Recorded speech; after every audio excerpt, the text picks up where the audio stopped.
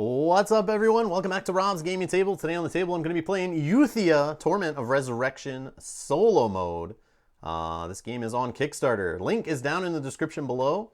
I just want to show it to everyone who's been waiting for me to go live. We are here. Just going to wait for others to show up, give them some time. But I have a few things to address. First and foremost, let's check out how the Kickstarter's doing. All right, so the Kickstarter is US dollars, of course, over 200,000. And let's check the stretch goal list here. Just updating. We've been doing streams lately on the channel for this game, kind of following it as it goes along. And they've unlocked 8 new monster cards, 4 new monster designs, black wash finish for the miniatures, achievement sheets, quest pack, and now the linen finish on all components. And we're hopefully get to this dwarf, so we have a whole new hero and mini in the game. That'd be pretty cool. And there's a lore art book. I'm sure there's more stretch goals coming after that, assuming they keep reaching them. But we're only in like day 2 here out of like a 28-day campaign, so that is pretty good in my opinion. So that's awesome. That's good for them. Good for the guys over at Diea Games. Thanks to them for sending us this copy to preview, play with, do whatever we want with basically on the channel. I'm not being paid for this. They just sent us the game to play on the channel, which we've done. Playthrough, pre-recorded, that you can check out. There is a playlist link down in the description below. We've played live the second scenario. We just played last Saturday in an epic stream, 7+ hours, having fun with the developers, play testers in the chat, the fans. It was a great time checking out that second scenario, which is a bit longer, a bit harder, a little more complex, but it was fun chasing down Mirzel the dragon. And then we are this Saturday doing a live stream starting at 11 a.m. Eastern. Mel and I are playing 2-player again.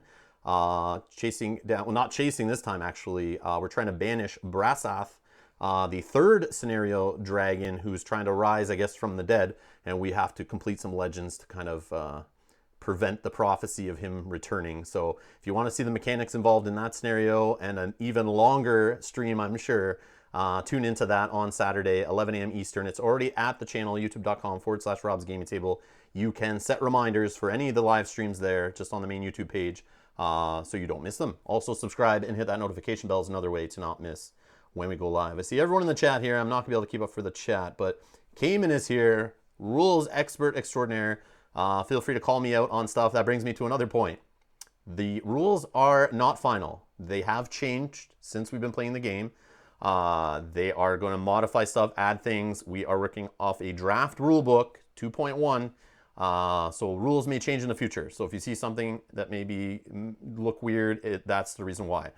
The main purpose of this video is to give you an overview of how solo works. I will make mistakes. I will mess up rules. I'm doing it by myself.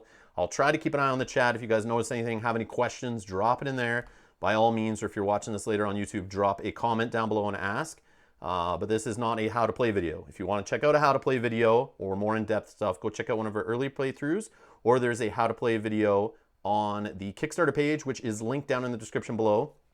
If you want to see other playthroughs of it, there is many on the Kickstarter page, just like Paul's, who's in the chat, Gaming Rules, which I was part of yesterday in the chat, having fun with all of his viewers, which I see some of you guys are here right now, which is awesome. But yeah, I had fun doing that. If you want to check out another playthrough of the game, he played it 2-player, actually using the Tabletopia module. So if you're interested in playing against Faruga, the standard scenario, which we played through on the channel, you can do that on Tabletopia right now. Link to the Kickstarter is down below again. And that should lead you over to Tabletopia if you're interested in playing around with the game. I believe you can play 1 to 4 players on that with the standard scenario, but yeah, I'm just going to play with the normal components here, so no fancy computer graphics for this stream.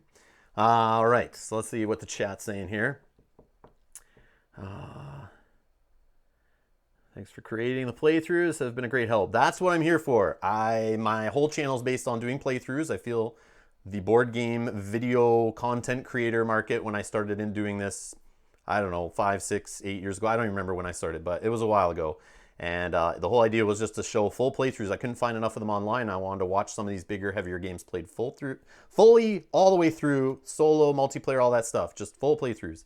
So that's what I created the channel to do. So if you're interested in full playthroughs of more complex games like this one, we've got Tainted Grail, Gloomhaven, Lord of the Rings, Journeys of Middle-earth, many many other campaign playthroughs, Too Many Bones, like tons and tons of hours of live streams and recorded playthroughs, Sword and Sorcery, all that stuff you can check out in the playlist section on the channel.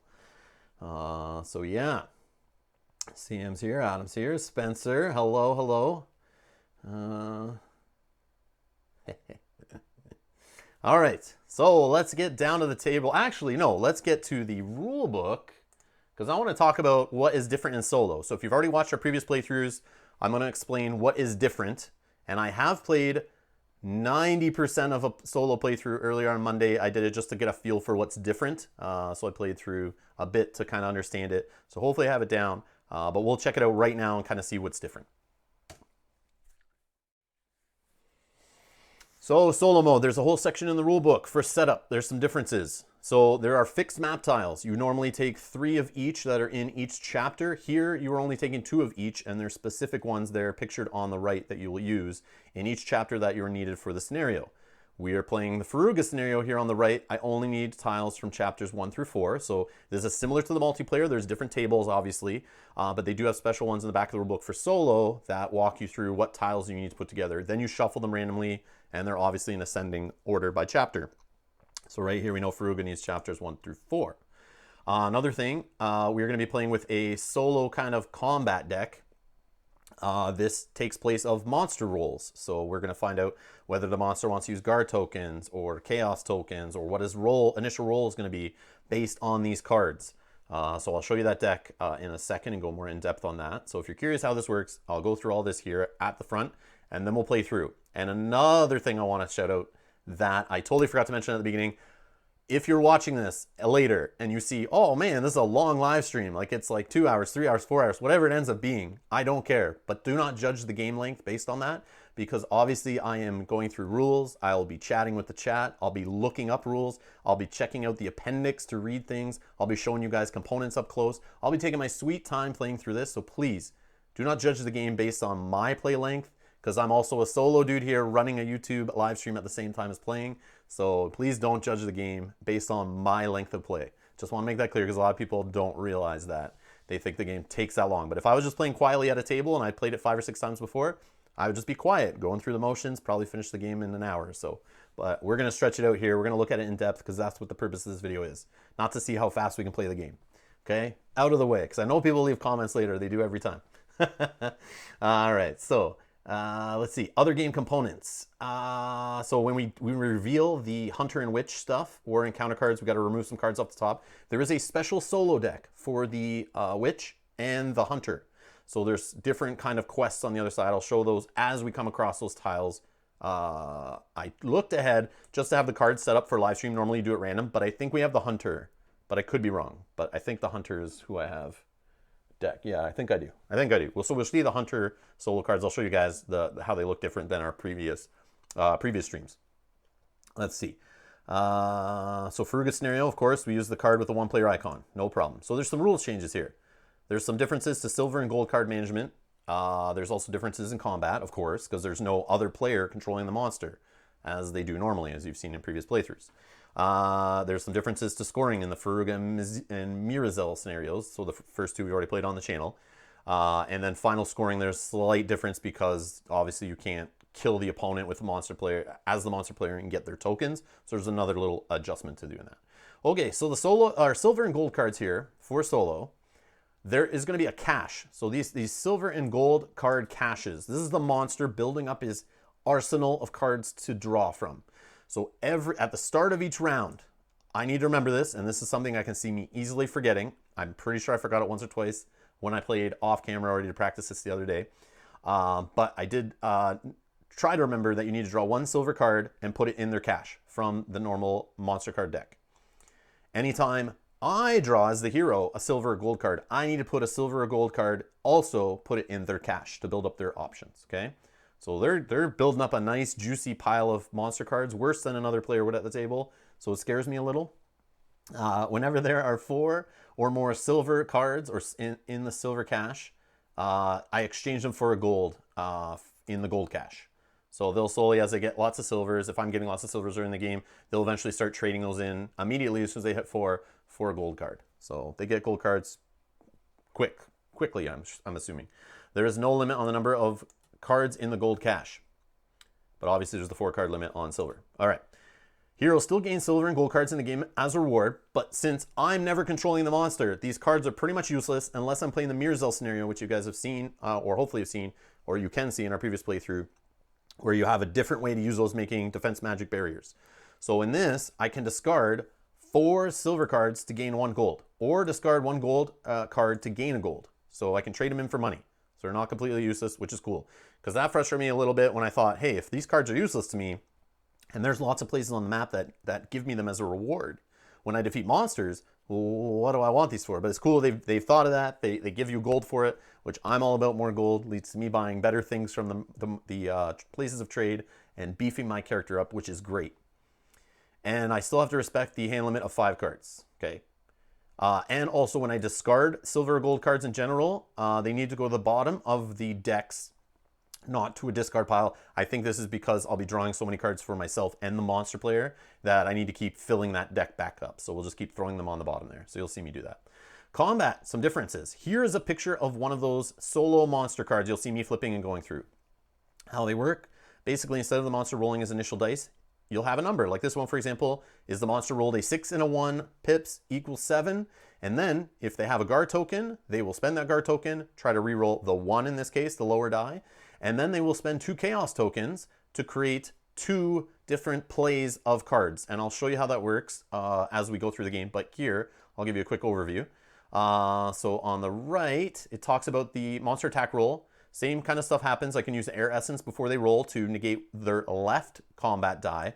So it's very specific. I negate the left combat die. I don't get to choose.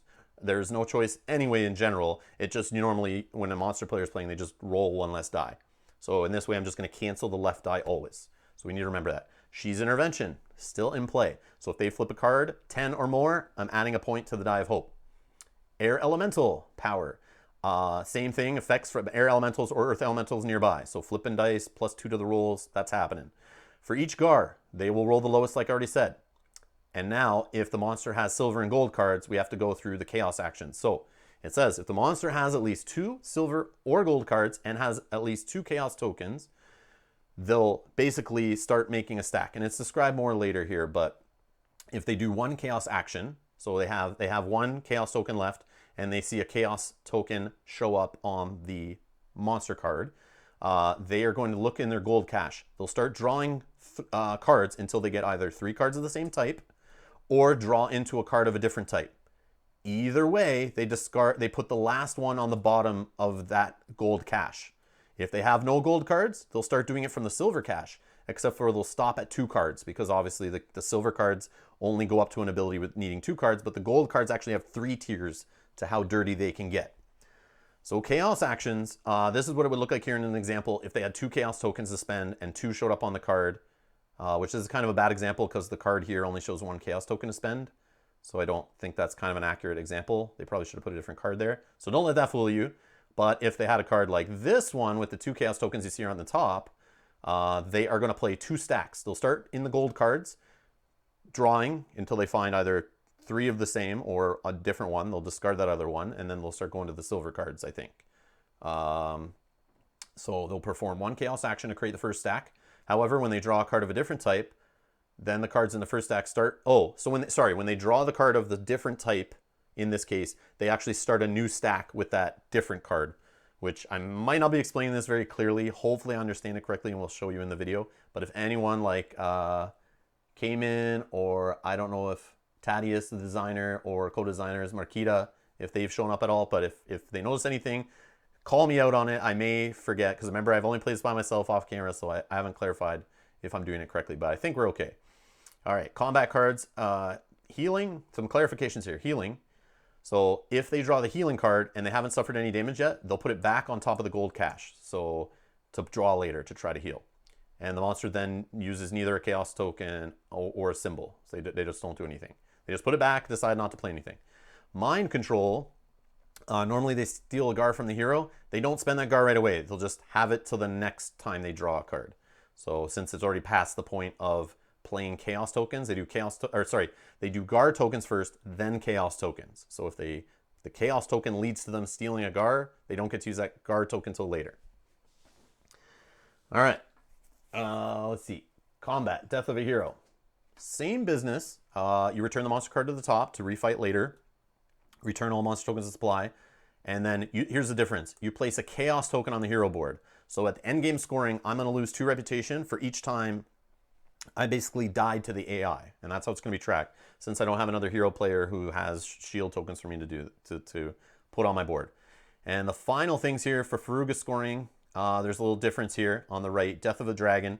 If I defeat him, 10 reputation. If I lose to him, I lose 10 reputation. Okay, that's it. And then final scoring, there's the talk about losing 2 reputation for each chaos token. And I do not use scoring for other shield tokens from defeating other players. Make sense? All right.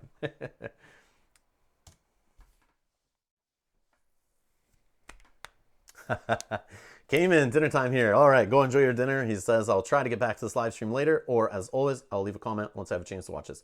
No problem, came in. No issues. I think we'll be okay. But like I said, I may make minor little mistakes here, forget stuff again. Like I might, forget to add a pip to the sheet eye or something. But hopefully I catch everything. This is just to give you an idea of the overview of Solo, but I will be trying my best. Hey, Mark, how's it going? Kate, hello. Sam and Mel's here. All right.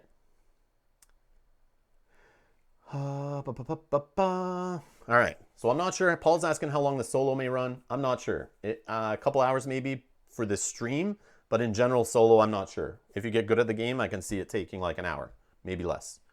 So who knows? Who knows? We'll see. We'll find out here. But again, we're going to be stopping, looking up rules and stuff, so it's hard to judge completely. Apples and oranges here, live stream play versus not live stream play, as we all know. All right, let's get down to the table. All right. So I'm zoomed in a little bit. So some of the stuff's cut off here. But if you watched this before, you kind of know what is involved.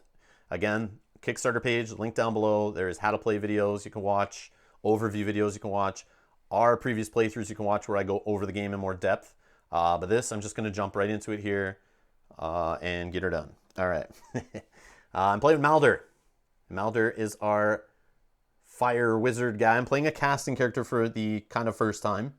I wanted to give them a try. I want to play this guy in our last playthrough, but Mel wanted to play him, so I didn't. I find these casting guys, I don't think they're as straightforward as the melee characters in the game.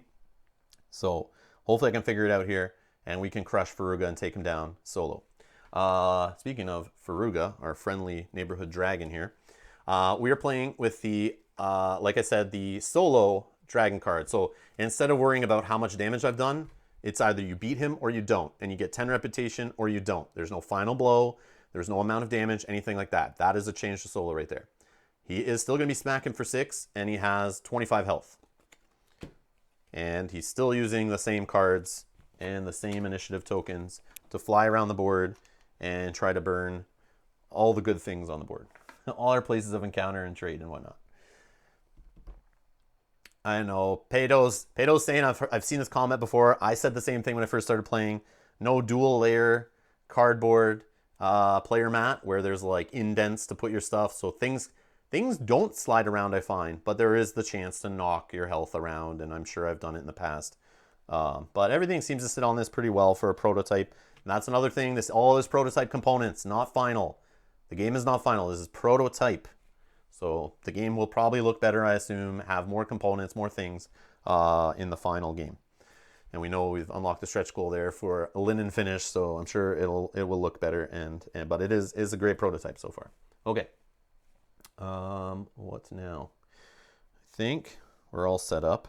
So I have my starting weapon, 6 health. I have a healing scroll from the church. You can only have 1 per player, so I only have 1 out. I start with 4 Gar. I need to get my action tokens going. That's something. So trade, mining, and combat, which could also be used for move, as you guys should know. I got my market I just set up. Here is the solo cards for the monster, the AI cards. It is quite a chunky deck. And there's some examples. So it can get all different types of values and spend all different types or different quantities of tokens. So it's just this large deck that we're going to shuffle and draw from as we do combats. Okay. And I'll do the monster cache, I guess, down here somewhere as we build it up. But it is start of the first round, so the monster does get a card every round at the start into the monster's cache. So that's his silver cache they're building up. Anything else? Anything else? I don't think so. We have our tiles set up over here. They're off screen, just so you guys know. We're going to be rolling dice in this dice tray that does not come with the game. This is a Chip Theory accessory you can buy from Chip Theory Games. As you've probably seen in our other streams, we love this dice tray. All right. And the little component holders, they don't come in the game either. They're just ones we use on stream a lot for different games. So to normally organize, but sometimes you drop things out of them if you're picking them up. All right, so let's see. Any other questions before we get going or anything that I missed? Yeah, I'm a sucker for double layer. Yeah, it's a job. I know. Oh.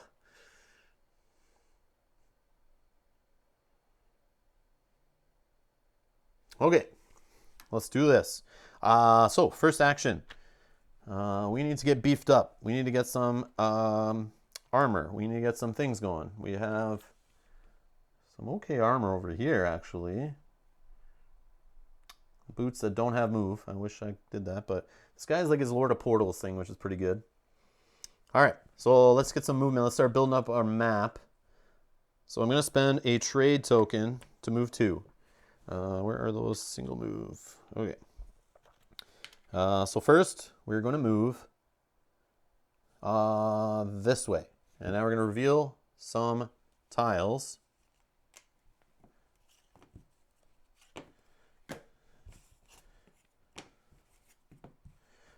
So we got some mountains, 2 mountains for mining, 1 guarded by a level 1 monster, an open treasure here.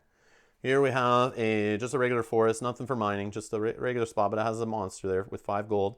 We got another mining mountain spot over here for some garden potions for a prize. And we do see the hunter already, so we'll get that set up here. And we have another monster, air elemental showing up early here, and another mountain mining spot. So that's 2 uncovered mountain mining spots already. That's interesting. And monsters, a couple 5 gold monsters. Not too shabby. All right, so let's get this encounter set up. I have his little tiles here. I think we can probably just shove them in there for now.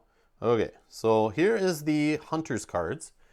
They are a different deck. They actually are marked with the solo icon here. So, and we remember we have to remove some from the deck. And I think it was 4 cards. No, remove 2 cards from the top of the Hunter and Witch deck. Remove 4 cards from the top of every other encounter deck. So I need to remember that. And hey, Thaddeus, how's it going? All right.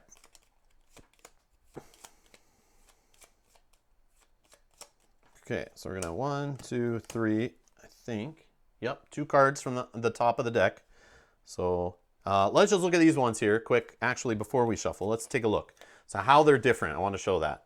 So instead, normally you would have only 2 creatures on each quest, but in this solo deck, they have 3 on each. I guess it's kind of increased the options, but this is how the solo deck works. Still gives you the same reward of looking at 2 hunter reward cards, taking 1, and getting 1 reputation.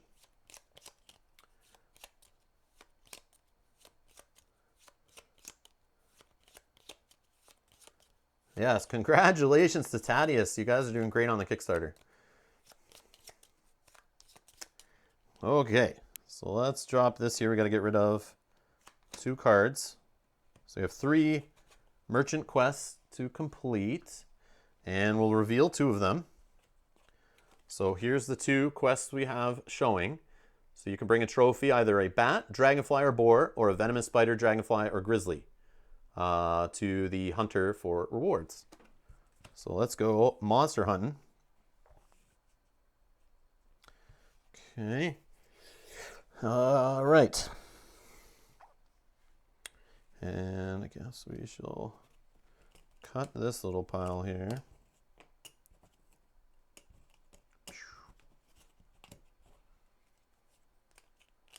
Shuffling tiles, fun stuff. All right, there we go. Okay, now we have another point of movement left remaining from that trade token. That was only 1 point of movement. I obviously don't need to go to the hunter because I don't have any monsters. So, all right. So let's. Do I just get into combat right away? Start some trouble. I want to go to this treasure spot. Seems good. Getting 5 gold from a monster seems good. Air Elemental seems no good. But I'll deal with him later. All right. So we're going to move 1 space. And we're going to have some combat. So we'll spend a token. But we're going to first reveal another tile. Could be another earth element or air elemental right beside me. That's the risk here. But it is not. It is not. Okay. So combat starting. Here we go. We're going to see our first combat. All right. So, I don't have anything to prepare or switch or anything like that. So we are going to find out our monster. Let's just do a quick shuffle here before we get started. And we're going to see the Venomous Spider.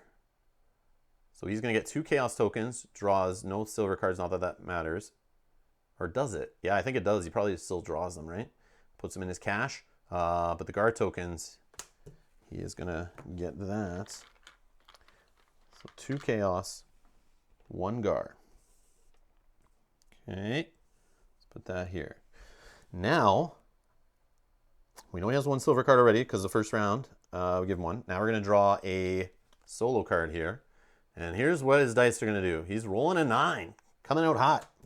So we grab these other dice. These are just, you grab any other dice from the game, from any other character. So we're just using the blue ones. And we'll throw that on here. I kind of do it like this. You can just set them like wherever, but so we're doing 9. Now, we know he wants to spend a Chaos token. So he has 1, so he's going to spend 1, okay? And that Chaos token is going to be spent to play a card. He only has 1 card, so he's going to draw from this deck.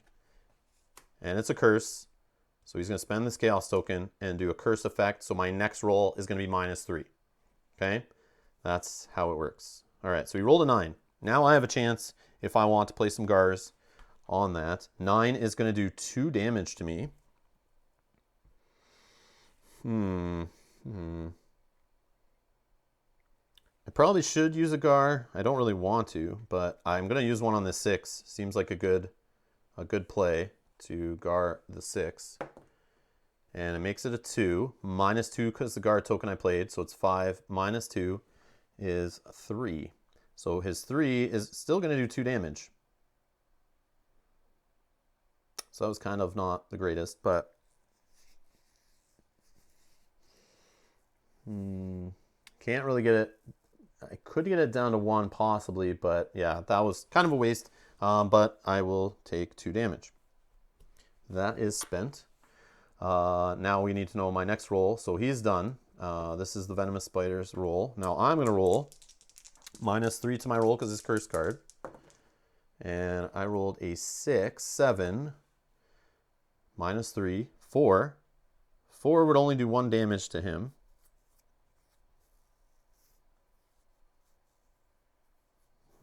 If I can get up to 6, I'm going to spend a Gar. I should have spent the Gar on my own roll. The last one, I'm going to do it on this 1. It becomes a 4. So we're at 10, 11, 12, -3 is down to 9. So 9 hits for 2. That is better. So I'm going to slap this guy for 2.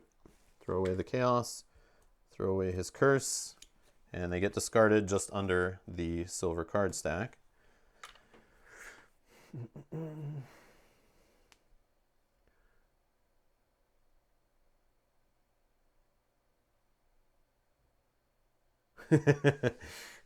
Peito and Mark are both talking about organizers and inserts for this game for setup and teardown. I can't agree more. Trays for all the tokens. Here, watch this. I'm going to zoom out a little bit for you guys. And you'll see just some of the tokens here on the side. Like there's piles and piles of these over here to keep track of. And yeah. So having a tray for them or something would be great. Some nice way to organize everything would be awesome. Okay. So I hit for 2. Now the monster is going to draw another card. I know he has no monster cards, which is great. And the next card is a 4 with 2 Gars. So it is going to be a 3 and a 1. Okay. Now it wants to spend a Gar, which it has 1 Gar. Only 1 Gar, so it can't spend more than that. So spend a Gar and re-roll the 1. And thank you for the subscribing. I appreciate the support. Fiddler69 and Christian, thank you so much for supporting the channel. So I re-roll, or it re-rolled to a 1, but plus 2 off the Gar. So we're sitting here at 4, 5, 6. Okay, 6 is going to do 2 damage to me. I'm okay with that. I'm okay with that. Down to 2. All right, now I need to kill this spider. I can't keep letting this go. So this chaos token spent. So I need to roll a 6 or higher. There is no elementals help me out here. And we roll a 9, which 9 on my weapon does 2. And we kill the spider. Beauty.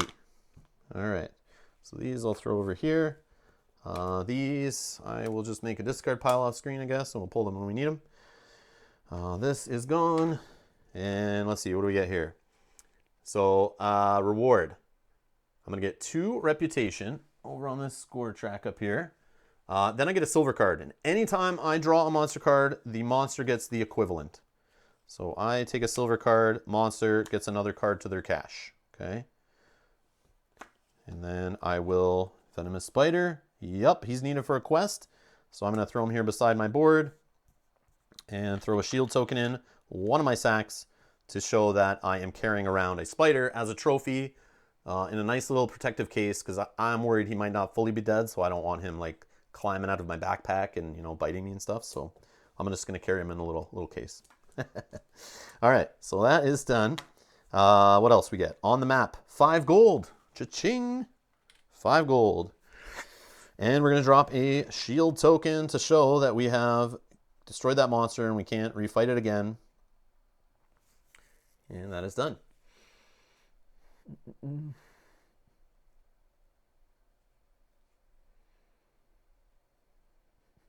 Okay, so that is that. I think I got everything there for combat.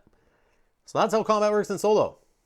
That's how it works. Obviously, it's going to get crazier as this monster builds up a cache of silver and gold cards to use against me, and I fight a level 2 monster. So with more Gars, more chaos, drawn cards, it could get pretty crazy. But I feel, after playing this already once, it does a pretty good job of simulating how a player would kind of play cards against you. But it feels a little more aggressive.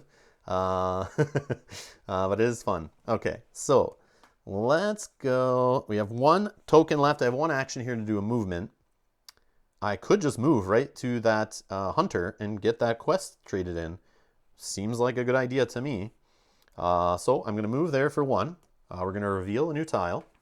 And the new tile we get is, we got a monster roaming around the forest here, giving away a guard and cards and a gold.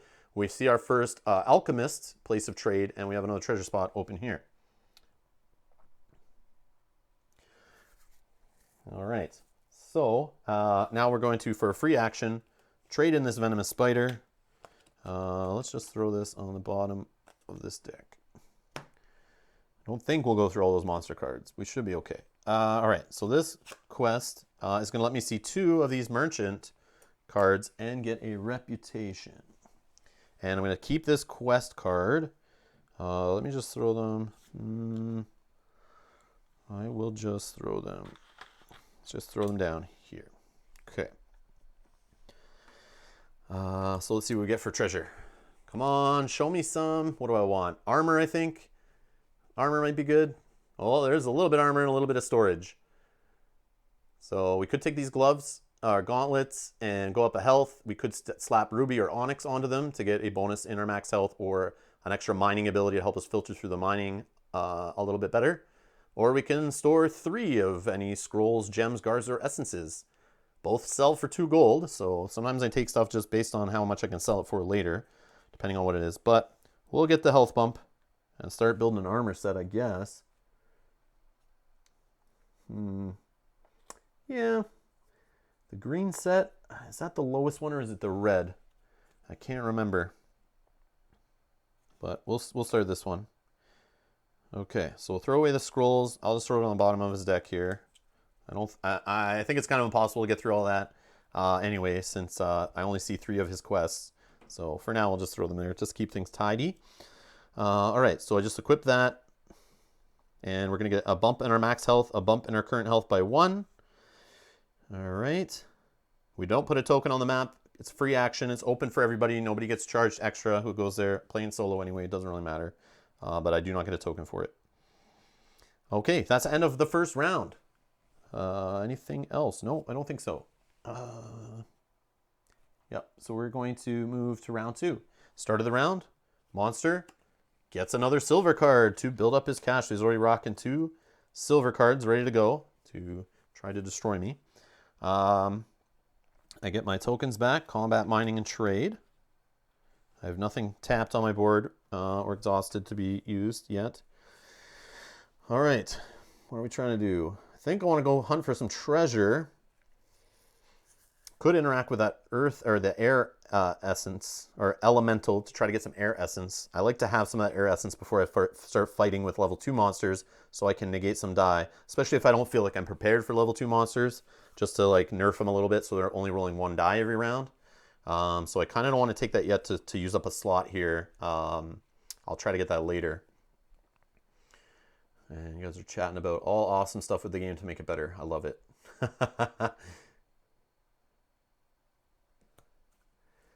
All right. Let me check. I just want to see the armor sets. So it looks like, I was curious here. So leather is the green background, which is the lowest tier of armor. Then we have mail, which is red, plate, which is blue, purple, and then yellow dragon is the best. So if I start building a set of green, I'm rocking the lowest level armor. So I don't expect to have a ton of buffs from it. But again, I can always sell that later. So I was just curious. I forgot if red or green was the lowest, but it is green, which makes sense. Green is the newbie color. All right. Where do we want to go? I feel like I want to grab some guards from this monster here and kind of just expand the map. I like expanding the map as quickly as possible to see some options. Another thing I forgot to do is reveal our last quest card here from the hunter. So a bat, shadow beast, or grizzly, and here's the other one, a bat, dragonfly, or boar. So any of those things, I want them. Okay, so those are those quests. We're still in chapter 1 for tiles. I think I could run down here to get this treasure. Treasure's always great. I think I'm going to use this scroll to heal. We'll go back up to 7. I'll throw that back at the church spot up here. Now I'm going to use the trade token for 2 movement. Actually, yeah, we'll do 2 movement. I'll only spend 1 right now. I'll take this move token to remind me I still have 1 left. I am going to move here into this mountain spot. Now we're going to reveal a new tile. The only problem is it could be something annoying in the elemental department. And no, it's not, thankfully. Portal, merchant, and just another monster roaming around the forest there with more money. Interesting, interesting. Okay. Now we're going to spend a combat token to fight another level 1 monster. Who do we get? So this guy, we could get some gold, reputation, and a silver card. And it's a boar. It's going to get another silver card, a chaos, and a gar. So we'll throw a silver card in the cache, chaos, and a gar. Okay. Do I have any before the monster roll business? Not yet, but I feel like... Where's that barrier ability? I'm curious how far that barrier ability is down. Is it 6? No, it's even further. 9. Okay, the guardian ability, this guy has like a defensive ability I like. But it is... I have to get to 9 reputation before I can even get it. So we got to work our way to that so we can not take as many hits from the monster when we start a fight. Okay. So we're just going to let him go crazy, I guess. And we're going to draw a card. I'm not carrying around a pet bat all playthrough, Paul. I know you were trying to get an achievement unlocked for that one, and you did a good job. But I like to keep my options open in my backpacks, nice and ready to just pick up goodies along the way. All right, so we're getting a 9 here for the first roll from the Dirty Monster. And let's see, he's going to spend a chaos. So he'll spend a chaos, and what he's going to do is start drawing from, it would look to the gold deck. We don't have a gold deck yet. We're only at 3 silver cards, so no trading in for gold. Another thing, yeah, he is going to start drawing. Sorry, forget what I just said. Enhancement. Draws again. Ooh, another enhancement. So he stops at this, discards the last one. Or no, it returns to the bottom. It returns to the bottom. Or does he play it? No, he plays it together, doesn't he? What am I doing? What am I doing? This card. This card. Yes, plays it together. Plays it together. I'm pretty sure. So it's going to be on an 8+ roll. So it's doing the bottom effect here because he got 2 cards that matched. So if they roll 8+, do 2 additional damage, and then after that a +4. So right now on a roll of 9 is going to be, yeah. He didn't get a Gar, so he's got a Gar here. Okay, so let's do a Gar on the 6 I'm going to spend. Try to get it under 8 here. All right, so he's got a 9 -2. There's no elementals, right? So this brings it down to 7. The 7's going to hit me for 2, and it turns off this ability. So I am totally okay with that. So these are gone. And this is gone. And this is spent. And I take 2 damage. Okay. He still has a Guard to spend. Hey, Successful Geek. How's it going? All right. Now it's my attack. I'm going to use my Staff of Fire. Try to cook me some boar meat. He's got 4 health. And I rolled a 4, which is a pip on the Die of Hope. So that was crap. So this will only do 1 damage. I needed to do 2.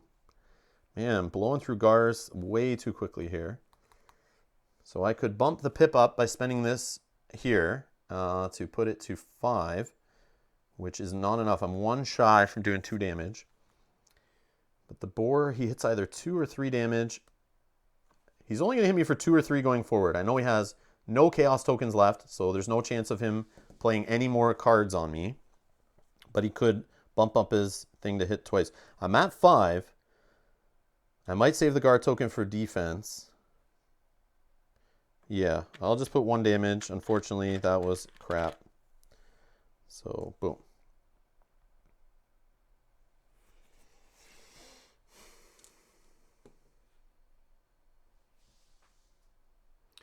Okay, so now the monster is going to go and rolls a 5 with 2 guards, but we only have 1 guard to play, so that's not a problem. Gets a 2 and a 3. So it will spend a guard on the 2. The lowest die it always tries to roll with the guard. Rolls a 4, so 7, 8, 9. This is still just 2 damage. I'm okay with that. I'm not going to touch it. I'm going to save my Gar for when he goes crazy at 3 damage. So I'll drop down to 3. Because I need to not have him kill me next turn. Maybe I get a 10+ roll here. Live in the dream. Kill him in 1 shot. Or 2 shots technically. But I don't think that is going to happen. Alright. Staff of Fire. I want to cook some boar.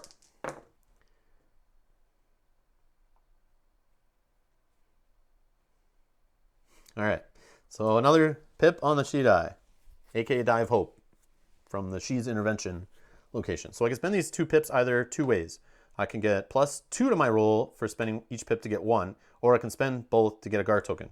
I can also spend the 2 at the end of combat to get a guard token then, either way, so I don't have to lose them. But this seems like a perfect time.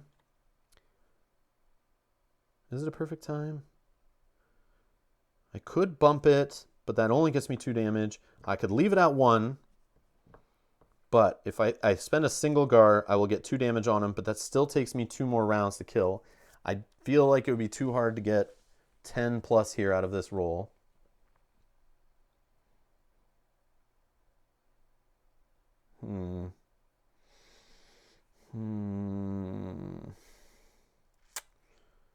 Okay, I will leave it. Do 1 damage. This is unfortunate. Very unfortunate, but I think we'll be okay. We have a Gar token hiding over here if we need. So now we're going to do the monster. I have a 1 to 3 if you kill, to kill if you reroll. True. All right, here we go. He's rolling a 7, wants to spend chaos tokens, but has none left, so we're fine. It is a 3 and a 4. So 7, we'll just do 2 damage. I'm okay with that. Down to 1, okay? I need to kill here. I need to get 6 or higher on this roll. I have a way to get 2 pips at least, so we should be okay. I have a guard token just in case. We should be good. Risky early battles here, but hopefully they pay off in the long run. Right. There we go. We rolled a 10. Look at that. Where were you last round? All right. So I'm going to spend these just to get a chaos token for later. That 10 does get me 3 damage, which is 1 more than I need. So we do kill a boar. We're going to eat good tonight. All right. And this is over here. These are discarded. And we get 1 reputation up to 4. 1 gold, or 2 gold? 2 gold, we're up to 7 now.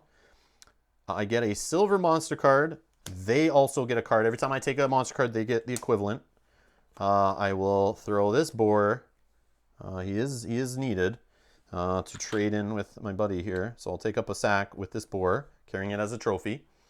Now, what is on the tile? Oh, look at that. Yeah, 2 juicy gars. Yum, yum, yum. Whoops.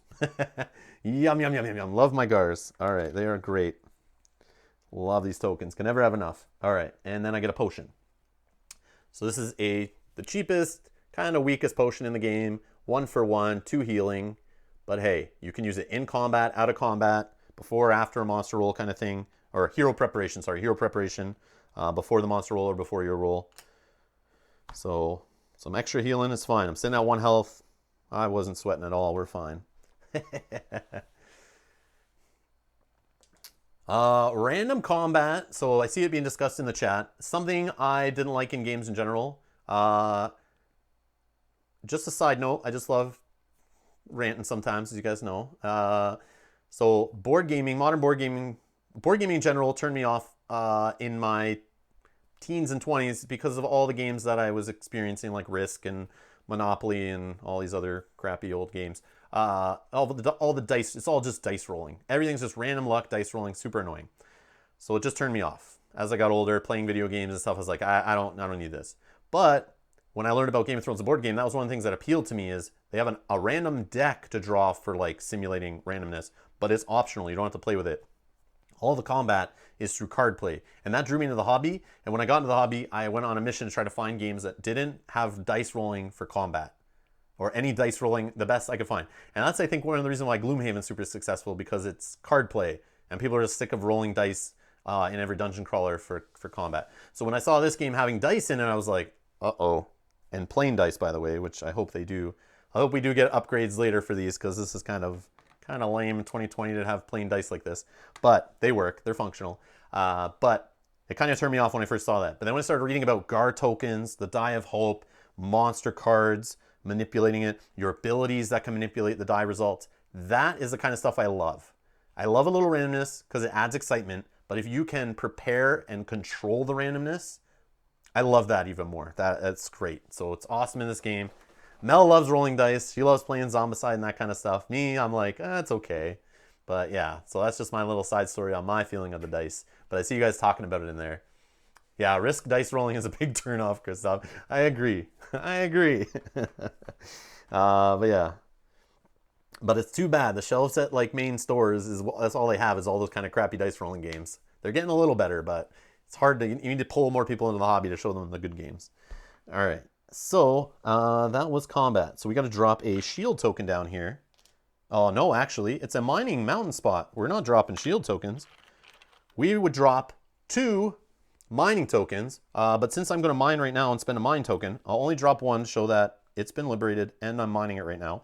If I wasn't mining it right now because I didn't have a token or I didn't want to, I leave 2 tokens down to remind me that I've liberated it, but I can come back later and mine it if I'd like to. So we'll just mine it right now. I think I got all my rewards and stuff for this guy. And it is a mountain. I don't have any ability to make mining better, so we're just going to take the top card from the mountain natural resource deck here, and we find ourselves a raw ruby, which at a place of trade, I can sell this for gold, get 2 reputation, which is what I'm looking for, or I can sell it for 2 gold and get a ruby, which I could infuse onto armor, like this gloves I have, for example, to give me a +1 to my maximum health. So we'll just throw this in my last sack here, so I'm loaded. I got a boar.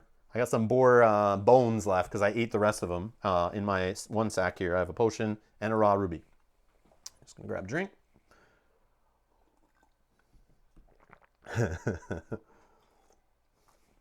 Dice rolling's fine until your DM rolls 5 natural 20s in 1 combat. Agreed, Kate. Forgot about all that stuff. Yeah, when you get a bunch of crap rolls in a row, then you're like, But in this game, you didn't bring enough guard tokens to the battle is my call, or bring enough abilities. If you're having bad rolls in an order, you got to be prepared for that. That's huge theme in this game is preparation. I love it. You got to be ready for it. Don't go into combat if you're not ready. If you are, you're going to die a lot. You're going to die a lot. If you want an example of that, go watch Gaming Rules stream yesterday where Rick and Paul just kept running into the same monsters over and over again, not preparing in any way for each fight over and over again. The cool part in this game, when you fail a monster, it goes back to the top of the deck. You know it's there. Use that information. Take a couple turns to go grab some essences, grab some armor, grab some gems, beef up, get ready for that fight, go to the church, buy some heals, go to a place of trade, buy some scrolls, get some potions, run back in there, punch the monster in the face, destroy him. That's what you need to do. So that's what I'm going to try to do here. What else? What else? All right, so we did the mining. We got a raw ruby. I have no tokens left. I do have 1 spare movement, right? I think, because where did I start? I started on the hunter. I moved 1 with trade, right? Just to this mining spot. So I have 1 movement left. I obviously spent my combat and my mining. Do I just go back to the hunter? I feel like that's what I do. Running straight into battle is how the pros do it. Preparation is boring. Well, then that's not. Then don't prepare. If you like dying in combat and you think that's fun, go ahead. I don't like dying in combat. I find winning fun. All right, so we're gonna do a boar. You guys are awesome. All right, so let's do a boar. We're gonna trade in a boar for this trophy. Whoops, I didn't move. So we spent our last movement. So we're gonna trade the boar in. And this boar is going to go to the bottom of this pile for now. I'm going to get rid of this token, free up that sack. The trophy, I will get a reputation going to 5. And I get to look at 2 of his treasure cards here, these hunter cards, and pick 1. Anyone in the chat want to help me make this choice? I'm feeling like this one, this rucksack looks better. I feel like that latch there is a little more durable than this brand over here. I mean, it has nicer padded straps on the back, but I don't know. Bag on the right, Dragon? All right, bag on the right is what shown I take. Okay. All right. 1 on the right. All right, Beto's on the same page. I thought so. I mean, it looked a little better. The other one I think is a no-name brand. This is the name brand rucksack here, it looked like. But they both sell for 2, so who knows? But I think the left one was a knockoff. The left one had a hole in the bottom. Yeah, I can kind of see it on the bottom of the art there, but it's like kind of hidden on the back. All right. So we only have 1 quest left from the hunter. And that's it. That's it in solo. They limit you, so you just can't keep going and abuse the crap out of it. So we maybe can complete that. We'll see. We'll see. All right. What are we going to do now? That is the end of our round. All right, let's jump on to round 3. Start of the round, we're going to give another silver card to our friendly AI. And we're going to get our tokens back for our actions, trade, combat, and mining. What can I unlock already? 4. Okay, so I'm going to take a look at your abilities. You can always look at them. They're like open knowledge. Obviously, if you played a few times, you'll just kind of memorize them. But So I could grab Lord of Portals, Merchant, Fire Arrow, or Blazing Hands. I'll go over them more as I go to choose them, but I'm just curious for my own sake, is it a good idea to go to a place of trade yet? I probably should liberate one as soon as possible so that I could get some better abilities going, start jumping around the map with Lord of Portals, and then maybe get something that hits a little harder in combat. But I like playing sometimes to push it as long as I can to get as many monsters killed at lower levels, just heal at the church, to kind of build up. So when I do spend that place of trade token, or the trade action token, I can maximize. I hopefully come with more gold. I come with more stuff to trade in and that kind of thing. But my bags are almost full. I have 2 spots now because it's rucksack. I forgot to explain. This actually is now like 2 spots to hold stuff. Okay. So I actually have 2 spots open. So now I've kind of bought myself some time so I don't feel like I have to go clear things out. I could always just drink this potion or throw it away just to get rid of it. I could always sell it too. So at a place of trade here, this was the only one showing right now other than this one. But I kind of want to go to a lower level one to see if I can get some armor. But at the alchemist shop, we have some guard tokens for the taking and this scroll. This scroll that could give +4 to a roll. That seems really helpful in some combats lately. Or we can go mess with some essences. That's the thing. I can move to this air essence to try to interact with him. And then I could just reveal a tile that leads me to another place of trade so I don't have to waste movement going this way. But this could lead to other things too. So I need to heal before going into another fight. That is the problem. So I think I'm going back to the church. All right. So we're not doing a place of trade this time. I'm going to use 2 movement for my trade token. We're going to go back to the church. In the church, I'm going to spend 1 gold. And I'm going to heal... what is it? 6 health. 6 health in the church, which takes me perfectly to 7, my max health. Okay. I could buy a scroll, so it can keep me more freshened up out on the road, but I feel like that might be a waste of gold since I will be going to a place of trade soon where I could spend gold there to just heal up. It's just like a waste of a slot.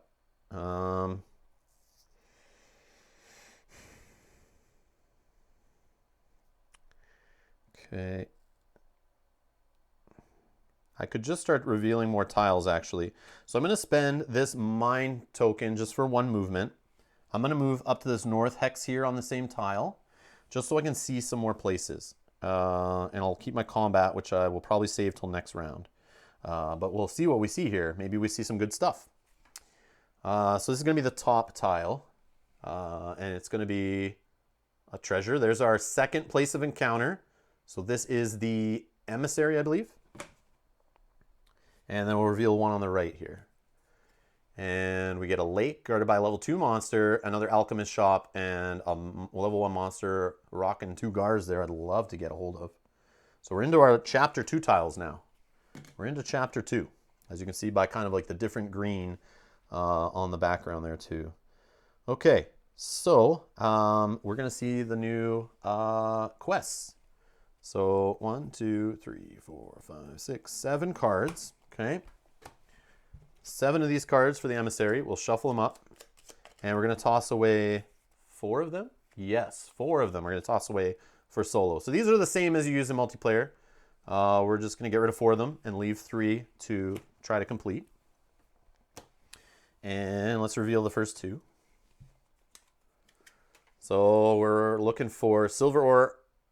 Bring silver ore or iron ore on the right here. Raw ruby or gold ore on the left. Can cash in for 6 gold and completing a quest. That is interesting. Let's do it like this. Just shovel this over. I mean, I don't know if we'll go west more, but just keep some space. Okay. So I could get some more movement out of this combat token to just trade in that raw ruby. I could go treasure space and trade in the raw ruby, see a whole bunch more map tiles, and kind of set my next turn up a little more rather than save this combat token. So I'm going to do that. I'm going to trade it in for 3 move. Take this movement token. I'll actually use 1 move to go to that treasure space. We're going to reveal a new tile. And we see our first earth elemental, another treasure, and a lake guarded by a level 2 monster. So on this space, we're going to get some treasure.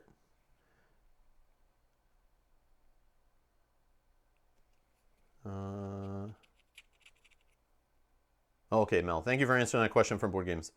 Yeah, a little confusing. I saw people asking this in the stream yesterday. Was as you pass these places on the score track here and your reputation, you'll pass spots that have the book symbol. The book symbol is actually at these places of trade. It's just letting you know that, reminding you, if you go to a place of trade and spend a gold, you can do the unveil action, and it's reminding you how many of those you can unveil. So it's like, as you're moving reputation here, it's kind of saying like, hey Rob, there's some abilities that are sitting back at a merchant shop that you can go unlock. So it's kind of reminding me as I pass them. But it doesn't unlock right away. It's not like an instant thing. As in usual games, when they put things on score tracks, they're kind of reminding you like, hey, stop, something happens now. This is just kind of like a, hey, just FYI. Keep this in mind. You have stuff that you haven't got yet. All right, so we're getting a treasure. And we get a scroll, and this scroll can be used before our roll. And then on a roll, if we roll a 4 to 10 or 11 plus, we could get +1 damage or +4 damage. That would be nice to have for later fighting the dragon, but it could come in handy fighting some monsters. So we're going to throw that in a rucksack. We're going to drop a shield token to show that we have looted this treasure space. It is no longer lootable. And now, let's go get some gold. So we'll move one more move, and we're going to go to the emissary. We're going to reveal some tiles. We'll do this one on the top. And we get another treasure space, a lake with another level 2 monster, and another alchemist shop. And then the one right here, we're going to get, there we go, a merchant with 4 gold on it beside a earth elemental and another portal. Yeah, that's interesting. Okay, so we're going to do a free action on the emissary, and we're going to trade in our raw ruby, even though I'm... it is for money, which could help me gear up versus a reputation on it. I don't know, that's tough. But I'll do it for the quest. For the good of the quest. So we'll trade in this raw ruby. Let's make a little discard pile there. So we'll get a quest done. Get 6 gold out of the trade. Okay, that's completed. I don't reveal the next one at the end of my turn. And 1 movement is all I have left. I'll probably just move to the left, or the right, sorry, and go get this other treasure. And we're going to drop a token there. And let's see what we get. The exact same scroll. I did shuffle these. Oh, that's interesting. Okay, so we got 2 of these in our rucksack. Actually, we can just put one. Yeah, we'll leave them both there. Leave a sack open here. Okay, so that's the end of the turn. That's all my movement left. I have no other action tokens. So we're going to go on to round 4. And... great shuffling. I know. But there are multiples of a bunch of treasures and stuff. So you expect to see, like, here we have kind of duplicates of armor. They're a little different, but they showed up, like, 2 chest plates there in the Alchemist, which you rarely see armor in the Alchemist. So it's kind of weird. It's not usual, I see. Okay, so end of the turn, we'll see another quest. So the other thing the emissary is looking for is raw amethyst and raw onyx for also 6 gold. Okay, we get our tokens back, action tokens, mining, trade, and combat. What else? Anything else we need to do here? I don't think so. Nothing's tapped, no gems. All right. Treasure, earth element. I need to get a place of trade going, unfortunately. So I think I'm going to go try to get to this merchant. I need to upgrade my armor, I think. I could get some 4 gold there for liberating that. It's beside an earth elemental, so I will get pluses to my roll, but also the monster roll. So the monster could hit a little harder. It's a little risky, but I do have a potion, so it's probably a good time to attempt that. I also could use one of these scrolls to make sure I try, well, hopefully, not for sure, but hopefully take out the monster a little faster so it doesn't hit me back as much. If I can hit the monster without... if I can hit the monster and kill him quicker without taking much damage, I could possibly go into another fight without wasting healing and stuff, which sometimes works out. Okay, so let's go to that merchant. So how are we going to do this? Yeah, we're not going to get to trade this round, so I'm a little far away.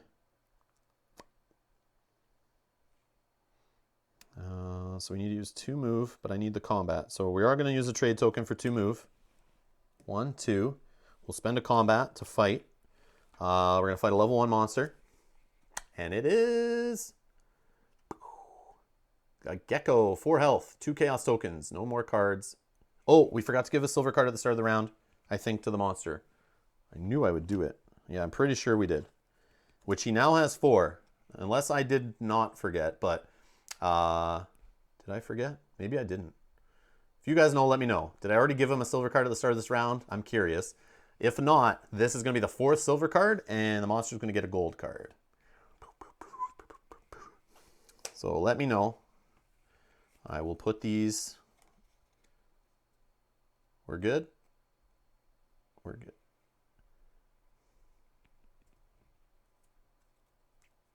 Okay. Let's put those on the bottom. All right, so we get a gold card. So the monster could be doing some gold stuff to me here, which is bad.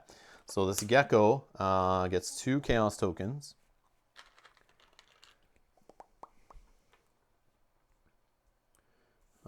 And I have nothing before their roll. And here we go.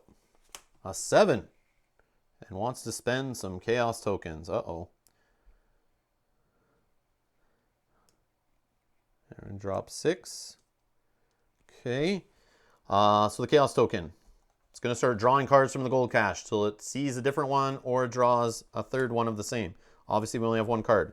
So we'll spend this. This is a soul control gold card. So it's going to do the first effect. Grab another chaos token, which in this case doesn't matter, which I like. Another chaos token. It's going to add +5 to the roll and draw another silver card. Oh no. Oh no, I didn't look far enough ahead. So this one's spent though. And so +5 to the roll. So this is now 11, 12, which does 3 damage. Are we beside an elemental? We are. We're beside an earth elemental, so it's +2. So 6, 7, 8, 9, +5. We're at 14. I'm not going to mess with that and just let it happen. So 3 damage, down to 4. This gone. Okay. Now I get to attack. Yeah, I can't. I don't want to do this. If I take him out now, it's possible. Yeah, I'm going to spend one of these right now. And so this is, now I've spent it before my roll, so it's a gamble. But if I get 4, which I should, because even if I roll 2 pips, I still get +2 from the Earth Elemental. So I'll get +1 to my attack. But if I can get to 11 plus, I'll do +4, which already I'd be hitting for 3. So I really need to just roll a 10, because it would give me 3 off the Staff of Fire, +1 on here. So I need at least 10, and I kill him in 1 shot, but we'll see. And yes, this Gecko did not save me 15% on my car insurance. The geckos suck in this game. All right, I roll a 3. Awesome. We get a pip on the die. I'm talking about rolling 10s here, and I'm dropping 3s. All right. So this will be 3. It feels like Gar token time. It's 3 + 2 from the Earth Elemental, so it's 5. So right now, if I leave it, I do 1 damage. +1 damage is only 2. Do I want to waste Gars? Because 2 damage is fine, because then I should kill him next turn. But I think I will spend... yeah, I'll spend... is he giving me Gar at all? No. I feel like that's a waste of Gar. Yeah, I'll just leave it. We'll just do 2 damage. I'll take another hit. That's fine. Okay, so this is spent. Gone. Okay. Yes. Anything before? No. All right, here's the next monster roll. An 8. So the 8, they want to spend Gar, but there are none. They're going to spend a Chaos token, draw the only silver card, which is going to give him +5 to his roll. That sucks. So 8, 9, 10, 15. Only hits for 3, which still keeps me alive. That's all that really matters. So we'll let it go. Down to 1. Chaos token spent, card discarded. You know, Earth Elemental, man. Bumping his awesome rolls and just bumping my weenie rolls. All right. So let's go with the Staff of Fire. I just need to hit 6+ here. Hopefully that Earth bumps me up enough. I roll a 5, which is a pip on this die. And then it's buffed by the Earth, which brings me to 7, which does the 2 damage I need to kill the gecko. And that is great. Got hit a lot more than I expected there. I will, at the end of combat, I'll spend these 2 pips to cash in for a Gar. And I can store that Gar. I'll just throw it in my rucksack with that scroll. All right, so this is gone. So I get 2 reputation, jump into 7. I draw a silver monster card. That means they get a silver monster card. And what is this guy? A gecko. He's useless to me. The hunter is not only looking for bats, shadow beasts, and grizzlies. So this guy's useless. I will just discard him. And he didn't save me 15% on my car insurance, so I don't care about him.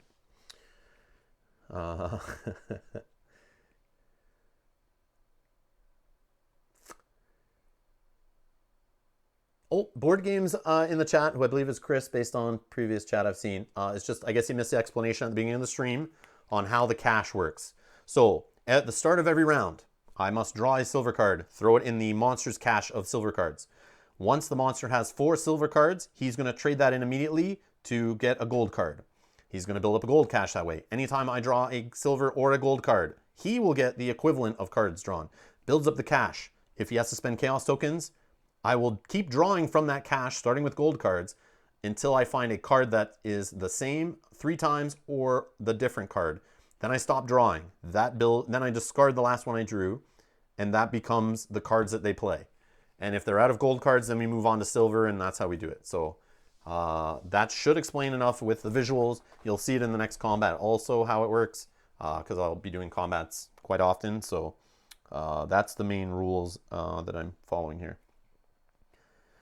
But the rules are available. The Kickstarter link is down in the description. You can head on over there to see the latest draft rules. Scroll down to like the last 5, 6, 7 pages of the book. You'll see all the solo mode stuff there. It explains it probably better than I just did. Yeah, if you want to see the full write-up, just go there, download the PDF, and you can read as you follow along. Just to know for sure how it works, because I may be not doing it properly. Who knows? But yeah, so... And if I'm not, and you think we're different, throw it in the chat. Let me know. We can discuss. We'll figure it out, which is great. Okay. The fun of doing it live. All right. So I got the stuff on the back of the card. On the tile, I'm going to get 4 more gold. I'll trade this 1 in for a 5. I liberated a place to trade, so I will drop a trade token on the map to show this monster is no longer bothering this village. So we can go to the merchants. I will spend a trade token if I had one to trade, but I don't, so we can't do that yet. So in that case, I have 1 movement or a mining action. Obviously, I can't mine on the space I am. I could push it and save it for next round, but there is an Earth Elemental right there. And we can see some goodies if I just move, or I just stay where I am and trade. No, I want to get what I can from the Earth. I have spots to carry it. So I'll spend this mining token for 1 move. To go here, we'll reveal some new tiles. Let's go to the top. There we are. Our Dragon Slayer Tower is the highest tier of place of trade. That's where you get all the goodies here in the top row. All this juicy stuff. Higher levels of armor, better scrolls, better potions, some flasks. That's where you get all those goodies. There's a portal there. And then we got to reveal 1 more from the Chapter 3 tiles. And it's an open mountain, an open treasure, and another level 2 monster roaming around there. So I can't use this place of trade either until I liberate this monster on the space. So I'm going to, for a free action now, interact with the Earth Elemental. And this Earth Elemental has a nice little reference card here to let me know that he's adding +2 to our rolls when we're on hexes beside or on his hex. And also if I roll a 7 to 10, I could look at 3 mountain mining cards, take 1. or 11 plus, I get a treasure and an earth essence. So let's do this. 2 dice. 8 plus 2 from the earth is 10. So 1 away. I feel like that's worth a spend on Nagar. As much, but maybe I can get back some raw material that I could trade in here, or just get it that I can trade at the place of trade to get that 2 reputation I need to get to 9 on the score track there, so I can unlock that awesome Guardian ability. Would be great, but I might not be able to afford trading that and unlocking slots yet. But Earth Essence will help me unlock a slot. So that's probably what I should do, is spend a Gar here. Oh, it's tough. But I like that barrier. If I get that barrier, that'd be great. Let me think. Yeah, we'll spend a Gar on the 2. We get a 1, so it's 7 plus 2 from this guy's 9, 10, 11 from the Gar. So we get a treasure. And we got a potion. You can take back one of your discarded ability cards, or I can sell this for a gold. That'll go here. This Gar is spent. This guy is gone. And I get an Earth Essence. And this Earth Essence can add +8 to any of my rolls in the game. The hero rolls only. I'll throw that down there. It doesn't have to be attached to armor like a gem. It's just, boom, one-time effect. Or I can sell it for 2 gold. Or I can cash in to unlock ability slots. Or I can use it to wreck face in a combat. All right, so I've interacted with that elemental. So to show that I cannot do it again and get some points later, I'm going to drop this interaction token on that spot. Boom, done. Okay, not a bad little round. We're done the round. Next round, round 5, sorry, 5. We are going to get our tokens back. We're going to get the monster a card. Another silver card to the silver cache. I don't have to ready up anything. No new quests to reveal. Haven't seen the other quest yet, right? Another third chapter 1. I think we still have some yeah, we still have a few chapter 3 tiles to go. So before we see the third and final quest in the standard game. Hello, John B. How's it going? All right. Hey, Oko. How's it going? Great to see you soloing the game, he says. Awesome. Or she. He or she, I'm sorry. But yeah, thank you so much. And Rob rolled an 8. Outrageous. Awesome. Okay. Let's see. What are we doing now? We want to go to a place of trade, right? Although I always see new tiles revealed, and then it's like, I just get distracted. I'm like, I want to go to these nice places again and forget what I was trying to work on. But there's treasure right there. There's mining spaces right there. Can I move and mine? I need to get that Lord of Portals going so I can jump around the board more. That ability to unlock. That's what I really am missing right now. But I feel like as I'm in like chapter 1, 2, and 3 tiles, I don't really need to fly around the board so much. It's just when I get into more dangerous areas to get back. So I could go to the left and mine. So I can spend my combat token to get 3 move. I can move to the left, mine, spend a mining token, see some new part of the map. So that's 1 move. And then move back 2, 3 to the place of trade, spend my trade token. I don't need to be fighting right now. I need to get ready for the next fight. So that seems like a good spend. Then I'll have some more stuff to bring to the place of trade. I am loaded up here though, so I would have to toss away something.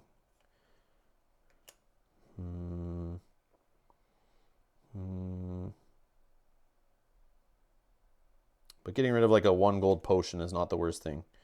Because I'm about to go to a merchant where I can spend 1 gold to heal 5.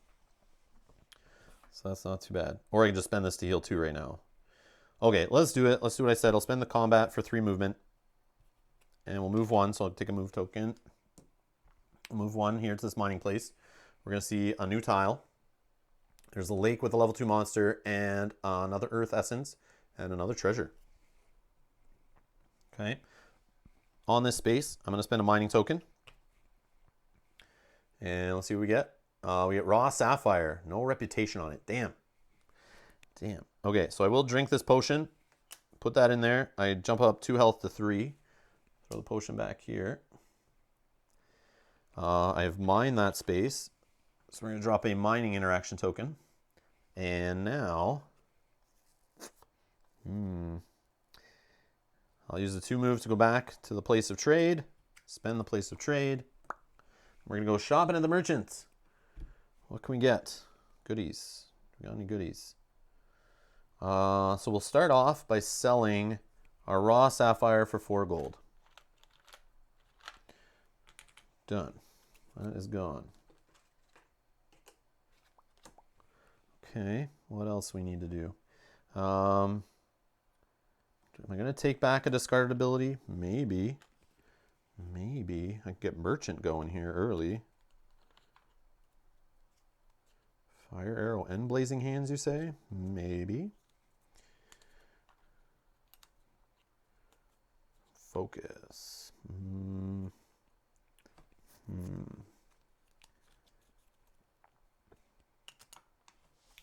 Okay. So what I'm going to do, I'll leave this for now. These I'll keep. All right, let's, I think we'll unveil first. Yeah, let's unveil first. So I'll spend a gold and we'll start looking at abilities. I did add a card to the monster deck. Yeah, at the start of this turn. Yeah, I did. Okay, so I didn't get any extra monster cards, right? No, I did not. Okay.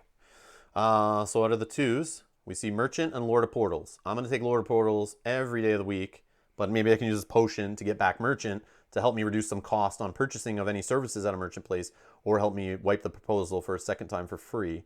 But this helps me teleport to any portal or an adjacent hex. Love it. Love it. So that's unlocked. This one's discarded. Okay. Then next, we're doing up to a number 6. So the next 2, we have Blazing Hands and Fire Arrow. So either I make it so even if I roll 0, I still get some damage, or I bet a little riskier. And on this attack, so there's a 1 time in each combat. You tap these because they're combat abilities. They're 1 use every round. So this one I could bet that I'm going to roll higher and maybe do some more damage. So this will actually possibly get me to 5 damage. But either I hopefully am near an earth elemental to help me get there, or I walk in with a lot of guards or ways to bump my abilities, which if I look at 6, the 2 abilities in 6 are both ways to bump my roll, which work very great with that other one. So, but in all cases, just bumping your roll is great. So it's a little, I don't know whether to go risky or safe. Like doing some damage even when you roll a crap roll is probably the safer, the more efficient way to go and less risky. But man, Fire Arrow, if I can get to that 11 plus, man, 5 damage, like one shots, I think every single level 1 monster. And if I can get that plus another 2 turns, I could kill another one. I have a Gar and a rucksack. Yes, I can move it. You were right. I forgot about that. I forgot there was a space down here. All right, so concentration I can take, but I can't train it. I can't train it unless I have 4 sets of the same matching armor. I'm only at 1 green right now. So like I could try to get these 2 blues right here and then hope to get 2 more blue armor in the long run, but this may be sitting there for a while. I'd rather just take focus so that I can start using it ASAP. Blazing Hands and Fire Arrow. Let's see what's at 9. 9 we said we're taking Barrier, right? There's Fireball in there too.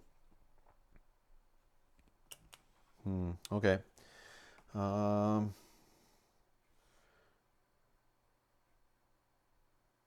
damage. Yeah, we'll take Blazing Hands. I can just throw it right in there. It's, or no, I can't. It's 2 to train. So now let's see what we got. We're going to spend, so here's what I have unveiled. Now I can't put it in here anywhere unless I pay to train them all. So I'm going to spend this Earth Essence to unlock this ability slot here. And I'll spend 1 gold, and we're going to throw in Lord of Portals. Okay. Now, Blazing Hands, we're going to spend 2, and we're just going to throw that right in here. And then Focus. What am I sitting at? I'm sitting at 16 still. Could buy both of these armor.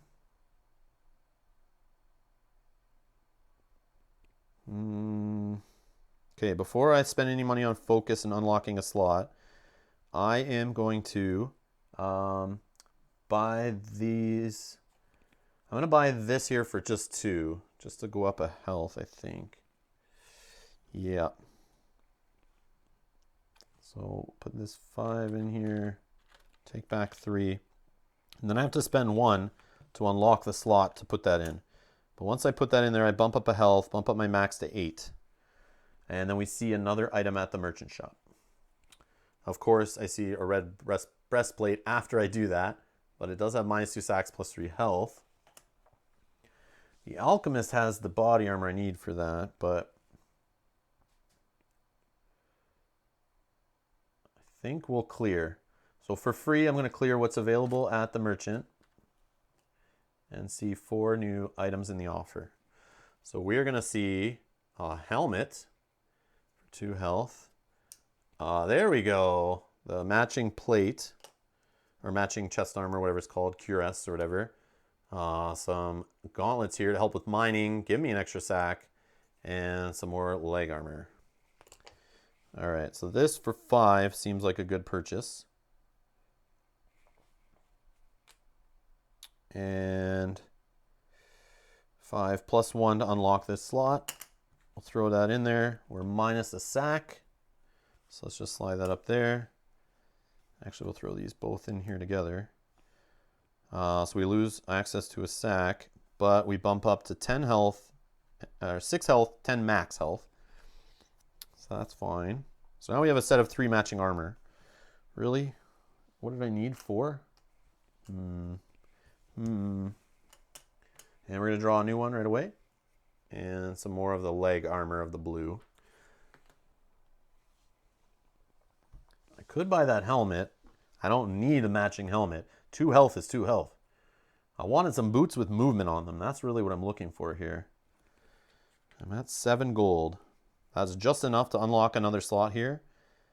And then put focus in, which I probably should just do. I can sell this. I can also use it to get back merchant, but I don't think...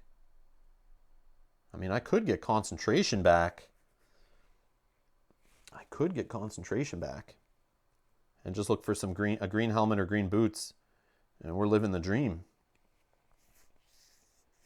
No worries, Mark. Have fun. All right.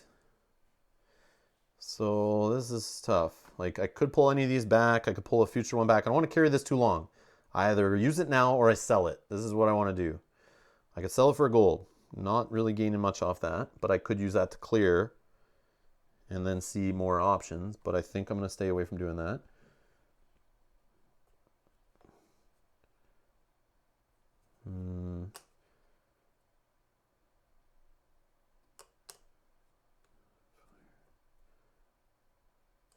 Concentration. Man, that would be busted if I can get that working. Yeah, I'm going to take back concentration. Yep, I'll use this, spend it. Concentration. I can't equip it until, or learn it, train it, whatever it's called, until I get 4 pieces of matching armor. So now it's my goal. I need to get 1 more piece of green armor, and we're living the dream. And then these are discarded. Okay, so we're going to spend our 7. Like I said, we're going to unlock this slot, and we're going to just throw in focus for 2. We're going to train on it, and now we can add +2 to our roll anytime. But we have to exhaust it to use it. BillCorp1, thank you for subscribing. Much appreciated. Thank you for the support. Love it. Love it. Thank you, everybody. And Board Games is a rule editor. Yeah. Oh, man. So don't get me started. All right. Anyways, let's see. We are... Or anything else? Oh, I did not heal, though. Should I just trade this away for a heal? Yes, I should. Okay, I'm going to just sell this scroll for the 1 gold it's worth. And then I'll spend that 1 gold just to heal 5. Go to my max of 10. And this is gone. I feel like that was a decent trade. I feel like it was good. We're getting ready. Beefing up. Gonna go punch some monsters in the face. Be more efficient. All right. So now, I have no actions left, but I do have this to teleport to an adjacent hex or to any portal. I mean, there's a portal down here. But is there a reason why I would want to do that? Yeah, maybe. Maybe. Or I go to this portal and we see a new tile.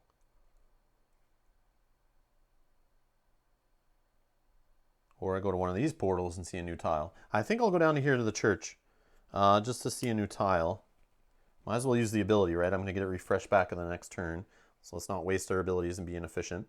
Water elemental for some healing. We have a lake for some mining. There's a gold card involved in this one. And we got a treasure being guarded by a level 2 monster also. So, boom. This will come out, and I think that heals you right away, but I'm full health. So, womp womp. Okay, sweet. So, now we're going to end our turn. Going on to round 6. Start of round. We're going to give a monster card to the monster silver cache. Or the AI's cache, or whatever you want to call it. We're going to get our tokens back. We're going to ready up our abilities we spent. Combat, mining, and trade. I need some boots. Daddy needs some new shoes. New pair of shoes. All right. So, this round, I am near the hunter. There's a chance I could fight and kill something that can get me to him. He does have he does have green armor, I'm pretty sure. He does carry, I think that's where I got the gloves. So that could be another way to find the green armor. So maybe we can fight something. Fight something. Fighting,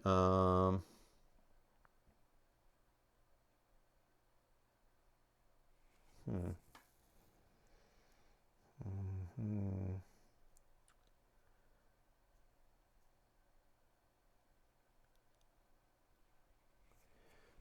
All right, let's be efficient here.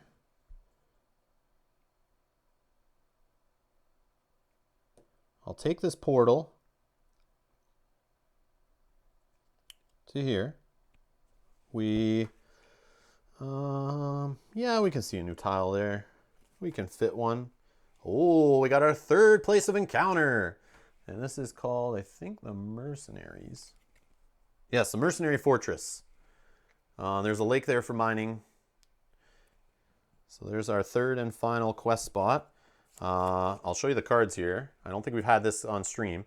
Bring mail cuirass or plate bracers. So basically they need armor to help them in the war. Your reward is I can pick any level 2 monster spot on the board. And it's like they're helping me defeat it. So I drop a shield token on it. So I kind of like liberate it. And I get the loot off of it. And I get a reputation. So it's like if I bring them the armor to fuel their fight, they will help destroy monsters for me. Which is kind of neat. I believe that's how that works.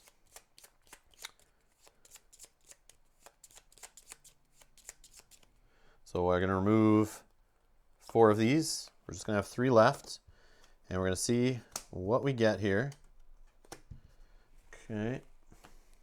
So here's our first 2 quests.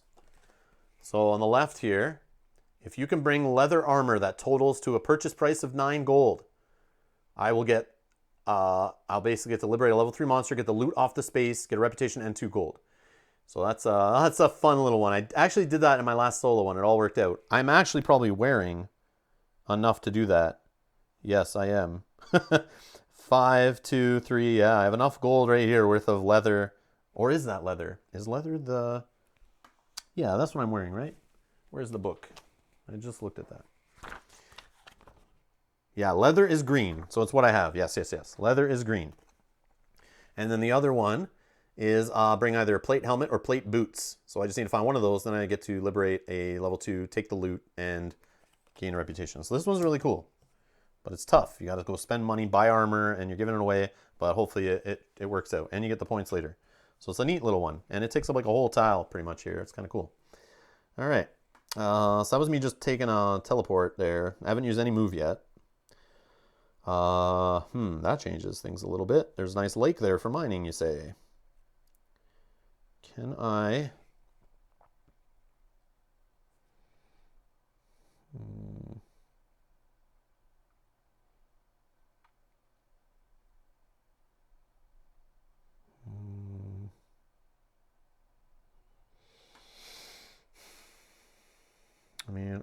wanted to... how are we going to do this? I feel like we should push this over a little bit just to give us space there for those quest cards. And then we can keep revealing on this side where I can actually reach. Okay, so I could move to... I was originally going to think of going to this merchant place to do some fighting, just to liberate another merchant, drop another trade token for some points later, reveal some more map, then work my way to a treasure, stay in the area of the hunter. But...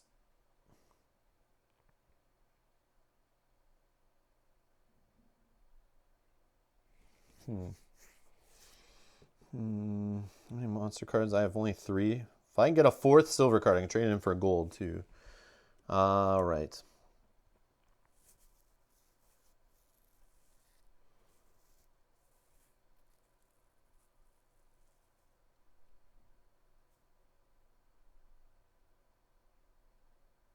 I'm gonna go for this one. So I'll spend let's spend 2 trade tokens. Yes, let's spend 2. Or do I just teleport?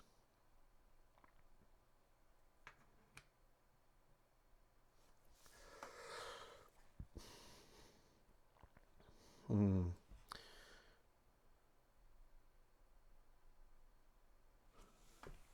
to be near the hunter though. Sorry guys, it's gonna take a minute here. I'm just thinking, now I have the portal thing, so I could fight here with a mining, combat, teleport here, and then trade to move to the hunter. Assuming I get something he needs. A bat, a shadow beast, or a grizzly. So it's all betting on that. So I just don't want to waste... Yeah, I'll spend the mining for 1 move. I'll move here. We'll see some new map tiles. Oh, we're in level 4 now. Oh, chapter 4, I mean. Fire elemental, no! 2 damage, blah, blah. Awesome. So that's... and a monster garden, 2 gold cards there and 3 gold on a forest space, and open treasure. I don't think I'll be going for that treasure space. Seems a little risky over there. A lot of hot fire. And then this one, oh, another fire elemental, but he's on the far side. Treasure and a level 3 monster. Okay, interesting. Woo! All right, so we have, yeah, just 3 cards in that deck. Okay. And we're still combat. We're doing a combat. There's no elementals around that are affecting the combat. The fire doesn't add damage to it or anything like that. It's just earth and air that really affect the combat. So we're going to see our next level 1 here. And I'm still way low on reputation. So this could get me an emerald and a reputation and silver card. And it is a bat. Yes, we need a bat. Perfect. But the bat minuses 3 to my roll every turn. Super annoying. It's going to get a Chaos and a Gar. Of course. This could be trouble. Came with a load of Gar though, so we might be okay. I have better abilities. I have ways to buff rolls. Blazing Hands. Let's do this. Cook some bat. All right. So, he doesn't draw any cards. All right, so we're going to do I have any before the monster roll stuff? No. All right, here we go. Card, or dice rolls from the monster. 11! Oh, I get a pip on the dice at 10 or more natural roll here. Boom, we're getting some big cards. Dirty. And he wants to spend a chaos token. So he's going to spend a chaos token and start drawing from the cache until we see 2 cards that match, or we see a card that's different. Mind Control. Curse. So this one actually goes to the bottom of the cache to draw later. So it's just going to play a +5 to the roll. Like it needs a +5. Get out of here. So it's 16 on the roll. My God. Oh my God. 3 damage right off the bat from a little tiny bat. I mean, I could mess with rolls, but like it's still going to have +5. If I can get it down to 9 or less, I don't want to waste Gars on that. So I'm going to drop to 5. Oh man. That was a hard hit start there. So the Chaos tokens are gone. So I don't have to worry about any more Chaos business. And this will go to the bottom of this deck. All right, my turn. You stinking bat. We're going to Blazing Hands. All right, we're going to tap that because it's a combat ability. 1-time use per turn. And this is the one that I'm looking for. I don't know. He's going to do -3 to my roll, so I'm probably not going to get as good as I want. But at least I'll hit for 2 damage and it's only 3 health. So this should help him die in like two attacks. I do have a way to +2 off the focus here if I need to. And I rolled a 4. That's another pip because I suck. The luck is not my favorite, but the Die of Hope gives me a little ray of hope to survive here. I could trade that in for guard token or +2 on the pips, but a 4 does the 2 damage. If I can get to 8, I could spend guard to get there, but do I care? That's the question. I don't really.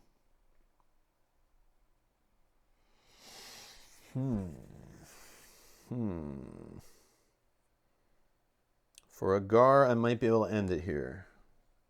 But I need 8. I can add +2 from focus, it brings me to 6. +2 from here brings me to 8. But I would rather cash this in for a guard token. But then that just trades off if I spend a guard token.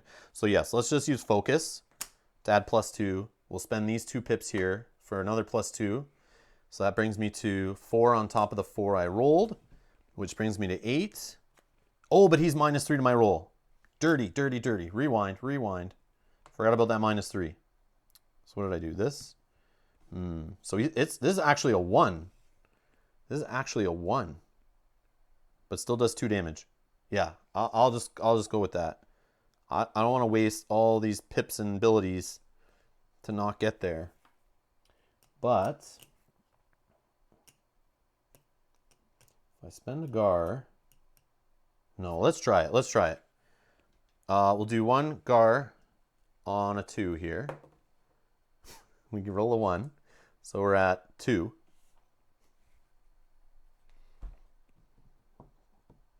Don't feel like I keep going all in here.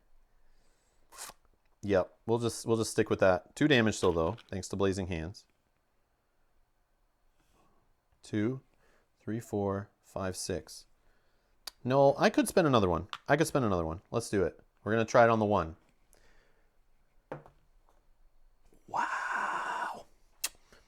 All right. These dice do not want to give me better numbers, but at least the Gars give +2s each time. So 3 -3 from that, 0, +4 brings me to 4.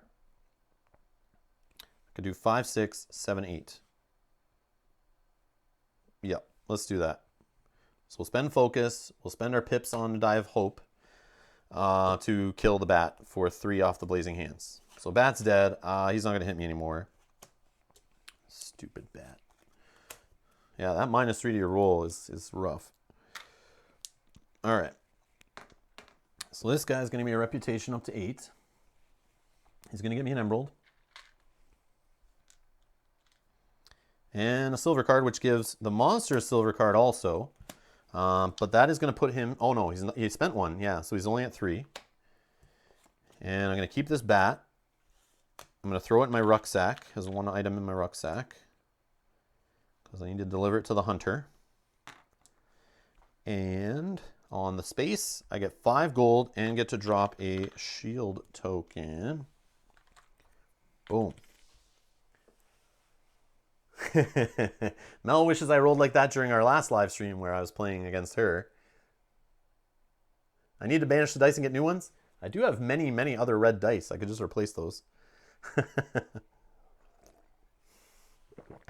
Malder does not have the strong dice. His dice game is weak. All right. So I can trade these 4. So again, these cards are useless to me, but for 4 silver, I could trade that in for a gold card, or I could just trade it in for 1 gold, which I'll just do for 1 gold. So these we'll just discard on the bottom of the silver monster card deck. Okay. Now I have a trade for some move and Lord of Portals, right? So we're going to the hunter. We're going to teleport to a portal, which will do the one by the church. And how do we want to do this? Do we want to just go to the church and heal first? I feel like that would be smart.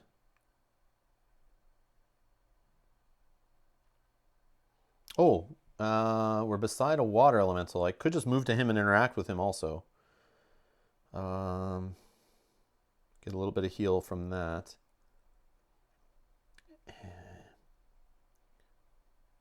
Yes, let's do that. So we'll spend the trade token for 2 move. And we'll spend 1 of that move to go to this water elemental. That'll heal for 1 health. We'll see a new tile. There's a cave being guarded by a level 2 monster. We can mine in caves. And this is just an empty forest spot. And then we have an air elemental. Okay. And I still have 1 point of movement. I'm going to interact with this water elemental. And I could get some water essence. That's good for healing. I can heal the max using that. Or I could get some treasure. So let's see what we get. I rolled a 6. 6 is going to get me a water essence and teleport me to a portal. I would like to get in the 7 and 9 range to get a couple treasures and teleport to a lake. But I could teleport to this lake, actually.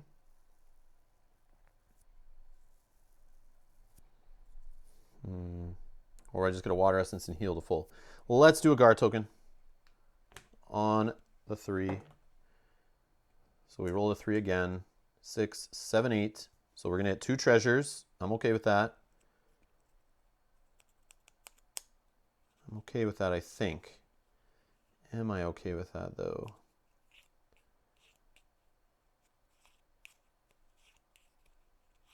I could teleport to this lake, mine next turn, move and grab a treasure, teleport to a portal, move to this guy. Yeah, let's do that. We'll just do the treasures. I get to keep both. Oh, Gars and a fire essence. Cha-ching. That's great. So I'll take the flask. I'll just turn it into a fire essence right away. So I just use the slot down here. And that could add plus damage to a roll in combat. And that is gone. And then this I can hold, or I just trade it in right now to cash in for 2 Gars. But you can use it even in combat. You can store it just in to take up a slot in a sack, for example, and hold on to them, and then cash them in even during a combat to get some Gars. But I'll just do it right now. So I keep my rucksack open, or my other sack open. Now I can teleport to a lake. When you teleport, you do not get hit by the fire elemental, only when you're moving into spaces. Teleporting does not hurt you like that. Same with interacting with this guy. You do not get to heal, but just teleporting beside. Okay, I still have 1 movement though, so let's use that movement. And we'll go here to grab a treasure. And we're getting treasure loaded here. We just get 2 gold, which I'll just trade in right now. Get a gold. Boom. And we drop a token on that space. All right. We're finished the turn. So we're going to move to round 7. We're going to give another silver card to this monster. He's now at 4. So he's going to trade these in for a gold. 1 gold card in the monster cache. I ready up my abilities. I get my tokens back. Mining, trade, and combat. And I'm just going to take a break here for a sec, just a stretch, grab a drink, and I'll be right back in 2 minutes.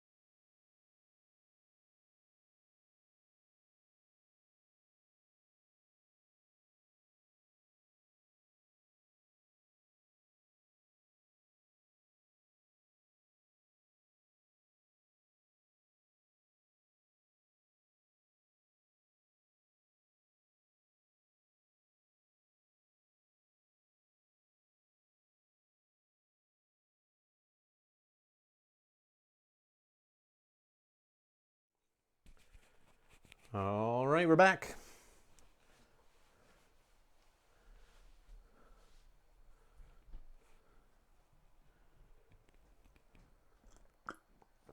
Yeah, I see you guys chatting about reading the rules in the solo. Yeah, English is not the first language of the designers of the game and the people writing the rule book, but they are supposedly going to get some stuff to clean up. They're going to work with some people to finalize it all when it's done. They're still working on adding rules and examples and stuff to the book.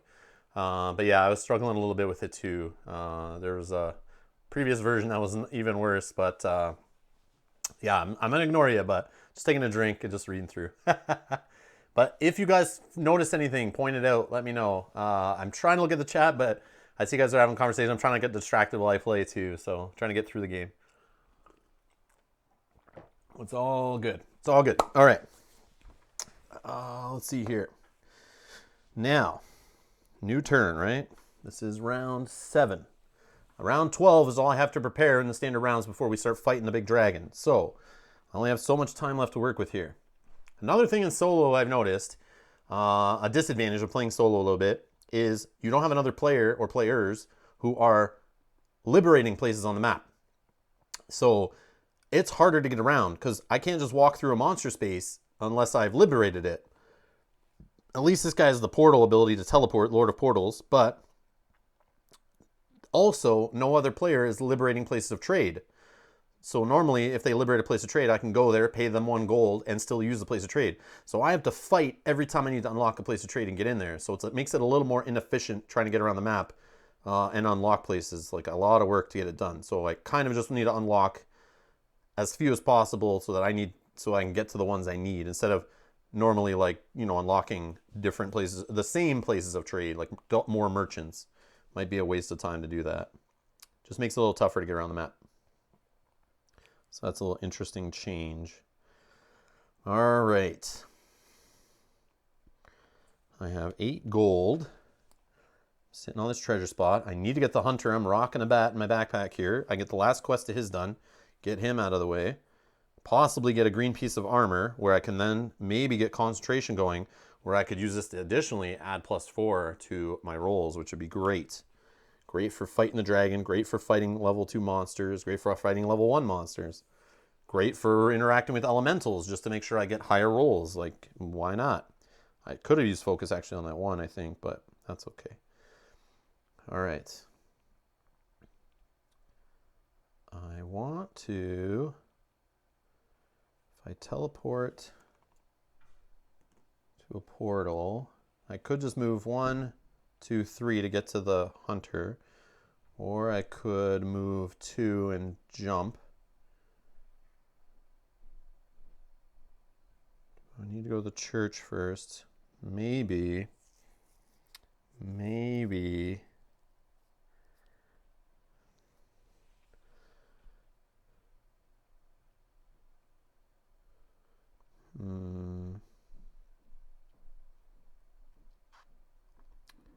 If I use, I need boots for some movement. This is gross.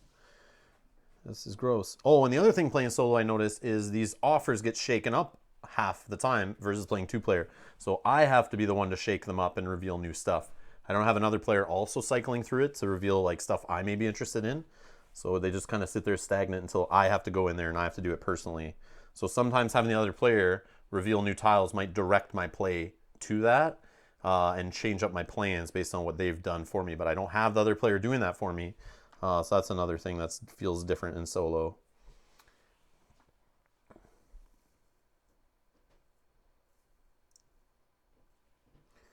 All right, so I'd love to get to these 2 treasure spots, see a new tile there.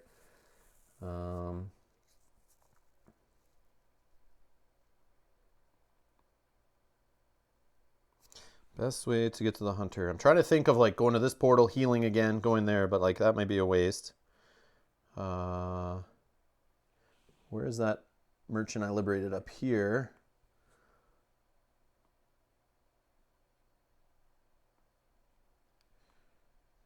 All right, here's what we're gonna do. We're gonna spend the combats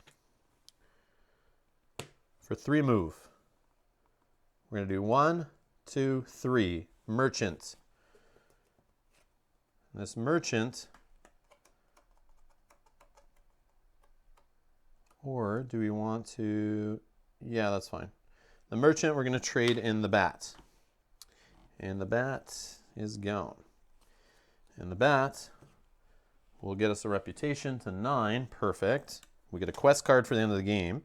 We get to look at 2 merchant tiles and pick one. Ah, none of them are armor. That sucks. That sucks. I don't want this junk. Ah, that didn't pay off. All right. We'll take a rucksack. We might hold it to use, or we might just sell it. This is also worth 2 gold. So we don't need this pile anymore, since the hunter is, he's loaded now. He's got all he needs. He's got enough animal heads on his wall. He's good. All right. Ah, that sucked. I was really hoping. I want to look actually through the deck. So let's see. More of that. I've never really looked, but yeah, see, he does have green armor. Oh, there's the boots with +1 move I was looking for. Oh, he has a short bow. I forgot about that, or I haven't seen that yet. So there's a way to get on a weapon out of him. But yeah, just some low-level armor. But yeah, it looks like he has a full set of green armor hiding in there. But again, like, you can't get through it all in a solo game. So that's cool. That's cool, I guess. All right. Womp womp. Okay. It'd been perfect if I got the 4th matching armor, because then I'd be able to equip concentration. But maybe I can find it at the merchant. So we are going to go Lord of Portals. And we're going to teleport to a portal. And then we'll spend the mining for 1 move. And then we'll spend the trade token to trade. All right. We're at a place to trade. We're going to clear the offer first to get started here.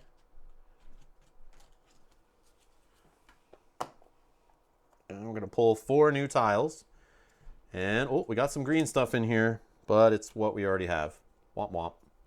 So gloves, leg armor. There's some more boots. There's some red boots for some movement. I might just take those for the movement alone. Okay. Interesting.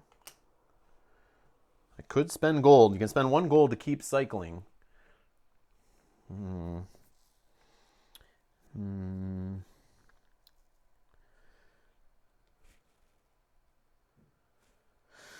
So I'll spend this, or I'll sell this emerald for 2 gold. I will use this fire essence. Spend that to unlock this ability slot. Since I'm not going to put an ability in right away, I'm going to just put a shield token there to show that it is unlocked. Nope, not carrying the bat around. Not carrying the bat around. This is the wrong channel to watch someone carry a bat around the whole playthrough. We don't do that here.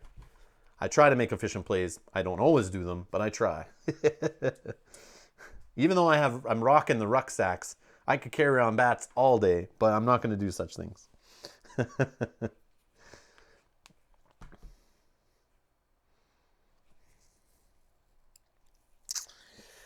Okay, so let's see here.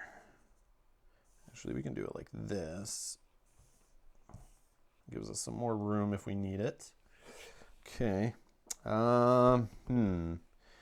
What to do? I didn't get the green armor I need. Do I cycle? Unveiling. I could get to 9, which is my next one. I probably should do that. So I'll spend 1 gold to unveil.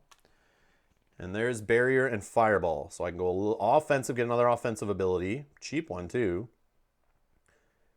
Or I go guardian. And I feel like I go guardian just to mess with the monster's first roll. Seems like a good play. And I'll throw fireball away. So these 2 are unveiled but not trained yet. Guardian's free.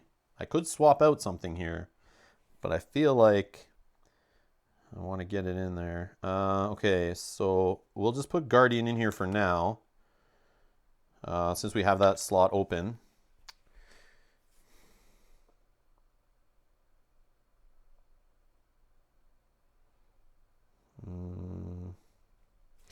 What is coming up at 12? Teleport to a place of trade or teleport 2x away of the alchemist for some gar and potions, whatever. And what's at 15? We have implosion and lightning for some heavy offense. So I think we need to get 15 before the dragon if we can. I think that is key. That is key. And what is at 18? 18 is a volcanic staff for some extra damage. Metamorphosis, which is useless in solo because you copy another player's ability, but there is no other player. So, okay. What to do, what to do.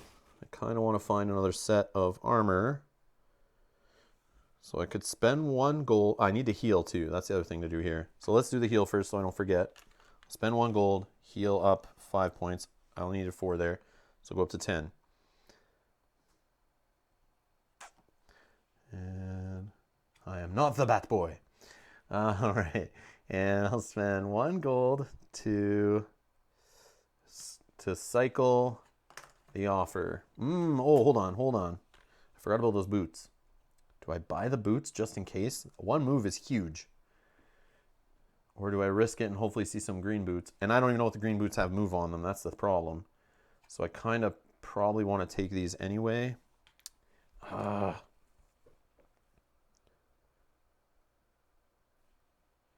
Yeah. Move is move. Let's just spend 6. Yeah, let's not mess around. So we go up a health, up to 11. And we have an extra move we can use now every round. And we see a new tile. And we get some red gloves. So I'm sitting with 2 gold. So cycling it doesn't really do anything for me. I could get 4 gold out of selling these rucksacks. Should we risk the boots? Oh, they use a dummy player in Mage Knight to copy the ability? Yeah, there's no dummy player in this. They're all in the box, so I'm not doing that. But I'll spend a gold. Let's cycle the offer. Come on, green helmet or boots. I guess green helmet would be better at this point. No, all the reds. Reds helmets. Do I just give up on finding matching armor? Maybe. I don't have enough for the helmets anyway. Because I could get 4 gold. Helmet's 2 health though. But I can only get 4, 5 gold. How much are the boots from the blue? There's 6. Boots are 6. How much are green boots? I don't know. Hopefully they're less than 6.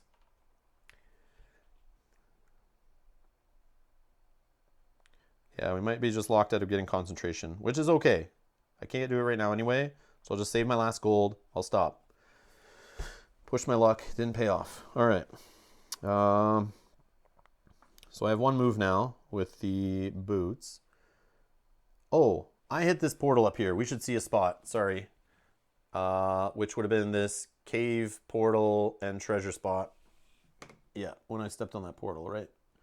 Forgot that one. So we have 1 tile left, actually, to reveal. 1 tile to reveal.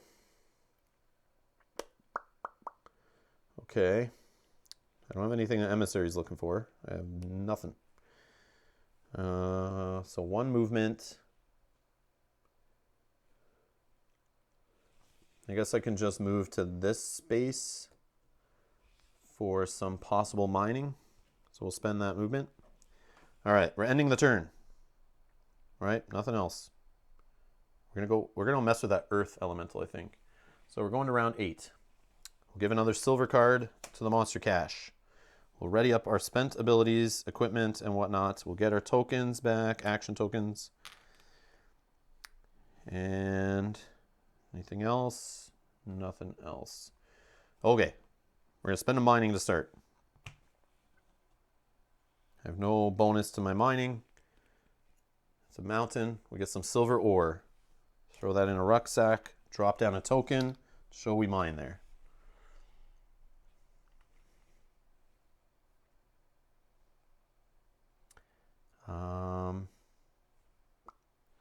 Let's use a movement. And we're going to go to this treasure space. And we're going to get the treasure. And what do we get? We get a heal. We can use in and out of combat. A nice healing scroll. Let's throw that in there. Now, we're going to spend our trade in to get 2 movement. We're going to use 1 of it to go where this air essence is, and we're going to interact with an air essence. And here's the values we're looking for. So this guy's going to flip our die. If our die rolls, his ability, basically if your die rolls do not match, they're not the same value, he will take the highest one and flip it. And he does this to the monsters, he does this to us, he'll do this on this roll anytime we roll. And he's affecting the hexes. So let's interact with him. I'll drop down an interaction token to show that I've done this. And what do we get? We get 2 1s. So he literally is not flipping. That is horrible. That will give me 4 damage. And I could take the gold from a non-liberated adjacent hex. So I could get 5 gold if I just wanted to stop there. But he could do less damage, give me guards, and I could teleport up to 2 hexes away. Or I can get an air essence, would be great. So that's what I really want to do. So we're going to drop a guard on this. On the 1. There's no other essences around to mess with this, right? No. Okay. Really? 2, 3, 4. We're still in that same range. We're going to spend another Gar on a 1. Wow. This is only in combat, I believe. Yeah. There we go. We got a 6. 6, 7, 8, 9, 10, 11. There we go. So we can get Air Essence, which is one of my favorites. This one can be used to basically cancel out 1 die from the monster. He just rolls 1 die for the whole combat. And you can use this right before they roll. I could also use it to unlock a slot, but I've already unlocked that air slot, so I do not care about that anymore. I could also trade it in for 2 gold if I wanted to. But the beauty is saving that for a level 2 monster to nerf them. Go change my dice, they're worse than yours. You guys want to change? We make a change. All right. Done. 2 new red dice. These prototype dice are horrible. No, I'm just joking. I had some good rolls the other day, but I don't think it was using this character. So, yeah, I was using a different character. The blue dice. It was the blue dice. Maybe I shouldn't let the monster be rolling those dice. But I can't really do anything because they're from cards. So, it doesn't really help in that case. All right. All right, so here's, I get the Earth Essence. And now I can teleport.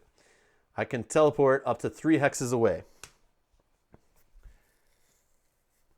If I use 2 d20s, I may have a chance then. Okay, so let's see. 3 hexes. Where do we want to go? So many goodies. I think right here, treasure time, I feel is where I want to go. Reveals the last tile. If I teleport 1, 2, 3, I don't get burned by this fire elemental if I land beside him. But I would know there'll be just a bunch of monsters here that I can't deal with right now. But it's 2 treasure spaces. And I still have Lord of Portals to teleport out. So that seems like a good call. We'll get whirled up in his tornado. And I'll go 1, 2, 3, teleport here. And I will drop down a thing for a treasure. We'll reveal our last tile. Yeah, see, it's the monsters I don't really want to deal with. And a treasure that is very nice. 3 treasures all in a row there. Wow. So this treasure, we just get a amethyst.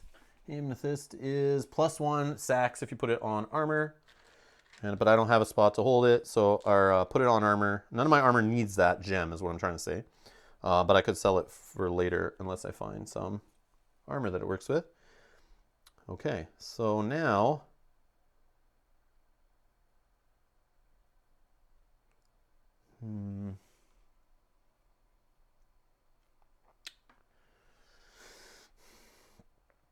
I have silver ore, which the emissary needs. Emissary is up here. Also buy some treasure and an earth elemental. I still have my combat token, so fighting right now would be pretty awesome, but I'm a little far from that.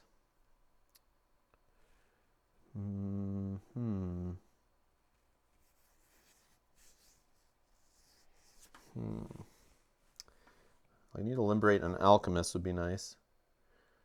That would be good too. But I probably should do one that's near a portal. Like this one would be better because it's by a portal. So that's probably better to interact with. I got these treasures right beside me are great.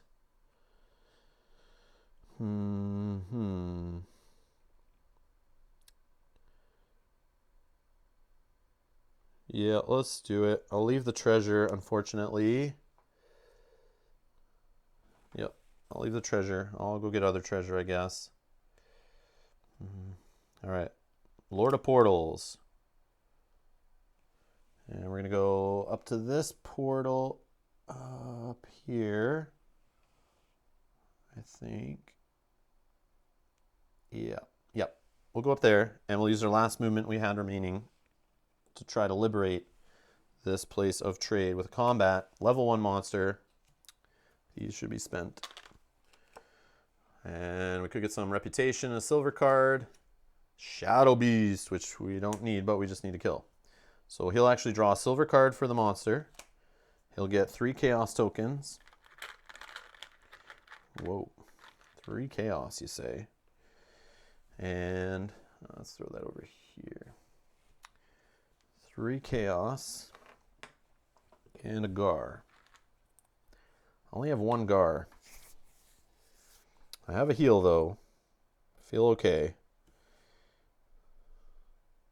He can only hit up to 3. I'm at 11 health, so I mean, it's not that bad. But it could get bad because he's got a gold card, silver cards, chaos tokens coming out of the yin yang here.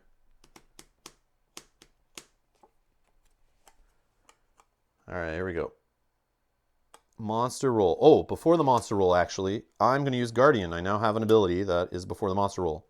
So this, I will roll 2 separate dice, or I'll roll 2 dice to see what I roll will reduce the monster's roll by a certain amount. And I'll tap that because it is a combat ability here, or an ability I'm using. 11. See, these dice are better. Wow. Wow. So what's that do? That gets me -7. -7 to his next roll. Gets a 9. Of course. Of course it's higher. All right, there's no elementals affecting the battle. So it's rolling a 9, and it's going to spend a chaos token right now. So it's only a 2. Chaos token. We'll start drawing from the gold. There is only 1 gold card. It's going to add +2 damage and -2 to my next roll on the Power Strike card. So it's going to do this top ability right here. +2 damage as long as it hits for at least a damage. If it does no damage to me off of its main card, it does not get the bonus if it says a plus. So let's see. So he's at a 2 right now because I minus his roll with Guardian by 7. 2 actually does no damage. He needs to hit 3 for 1 damage. So take that, Shadow Beast. So this doesn't even do anything other than minusing my next roll. Okay, spend the chaos. I like it. I like it. See, switching out my dice works. Thank you for the recommendation. Steve's here. Thank you for subscribing. Much appreciated. Much, much appreciated. All right. All right. Now, we're going to use Blazing Hands. We've got some hot hands here. Let's see if we can keep those hot hands rolling on these dice. A little better. They're okay. So this is going to do -2. So we're at only 4. We're at 4. 4 with Blazing Hands just does 2 damage.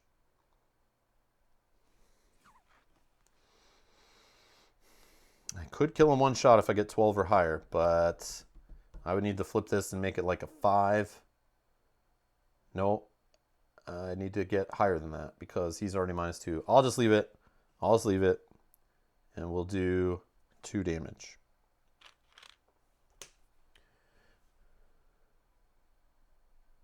I could add 2 here, though. And a Gar. No, I'm not wasting my Gar. Get out of here, Shadow Beast. You're not worth my Gar yet. So this card is gone. Okay. So now his next roll.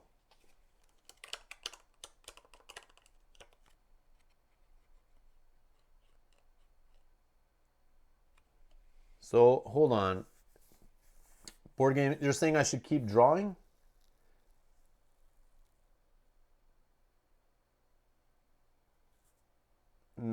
no. The way it says right there, if you paste that out of the rules, you keep drawing from the gold cache. You stay in the gold cache. When it says a card of a different type, it just means a different gold card. So in here, let me just look at some of the last ones. I'll put these back on the bottom, shuffle them. So these two are the same type of gold card, okay? When it says a different type, it doesn't mean silver versus gold. It means title of the card. I've talked to the developer about this. It's not super clear, but this just means I would keep drawing. I would get this one. If I drew this one, these are of the same type. I draw this one, it's a different type. But in this case, they only had one card, so I draw and I stop. I don't move on to the silver pile. That's my understanding. That's my understanding. I could be wrong. Cayman42 is a playtester for this game. He's in chat. I don't know if he's still there, but he might chime in. But since I only had one gold card in this case, I just draw and I don't move on to the... Yeah, I think you stay in the gold cache. I don't think you move to the silver unless you're using 2 chaos tokens. I'm pretty sure. I'm pretty sure. So I'll just shuffle these. Oh, they're going to be on the bottom of the pile anyway. I won't remember what's coming.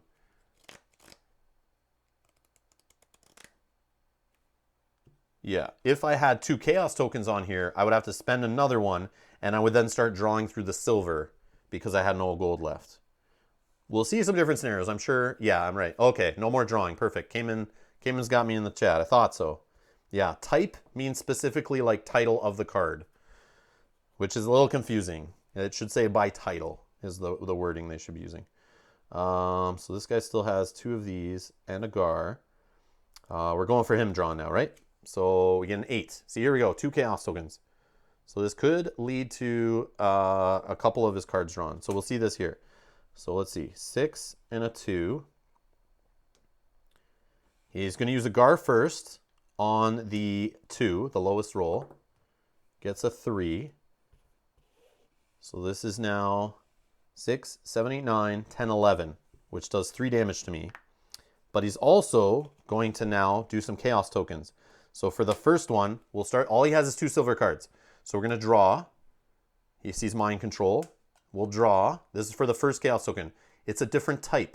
So how it works in this situation, I spend the second chaos token. This becomes the second stack, and I spend it for that. So he's going to -3 to my next roll, and he gets +5 to this roll. Insane. Like insane, some of the stuff that happens here. So I'm definitely going to get hit for 3. I don't want to waste Gars here.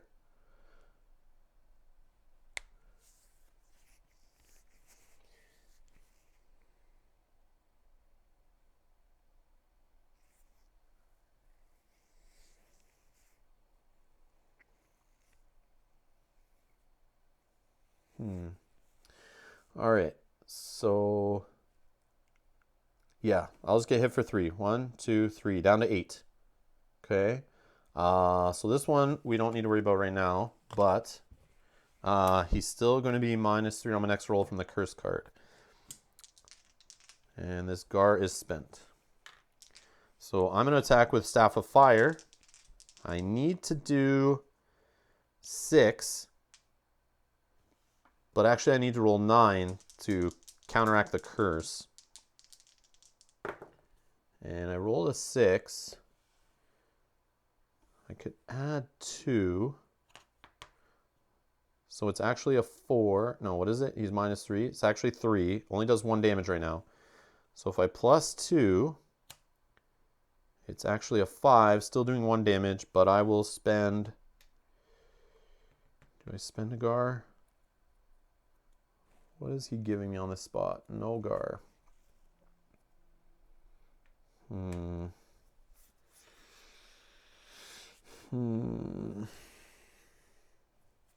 I can get some more Gar. Maybe I don't spend the focus.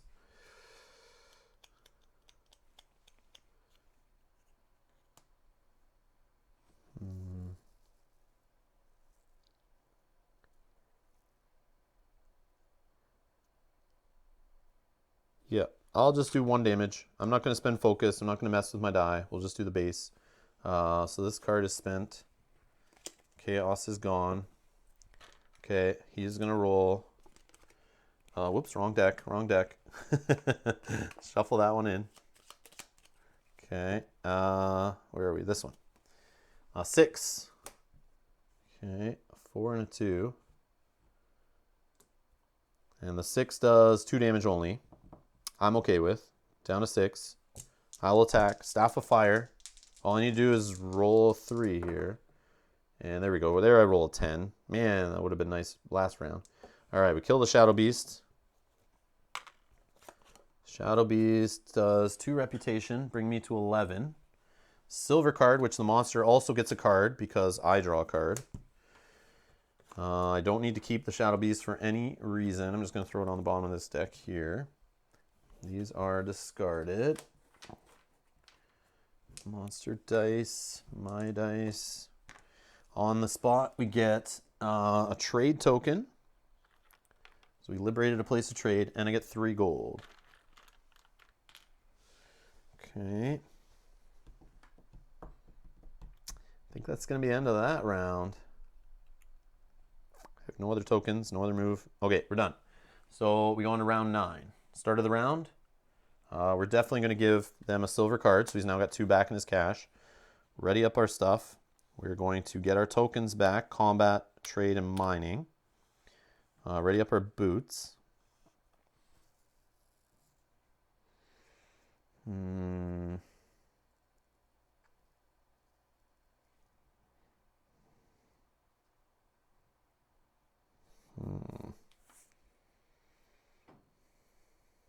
So there's no other water elementals, so I don't have a way to unlock that unless I spend gold. Am I ready for level 2 monsters yet? I don't know. I'm not ready to unveil 12, but I need to get to what? 15, I said? Yeah, I feel like I need to get to 15 in my reputation. I'm at round 9. I have 4 more rounds-ish to get ready for Dragon Time. Kind of ignoring the mercenary quests. So I'm not seeing anything there available.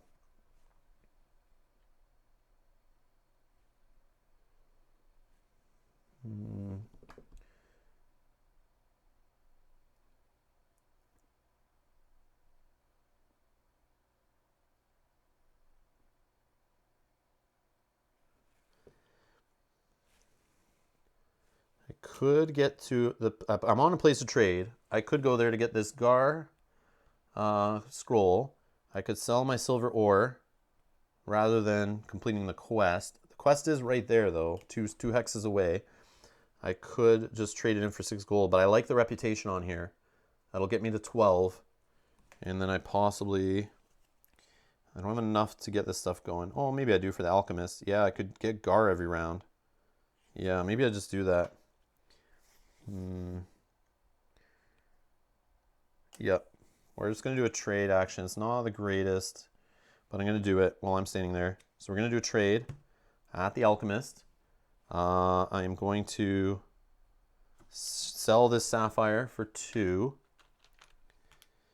I will sell the silver ore for 3, plus a reputation up to 12 before I unveil.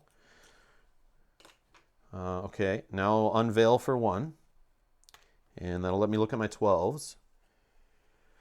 So I have Sphere Walker and Alchemist. Alchemist, any point, even in combat or out of combat, I can grab a potion that heals 2 or grab a Gar. So that could be a lifesaver. Or Sphere Walker, I could teleport to a place of trade or teleport up to 2 hexes away, some extra movement. Normally I'd want to take the movement, but right now I'm low on Gars, and that health could keep me going. Pounding enemy after enemy. I need to start killing more enemies to get some reputation. I need to liberate the Dragon Slayer towers, I think, is what I'd like to do. So I could possibly get a flask and this teleporting up to 6 hexes away to help me get around the dragon. I also could buy Gars at Dragon Slayer towers. So getting Dragon Slayer towers open is also a goal of mine to achieve in the next 4 rounds before Dragon Time. And there's a level 2 on there. So if that's the only level 2 I kill this game, that's what I'm building up to. I got to do it. I'm not a warrior like I've played before, so smashing dudes is not my jam. I need to find scrolls and flasks and stuff to help beef up my offense and my healing and that kind of thing. Teleporting is great for the dragon, though. But I think I'll take the alchemist for now. That's what it's going to be, unless I find a way to get that back.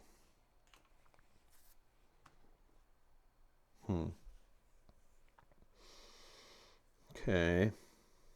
I need to get a better weapon, too. This weapon is trash. Staff of Fire junk. Do I even get a new weapon eventually? Probably not, right? Oh, I do. At 18, the Volcano Staff. Can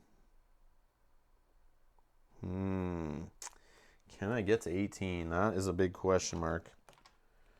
I could. Fighting, I mean, a level 2 monster gets me 4 reputation. But man, those guys are 8 to 10 health, 2 to 5 damage every turn. Ooh, boy. Gotta have lots of guards for that. But I have this air essence that can help me in that fight. So maybe I do that. Maybe that's where I do, is go for this level 2 guy and then try to get treasure and earth elemental over there, interact with that, get Dragon Slayer towers open. Or I do the path less resistance right now and go treasure and earth elemental over here. And maybe fight, I could fight this level 2, but maybe a level 1 would be smarter. Where's a good level 1 spot to fight? And this is not bad here by the emissary. I could mine right beside him, possibly get something I need to get me more cash before I visit Dragon Slayer Towers. So maybe I'll stay in this neighborhood for now. Okay, so I traded. Let's do one movement. No, sorry. We got to do more stuff here at the trade action. So we got the Alchemist. How do we get this open? We have to spend 6 gold. But we also want to spend 2 on this. And we got to spend 1 for the Alchemist. All right. And we want to heal. So what I'll do is I'll heal for 1. And the Alchemist heals 8, I think. Yeah, 8 health. So that'll put me up to 11, no problem. Let's unlock my final slot, I guess. Yeah, let's do it that way. Let's unlock the final slot. And we're going to spend 1 to just train Alchemist. And we'll just get some recurring Gar business that way. I will do that now, actually. Just get a Gar before I forget. Okay. Do I keep this heal or do I sell it? No, I think I keep it. I mean, I could get this +4 to a roll, which is pretty huge. Yeah, let's improve our offense. So I will sell this for a gold to just buy this. And we'll get the +4 to a roll. I like that better. Okay. All right, we're going to use 1 movement to leave the place of trade. And we're going to go to this treasure spot, and we're going to drop down a shield token, and we're going to grab a treasure. My favorite thing to do. All right, we got a flask for another air essence. Beautiful. That right there says to me that we are going to smash another level 2 monster, no problem. So 2 of these air essences here. That one has another monster's name on it, and the first card in the deck. The other one has the second in the deck. That is what I'm looking at that as. I don't need it to unlock any ability slots. I don't want to sell them for 2 gold. They're way too powerful for that. And that's how I'm going to roll. Okay, so now we're going to spend... Can I get to a combat? Yeah, should we just wreck face on a level 2 right now? I think we might do this. I mean, it might be risky, but I have the Gar, I have the Focus, I have this additional buff, I have a Guardian. My weapon sucks. My weapon sucks. But I could get +2 to my rolls if I fight this guy here. Which might be, I mean, that means it hurts me more, but maybe that's bad to do. Or I teleport out of here. I teleport to a portal. And then I move for 1 and fight something. I could just do that here. I could do that here. Yeah, let's try to liberate Dragon Slayer Towers, I think. Yep, Let's do it. Let's execute that plan. So we are going to Lord of Portals, teleport to a portal. And then we're going to spend 1 movement off mining. And then we are going to spend a combat. This may be risky. It may be too early for this. And Bernardo's here. Hello. Greetings from the pale blue dot about 6.4 billion kilometers away, contemplating this cosmic arena. And Gaming Rules is here. Paul's here asking, where's my dead bat? I've killed and sold bats like nobody's business. I'm not trying to unlock the bat achievement on this playthrough. I value my storage, as you can tell by my 2 rucksacks. I love rocking extra storage just to go out and wander and carry a bunch of loot and trade it in for goodies. And especially solo. I need the help. Faruga's still a beefy dude, and I'm only a little wizard. So I need to beef up and get ready for him. So no bats. The bat slot is a health or a scroll that I could put in there, a potion that could help me out. All right, combat time. Here we go. Level 2. Let me shuffle. I don't know if I shuffled these before, but we haven't done a level 2 yet. All right, who are we going to get? That totally should be an achievement in the game. Kill a bat and keep the corpse until the end. It was funny because I think the bat was like your first monster you killed. So it should be, I think the achievement should be your first monster you kill, you have to carry that to the end of the game. Not necessarily just a bat. All right, let's see here what we're going to get. Oh, Paul, does this guy look familiar? Have we seen this guy before? Anyone who watched Gaming Rules stream yesterday has seen the Cyclops. Fun times. All right, so he doesn't draw any new cards, but he is going to grab a Gar and 2 Chaos. And he does come at me with 10 health. So this is pretty rough. 10 health is rough. I don't hit that hard. But if I can survive, that's the problem. So we're going to nerf his die for sure. But before he goes, we do Guardian. We're going to roll 2 dice. See how we block his first attack if we can. And we are beside no elementals. So this is a 7. And a 7 on Guardian reduces his next roll by 4. I won't waste any Gars on that roll. I will go with it. So what we're going to see here is he rolls a 10. So I'm going to adjust the... Oh, sorry.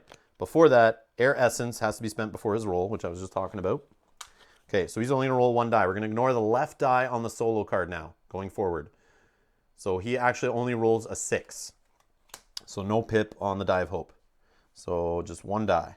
6. Okay. So he's going to be a little nerfed. And I reduced that by 4. So this is only a 2. A 2 still does 2 damage to me. But he wants to spend a Chaos. And he will. So he's going to start drawing from his 2 cards here. So Enhancement and Enhancement. So he's actually going to play both together and spend that. So this is going to be, if he rolls 8+, it's 2 damage, which he didn't, and then +4 after that.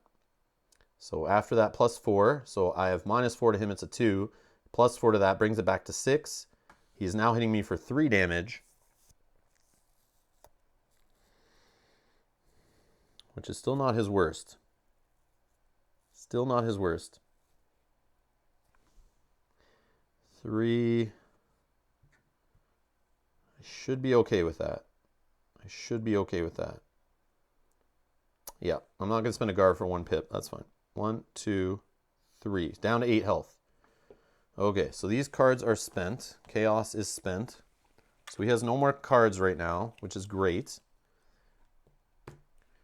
Okay, but he still has a Gar he can use. All right, so my attack here, I'm going to use Blazing Hands. Should I... I guess I can add +4 after the fact. I could focus after the fact. So come on, show me 12+. We get 8. 8's not bad. 8's not bad. 8 will do 3 damage. I could add 2 to that. It doesn't get me high enough yet. I could just throw this 4 in there. And that brings me to the 12 to do 4 damage. Yeah, let's spend it. Let's spend it. I'll go over here. So we're going to do 4 damage. Use the Blazing Hands correctly here. So 4 damage on our Cyclops. Before his roll, Nothing. Still just does 1 die. Use the essence.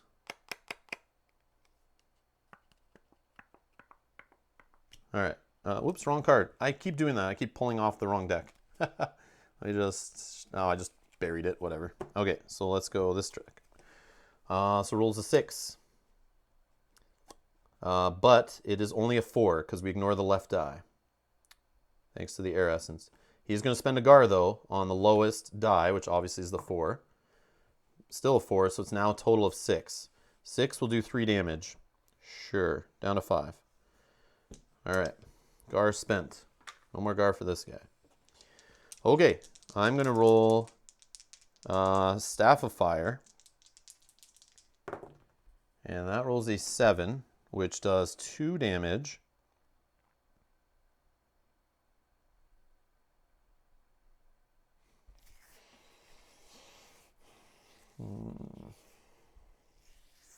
Two damage will bring him to 6. But I need it to be 3 damage. So let's spend a Gar on the 3. This is kind of greedy, though. Kind of greedy.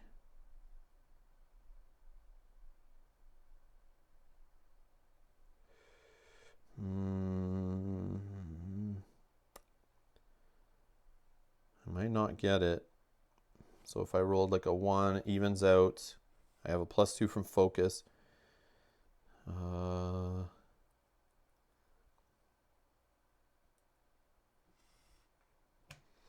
2 would bring him to 6. I can't let it keep going. Yeah, I gotta do it. I don't know. I might lose here. This is a little rough. Okay. Oh, yeah. See, it's a 1. Okay.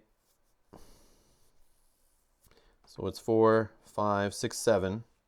Still does 2 damage.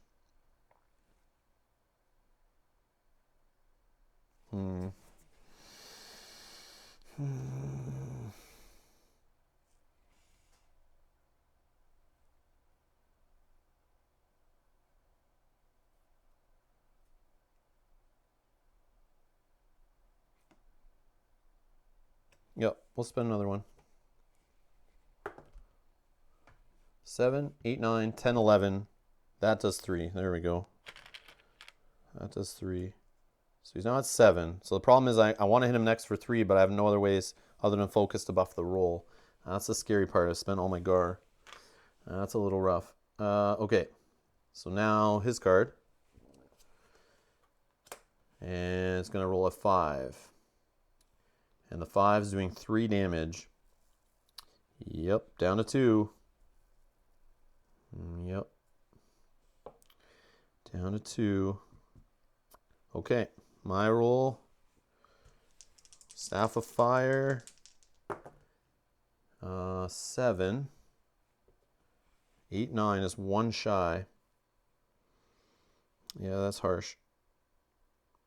I may just spend the air essence again to reduce no dice on this guy. I think I need to do that.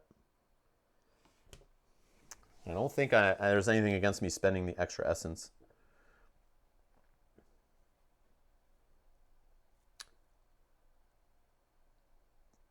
No, he's not rolling a 10. You actually spend...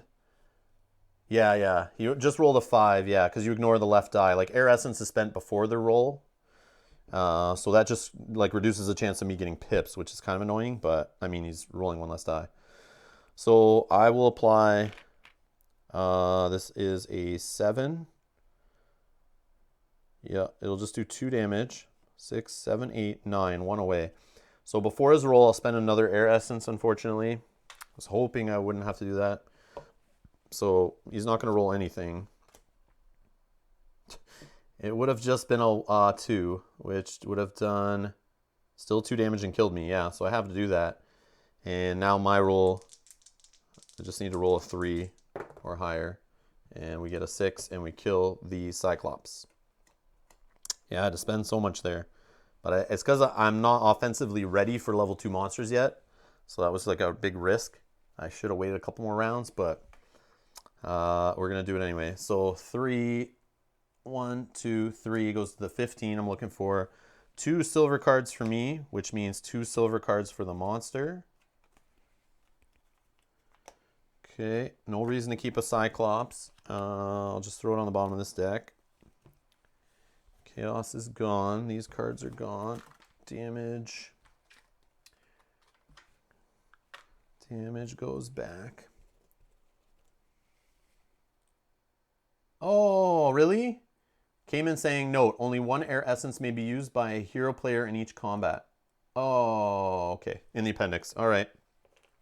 We'll take it back. Roll back, roll back. So, that goes here still.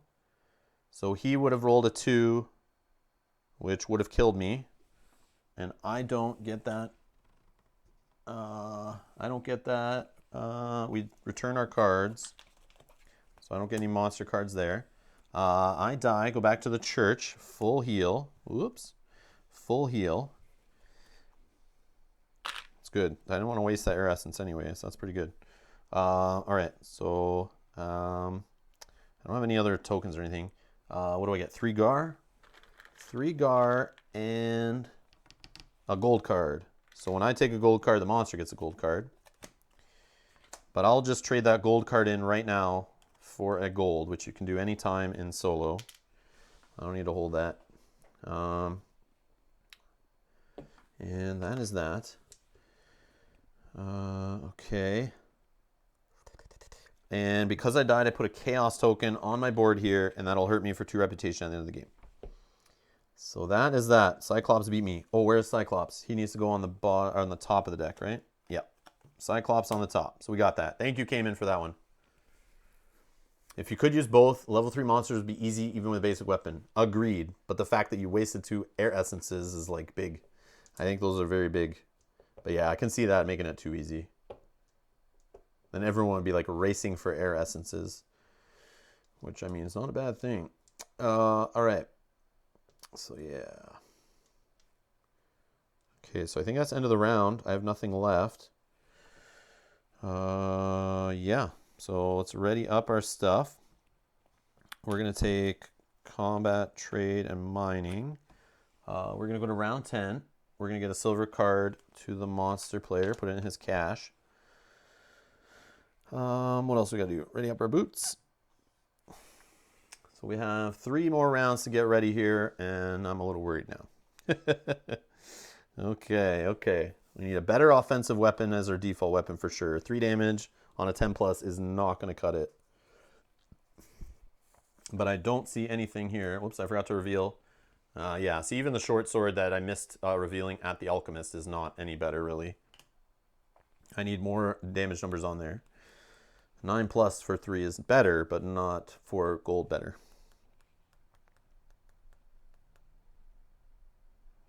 Yeah, if I could have got concentration going instead, that would have been huge. Big different game if I could have got matching armor. Which we still could, but I don't think that's going to happen. Let's see. What now? What now? So 11 health, not enough. We need another helmet or something. We need another helmet. So we can outlast the Cyclops. Rolling 1 die is still too much.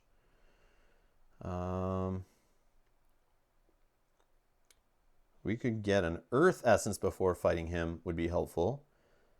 So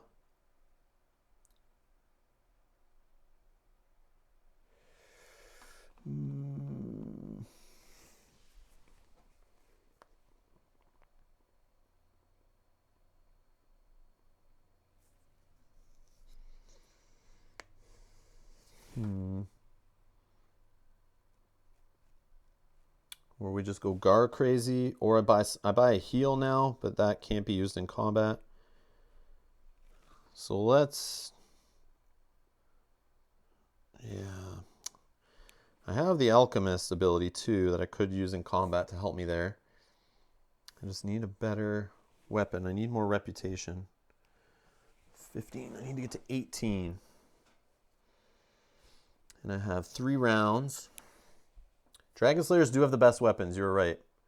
But I don't have the money for those kind of weapons right now. I needed more money.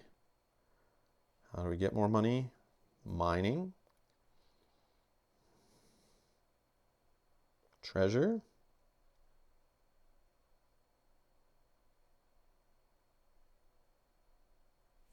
I still can fight a level 1 monster, though. 2 reputation that way. But 6 gold I was hoping from that Cyclops.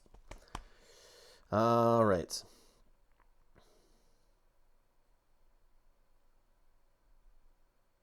Just looking for a high money level 1 monsters. There's one right beside me right here. But he's only on an empty spot, so I can't even mine there. That'd be nice to also mine. 4 gold. 1 gold here in a potion. 2 gold here in a mountains. Yeah, maybe I'll just go for the 5 gold there. But it's right beside an air elemental, so he'll be flipping my dice, which is very frustrating sometimes. I could go for this guy, mine here, try to mine here and get treasure in this little area before heading to a place of trade. I just need to get some stuff achieved before heading up a place of trade, like the Dragon Slayer Towers. But I need to unlock that also.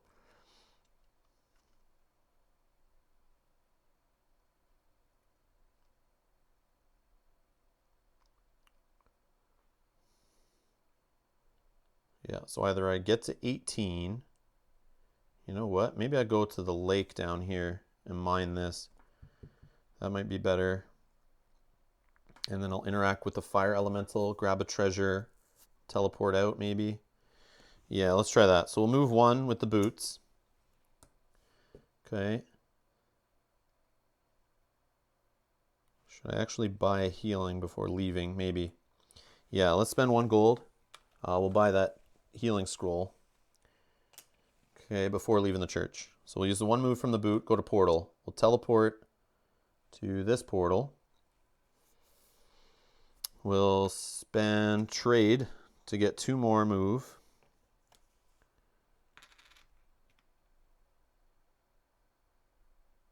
We'll use 1 of that move. We'll spend the mining token to mine a lake. We take 2 damage from the fire elemental. We get raw emerald. Man, I want more reputation from these things. That's what I was hoping, but at least 1's fine. So we mined a lake. So we got to throw down a mining token.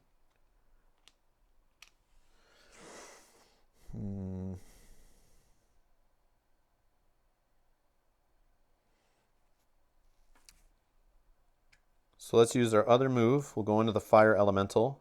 We're going to interact with him. We're going to take 2 damage right off the bat for moving, down to 7. We're going to roll 2 dice.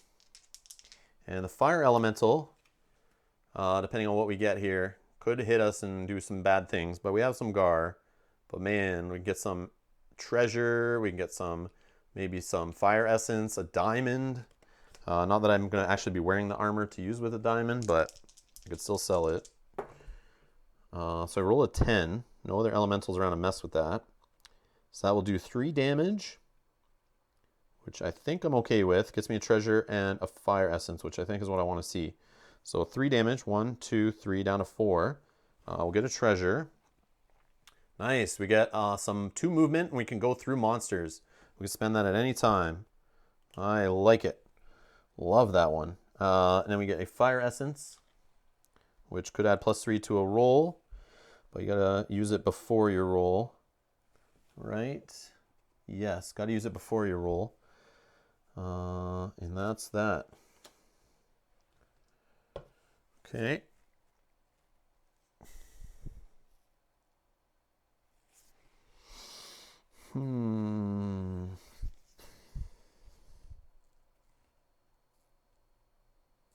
So we'll spend the combat for 3 move. We're going to use 1 move to move here, lose 2 more, down to 2. We're going to get this treasure. 2 gold. Not the greatest, but it's something. It's something. Not the greatest. Oh, maybe I didn't need to use my combat actually for that move. Sorry, I'll use this potion actually instead. Yeah. So we have 1 movement left. I still have my combat token. Yeah, that's the smart way to do it. So I'll spend that potion instead. Yeah. Okay.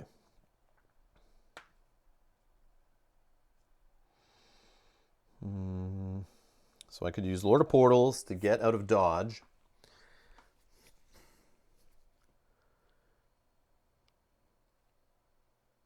The portals are like in awkward spots.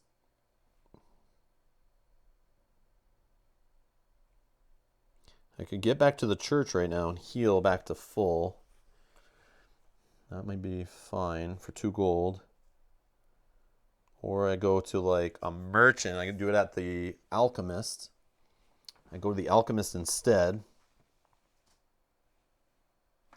Emerald is not what this guy needs, unfortunately.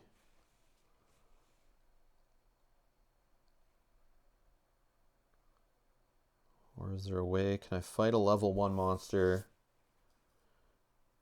I have 4 heal here, which only brings me up to 6. I could fight this guy here. Because moving in there, I'll take a heal. I spend this, that's 5 heal, puts me up. Yeah, I'm going to do that.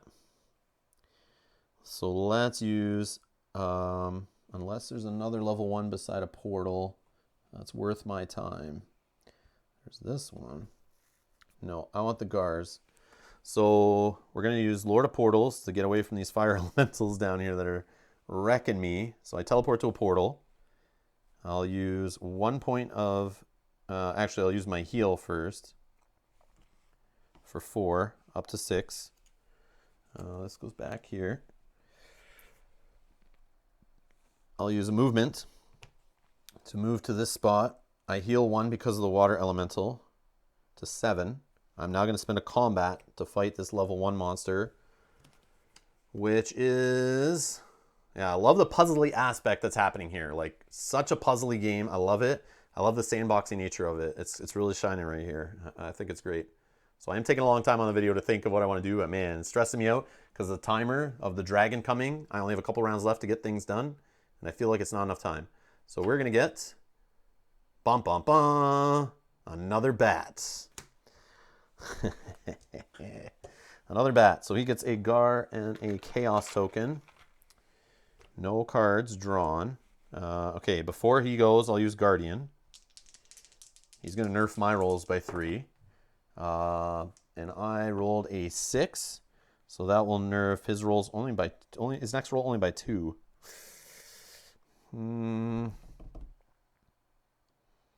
Yep. Unless I add focus to it. Yeah, I'll focus it. So it's actually going to nerf his roll by 4.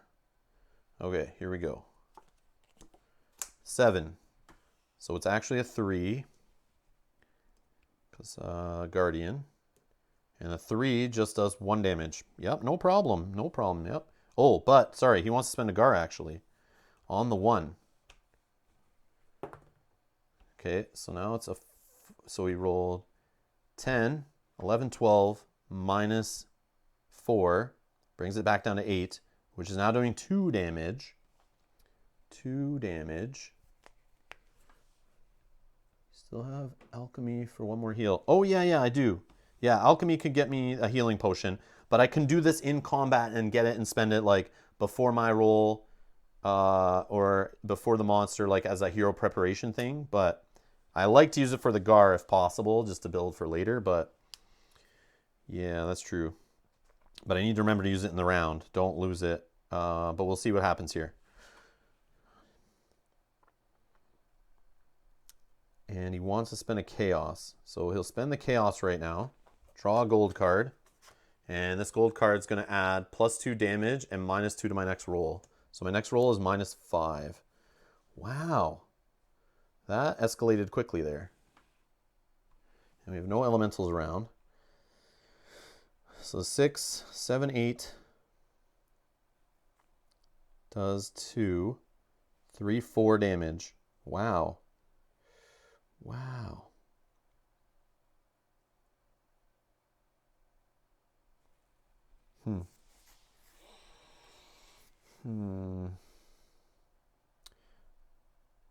Yeah, we'll spend a Gar. I'll spend a Gar on his 6.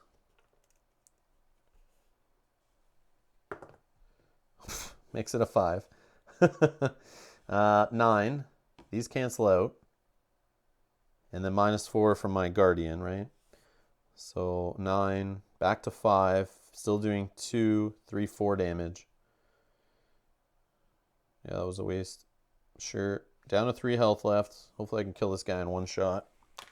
But it's going to be hard that my roll is -5 total. That's disgusting. Disgusting. So I'll just leave that there to remind me of that.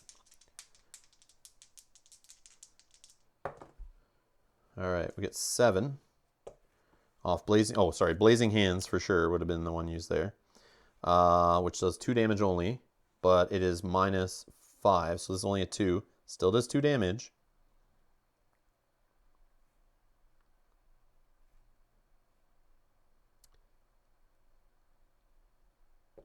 Only a 2. Yeah, getting it up to 8 is going to be like near impossible. I'd have to blow so many tokens.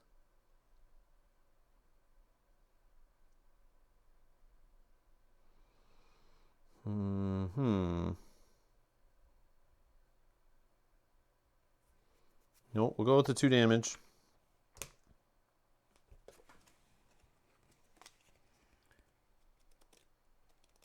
Oh, sorry, he gets a gold. No, he doesn't have any chaos tokens. Yeah, he doesn't have any chaos.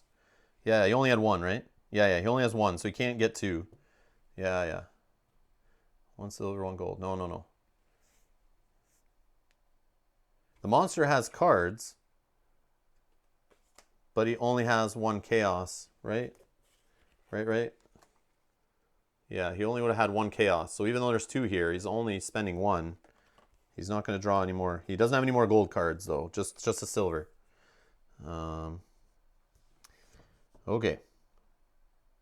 So now his next roll is a 4. And a 4, trying to spend Gar, but doesn't have any Gar left. Right? He spent the Gar last time. So a 4 does only 1 damage. I'll take it. My roll.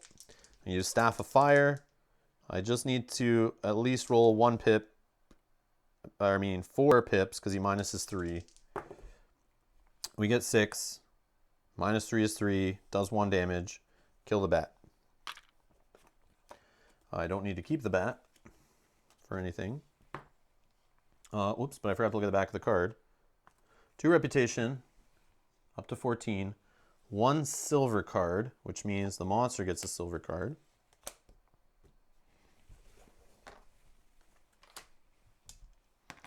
And then I get 2 Gar. And I get 3 gold.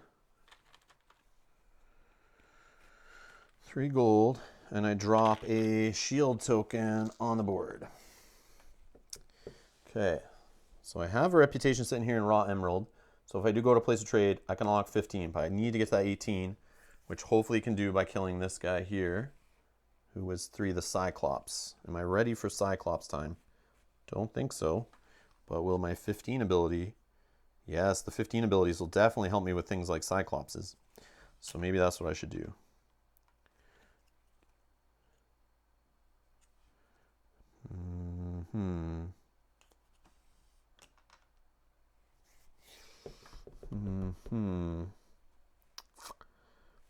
I need to get to 18 before round 13. Nope, I need to do 18 before that. We're in round 12.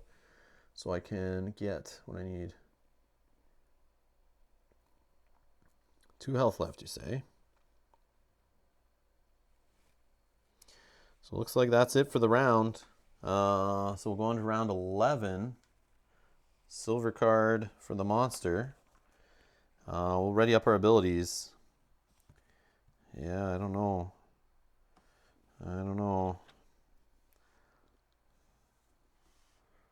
Yeah, it's not looking good. 25 damage on Faruga? I don't think so. I don't have scrolls for that. Yeah, I think with a guy like this who doesn't hit as hard, I think you need to see scrolls that are adding damage. And I saw 2 of them very early in the game, but I'm not going to hold those the whole game. But we'll see. All right. We'll see.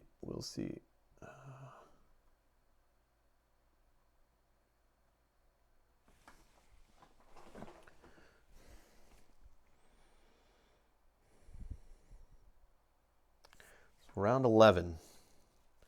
Let's get our tokens back. In round 11, we want to, I need to unveil 18. So like the way I see the path to this is defeating the level 2 monster, get 3 reputation, gets me a 17. Selling the raw emerald gets me there. Then I get to see my other abilities, but will I have enough gold to then train those in? Implosion or lightning, I need 2 or 3 gold to put those in one of these slots. And then 6 for volcano staff. And I can sell the staff of fire for 1 gold. Ugh. Ugh. Doesn't feel like a lot. I would love to buy a whole bunch of Gars too, for fighting against Veruga in Dragon Slayer Towers.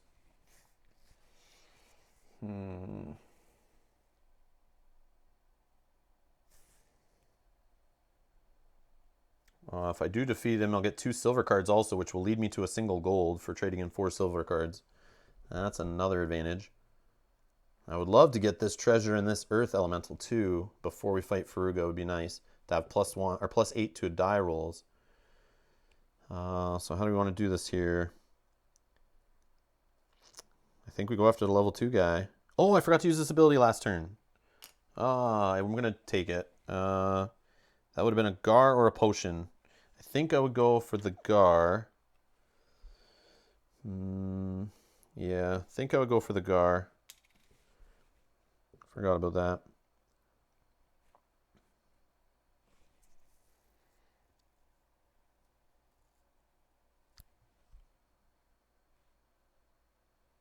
Can heal at the church for 6. Have to do it twice. I could also heal at a merchant, grab a helmet, get 2 more health. Maybe I do that. Where is that merchant? Up here.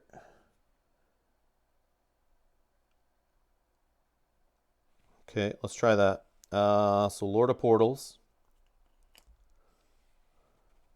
Up here. We'll move for 1 with the boots to the merchant. Let's sell raw emerald for 4 gold. Just take a 5, trade back 1. And a reputation up to 15. Okay. Now what? Helmet for 6. Get 2 health. And then you can heal for 5 here, right? So I'm at 2. 6. I could sell this for 2. Probably what I should do. Yeah, I'll sell a rucksack for 2 gold. Didn't see any of the cool any of the cool potions to help increase sales like that, but in this playthrough, unfortunately, I know as soon as I buy this red helmet, I'm going to see the green helmet or boots. Maybe I just clear, but then I might not see a helmet, and that's the risk. Oh, helmet cost me 1 to put it in too. So that's 6, 7, 8. No, 6, 7. Leaves me with 4 gold. Yeah, let's do it. We'll take, I don't have any gems because I chose not to do that. Yeah, we'll take this, the emerald 1. So that's 6 plus 1 to unlock the space. Brings my health up 1, 2 to 13 max and 4 base. We'll see another card from the merchant. A bastard sword. Where were you? I would have used you earlier in the game. So let's see if we can get 4 damage there, but you got to get 11 plus. I mean, if we're not doing Dragon Slayer Towers, that is a better weapon. I might as well just buy that anyway. Just to not, if I'm going to go fight the Cyclops anyway. Yeah, so I'll sell this Staff of Fire for a gold. It's out of the game. And I'll buy the Bastard Sword for 4. And throw that in there. So I have a little bit of a better weapon. I don't know how much better, but yeah, it's better. It's better than my starting weapon. Who has their starting weapon in round 11? Who does that? Who does that? All right. So now we're going to spend 1 to heal. 5. 1, 2, 3, 4, 5, up to 9. We're going to sell another rucksack. And we're going to get 2 gold. But we're going to use 1 of it to heal right now. Up to 13. For the last gold, we're going to unveil, I think. Do we bother? I don't have enough to train it unless I sell an essence. But I feel like I don't want to sell an air essence because I want to use it. And the fire essence is usable too. But implosion,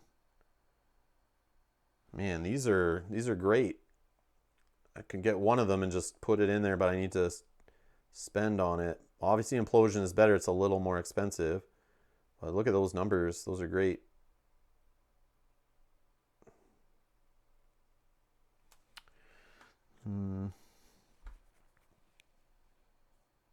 Oh, fill the offer, sorry.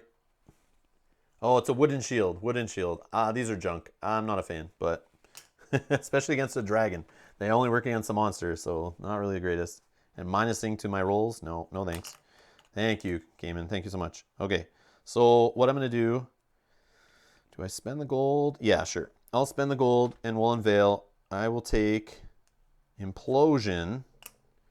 Lightning's gone. Now, yeah, I'll just leave that and hopefully train that after at the Dragon Slayer Towers. I didn't spend a trade token, which I should have done. Sorry, trade token spent on the spot there. Okay, so now nothing left to do there.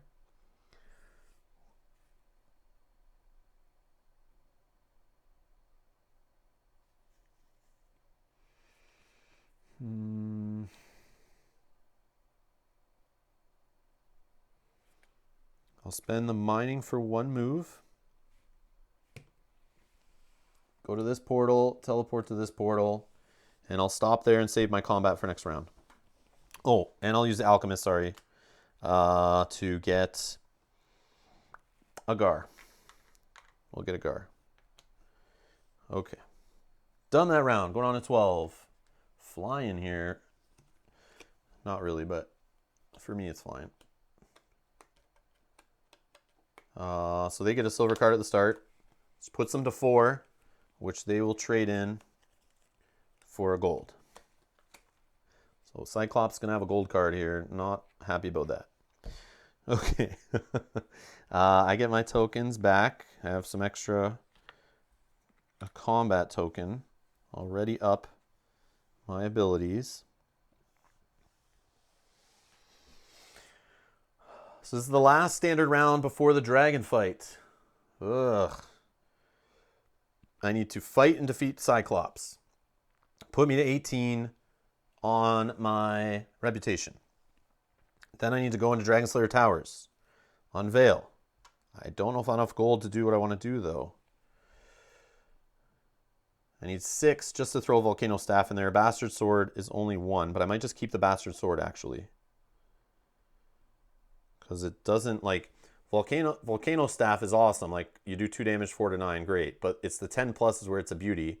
And then it's +3 to your next roll, I believe. So that's great. Every time adding +3 to your next roll. So it just gets better and better as you go through the fight. But, I don't know. If I have another Implosion combat ability, then I'm using this ability and then this ability, then Bastard Sword anyway. So how often am I attacking with this over and over again? I don't know. So maybe I'm not too worried about 18, but maybe I just spend the gold and get some heal, and the air essence is useless, but or teleport. I can get this for the dragon fight, which is helpful, teleporting up to 6 hexes away to help get to the dragon again if I need to. But again, I have Lord of Portals, so I might be okay there. But again, portals aren't really spread out in the best way here, but okay, so Let's go. All right, one movement off my boots. We're going to spend a combat token. We're going to fight the Cyclops again.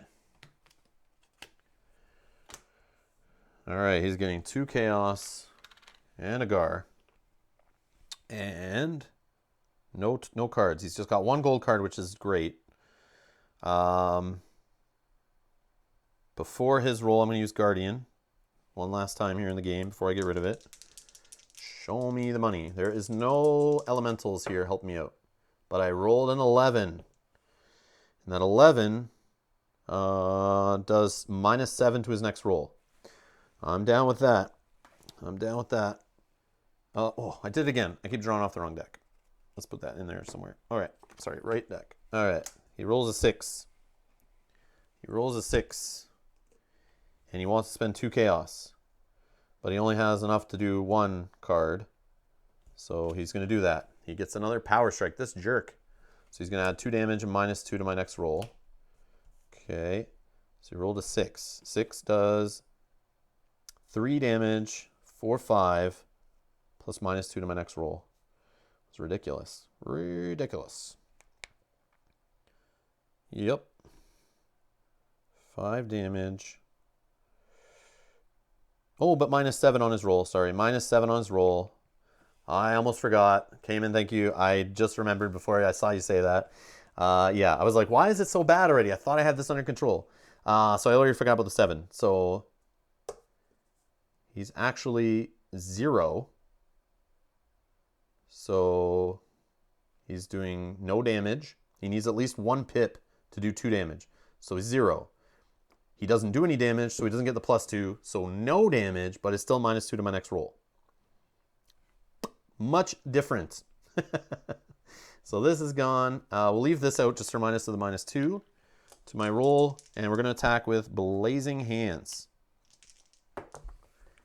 We roll a 4. That is a pip. Okay, so it's only a 2, and 2 does 2 damage. This is ridiculous. Oh, I forgot to use Air Essence before his roll 2. Not that it mattered there. Not that it mattered. But I got to remember to do that. So I'll just put that there for now. All right. Chaos token, I think. Yeah. Yeah, the Air Essence I forgot. I totally forgot about the Air Essence, but it didn't matter in this case. I was lucky with the -7. But you have to use it before the roll. So I will spend 1 Gar on my 1 pip. All right, so it's 7 -2, but +2. So it's just a 7. Still does only 2 damage. I'm going to do another one on... No, maybe I shouldn't. Maybe I just use Focus. Focus would bring it up to 9. Still doesn't do anything. Oh, yeah, it does do more. It does 3 damage. Yeah, let's Focus. So we'll do 3 damage to this guy. Boom.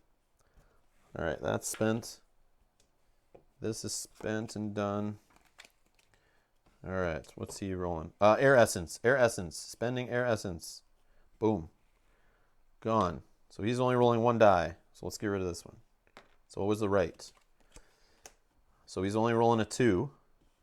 Great. 2 still does 2 damage to me. But he wants to spend a Gar. So he's going to spend a Gar on his 2.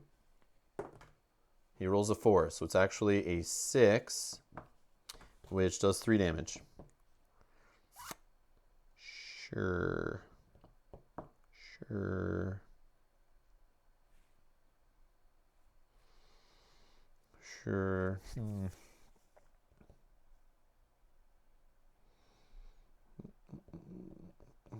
Yep. Down to 10. All right. My roll. We're doing Bastard Sword.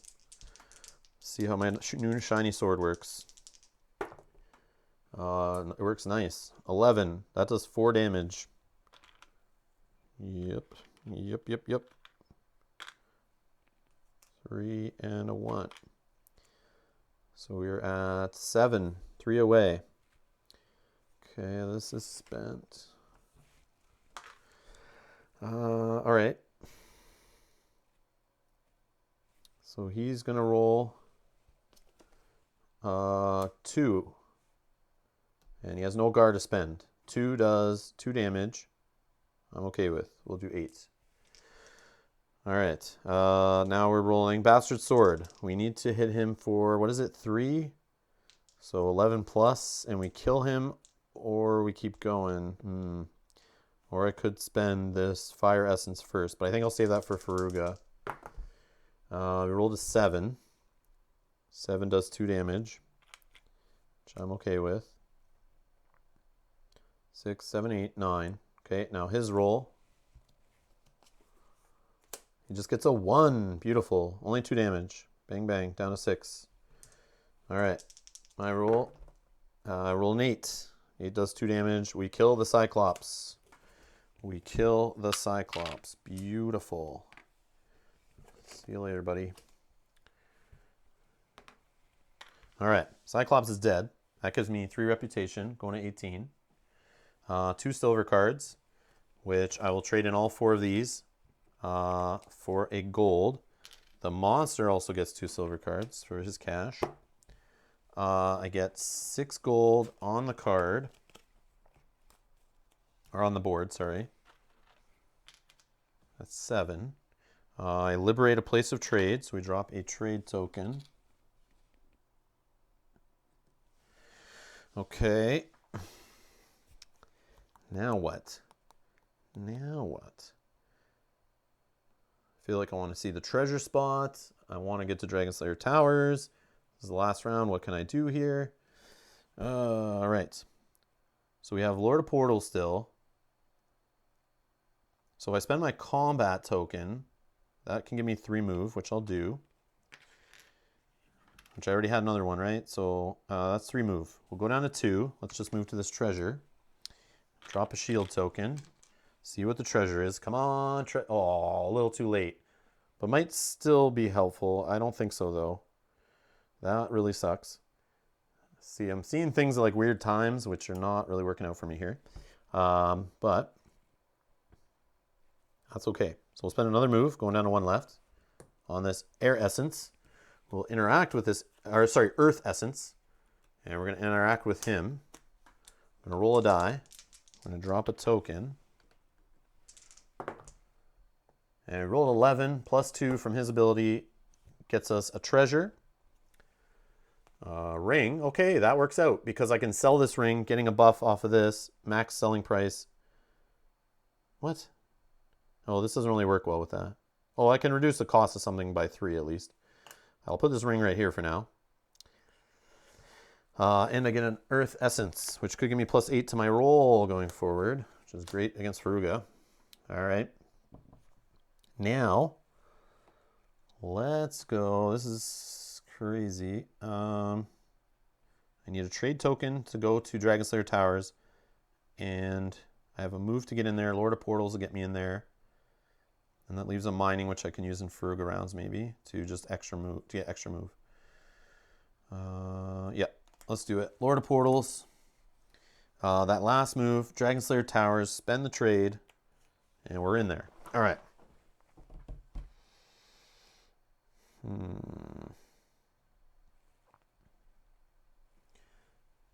feel like we should buy this teleporting thing, but maybe that's not what we need. Oh, you know what I should do? I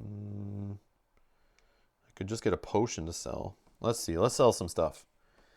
So let's sell this ring for 2. Done. Just hawking my wares.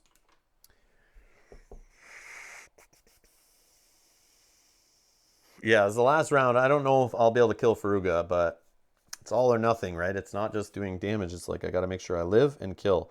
I don't feel like I'm ready for that, but we'll see. All right. Now, this minus...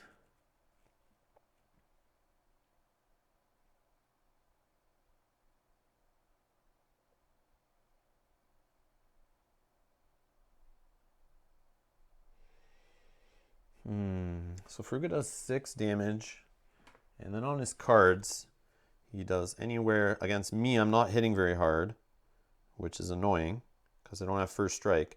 So that means I'm going to be getting smacked back for a lot of damage. And since I didn't get good enough armor, and I don't have enough to afford good armor here, we're seeing the weakness in my play with the casting character here.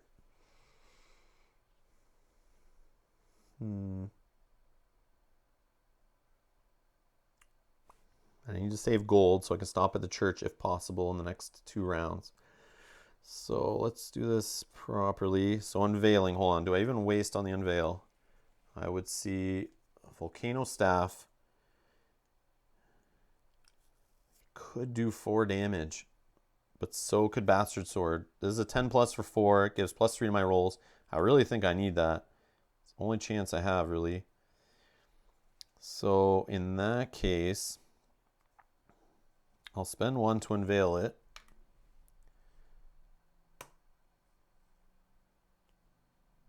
And this is gone.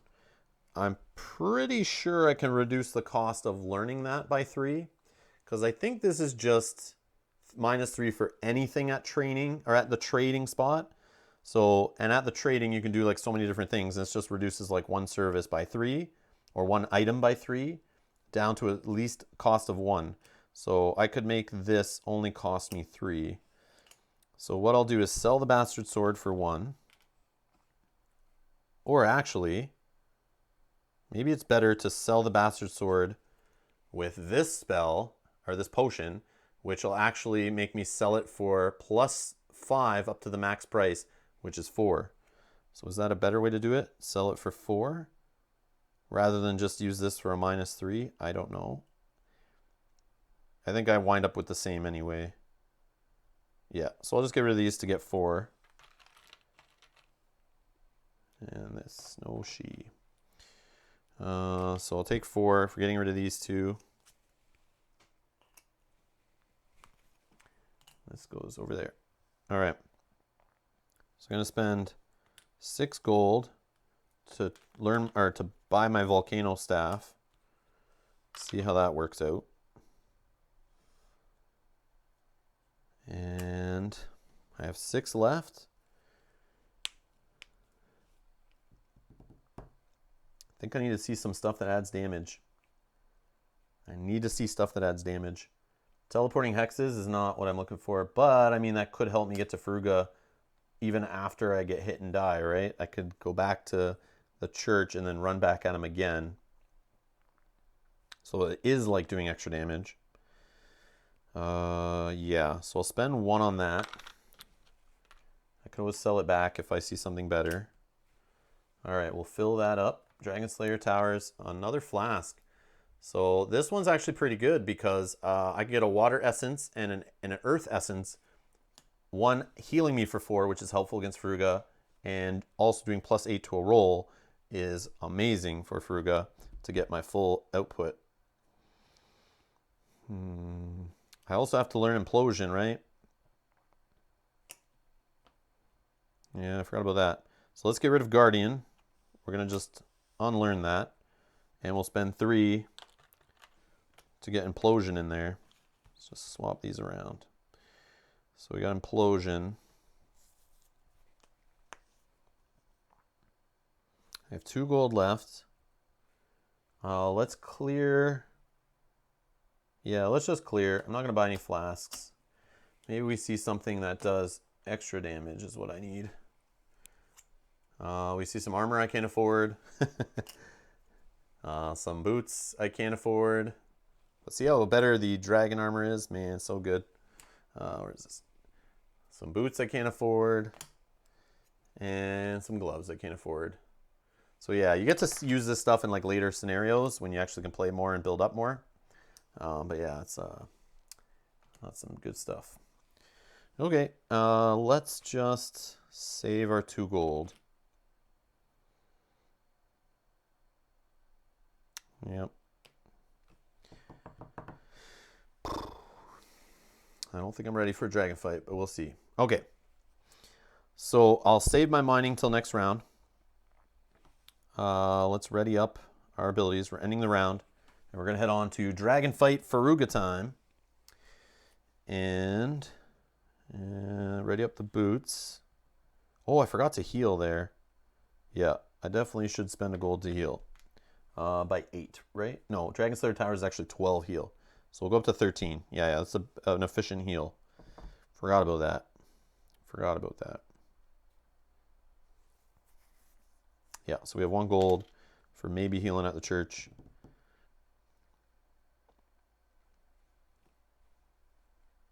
I don't know, we'll see. Okay. So we get our tokens back that can only be used for movement in the Fruga rounds. And let's get Fruga out here. Boom.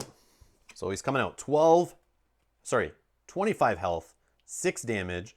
If I beat him, I get 10 reputation. If I lose 10 reputation. And then he's got his cards here.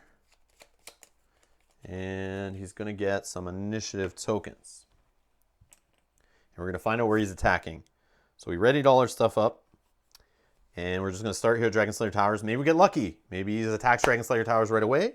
And I don't have to move. And I get +3 to my attack. And we punch him in the face. But we'll see. Well, maybe that's not the best pull, actually, in solo. Good luck, says Mel. Yes. Here we go. Oh, start of the round. I don't think it matters, though, but we're going to give the monster a silver card because it doesn't say not to in the rulebook. All right. Fruga's attack. Oh, we do get Dragon Slayer Towers. Okay. So we're only going to use 1 initiative token. Drops down on Dragon Slayer Towers. And what it says is Dragon Slayer Towers is under attack. But the Dragon Slayers are coming to help the heroes. So each hero's attack gets +3 damage, which is great. So hopefully it helps us. But the problem is they raise the damage output here to get 2 reputation is 11+. As a mage character without any kind of scrolls and stuff, I don't see that happening. But who knows? Who knows? We'll see. I do have a fire essence that can help me maybe. That can give me +3 as long as I hit him at least once. Okay. So he's going to hit me back for at least 6, but depending where I do damage, I may get hit back for an additional 5 or 3, sorry, for either 11 or 9. I'm at 13 health, so that's great. That keeps me alive for the next round.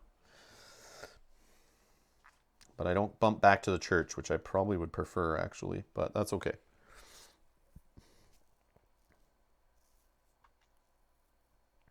So I don't need to move. That's crazy. That's crazy. Okay. So, first things first. Oh, I forgot to use this last round again, didn't I? To get a potion or a gar. Not that I can hold it. Yeah, I can't hold it. But I could have got the potion to sell for a gold, right?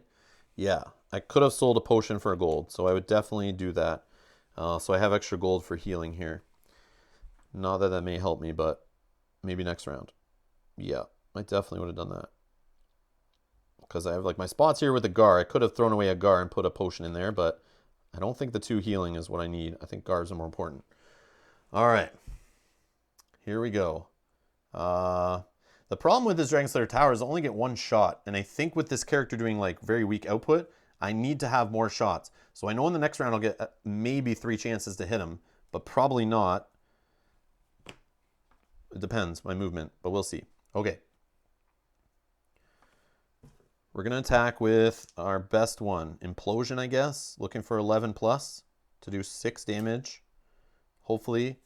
So Implosion is what I'm going to attack with. The reason why I got rid of Guardian, you can't do stuff before a monster roll. All the monster roll stuff doesn't matter. All the monster places and places of trade are all locked up in the Fruga scenario, which you'll know if you watch any of the other Fruga playthroughs that are on the internet, including the one linked down below in the playlist section.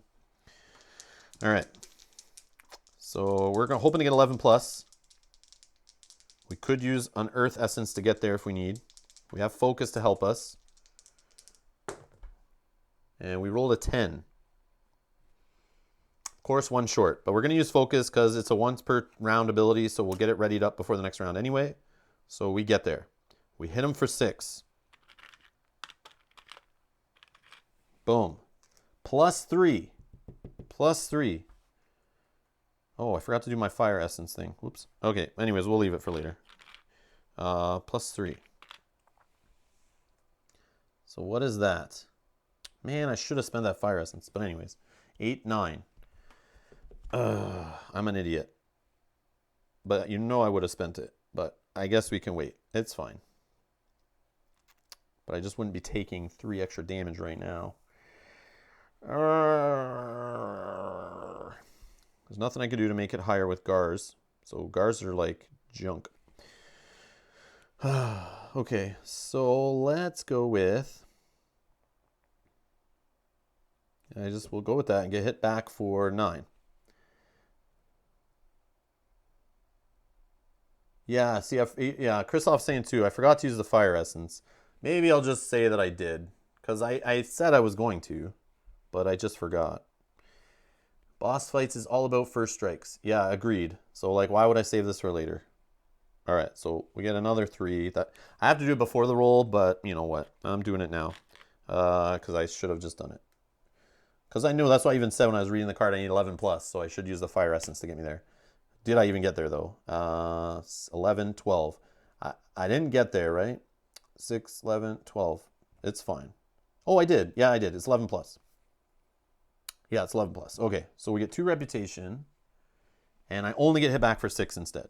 So down to 7? 6, yes, 7. 13 is my max. Okay. So let's just clean up a little bit here. So he's got 12 on him, not halfway yet. He needs 25. Ooh. Okay, so this is gone and spent. Yeah, so that's that. We'll just throw that off to the side. And we take this back. So that's the end of that round. So then we ready up. Oh, I should probably... Do I generate a potion?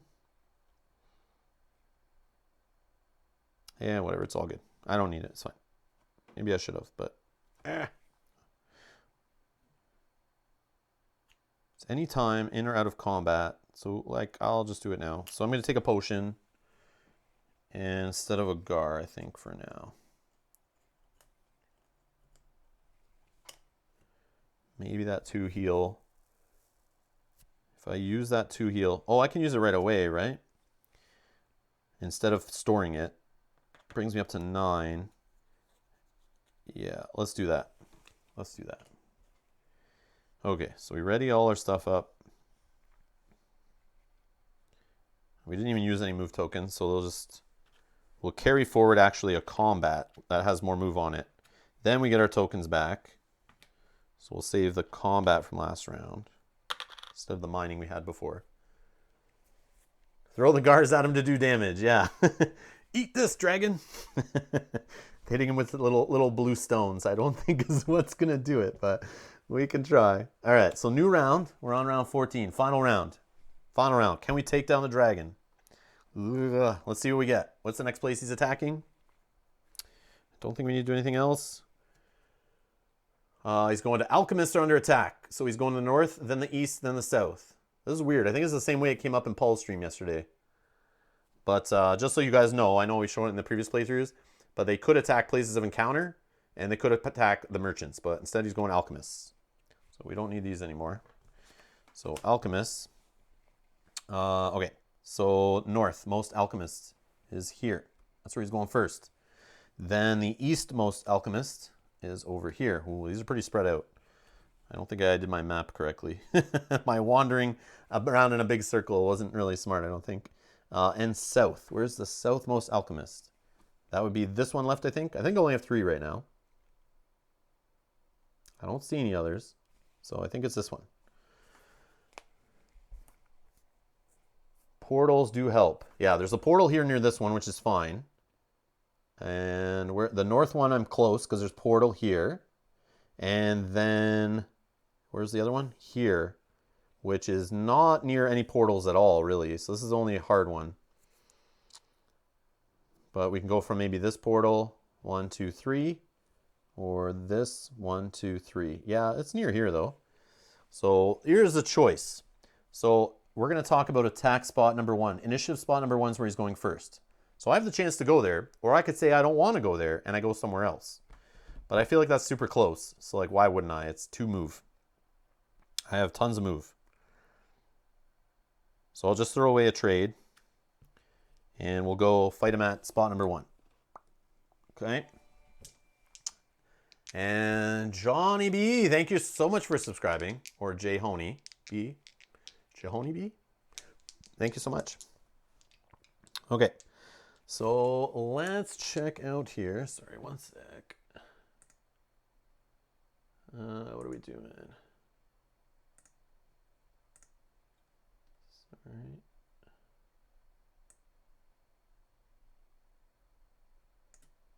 Okay, perfect. All right. So we are going to... Oh, Implosion should be rated up. So here's the question. I'm looking at this stuff here. Implosion is like my hard-hitting combat ability. But do I open with that? Or does this +3 carry forward to the next combat? That's my question. Because this +3 is pretty useless if I only hit the dragon once.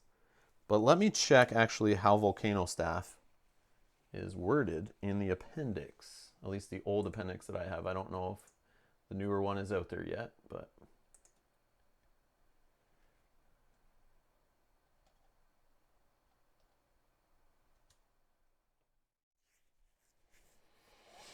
So Volcano Staff here on the right.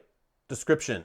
If the hero's roll is equal to or greater than 10, Maldar receives a bonus of 3 points to be added to his roll in the subsequent hero attack roll phase. Cayman, are you there? What do you think how this works? Because the next hero attack roll phase wouldn't be until the next interaction with Faruga at spot 2 or 3.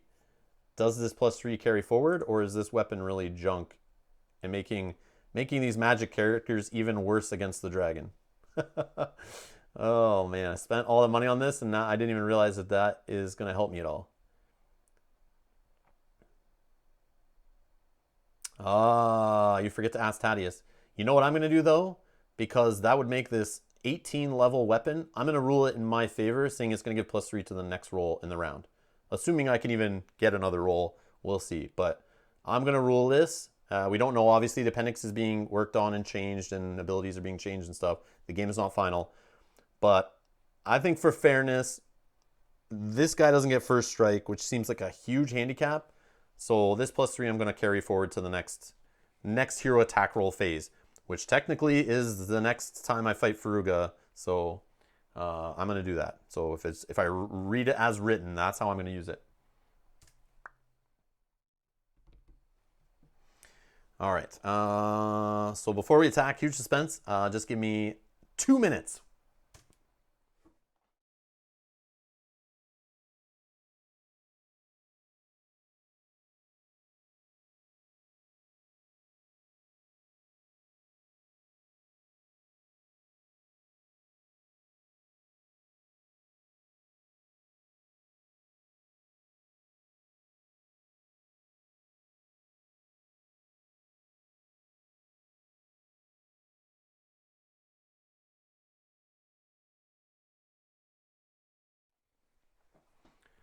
All right, and we're back. Okay, so we were going to attack this guy.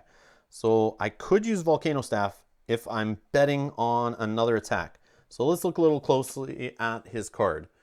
So if I only do 0 to 3 damage, which I pray not, I'll get hit back for 12. 6 plus 6, okay? If I do 4 to 6 damage, which is more likely, I'm going to get hit back for 10. I'm only at 9 health. I might as well, before I fight him, before in my prep phase, get a potion and use it, right? I'm going to heal up 2 to 11, right? So I get a potion off Alchemist, which can be used anytime in hero prep phase, which I get a hero prep phase before each attack or whatever. So up to 11. So then I would only get back for 10. I'd still be alive. So I need to try to hit for 4 to 6 damage. Hopefully 7 would be nice. 7 would be great. Okay. But I don't see a way to do that based on what I'm rocking here. That's the problem with these guys. They can't get up there with the damage. They need scrolls to help with that, or fire essences, which I did not come with enough. Okay. So if I just go with Implosion, try to get 11 plus. I would hit for 6. I would get hit back for 10. I wouldn't be dead. Or I do Volcano Staff. Try to get 10 plus. I do 4 damage. But then +3 to my next roll. What am I trying to do to him here? I'm trying to get, what am I trying to get to? He's at 12. So I need 13 more damage. 6, 4, 4. Yeah, we can get there. But it has to be like perfect. All right, so let's try this. Let's start with Implosion.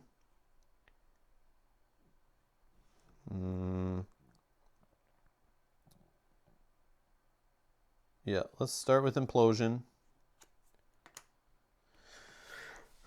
Yeah, I think that's what we do. All right, here we go. 11 plus. And there's no elementals. We rolled a 5. Womp womp. No she die in the dragon rounds. That sucks. Okay, so 11 plus. I need to get there. Do I just spend the earth now? 8 plus 5, 13. I'd prefer not. Or I spend a Gar on the 1. 6. Yeah, let's try to spend a couple Gars, I think. Oh, wow. Okay, let's spend another Gar. Okay, so we got 9, 10, 11, 12, 13. So we got there. 6 damage. 6 more damage. And because of that, we're going to get hit back for 6. Down to 5. Plus another 4. Down to 1. Oh, boy. Oh, boy. So these Gars are gone. We're down to 3 Gars left. Seems like well spent. All right. So now we need to get to spot number 2. If only I had a way to just jump across the board where there wasn't any portals. Teleport 6 hexes, you say? Because then, hold on, let me think. If I will die here. I'll go back to the church. And then on the next Fruga attack, 1, 2, 3, 4 movement over there. I have plenty of movement. Yeah, I'll just spend this to teleport. 1, 2, 3, 4, 5, whatever. We're there. Okay, so we teleport. You can do it. You can always heal in the church. True. But do I not heal to max when I go back to the church? See, my thing is, what I think, let's read draft rules. I just need to confirm something with you, Cayman, while you're here. Where is...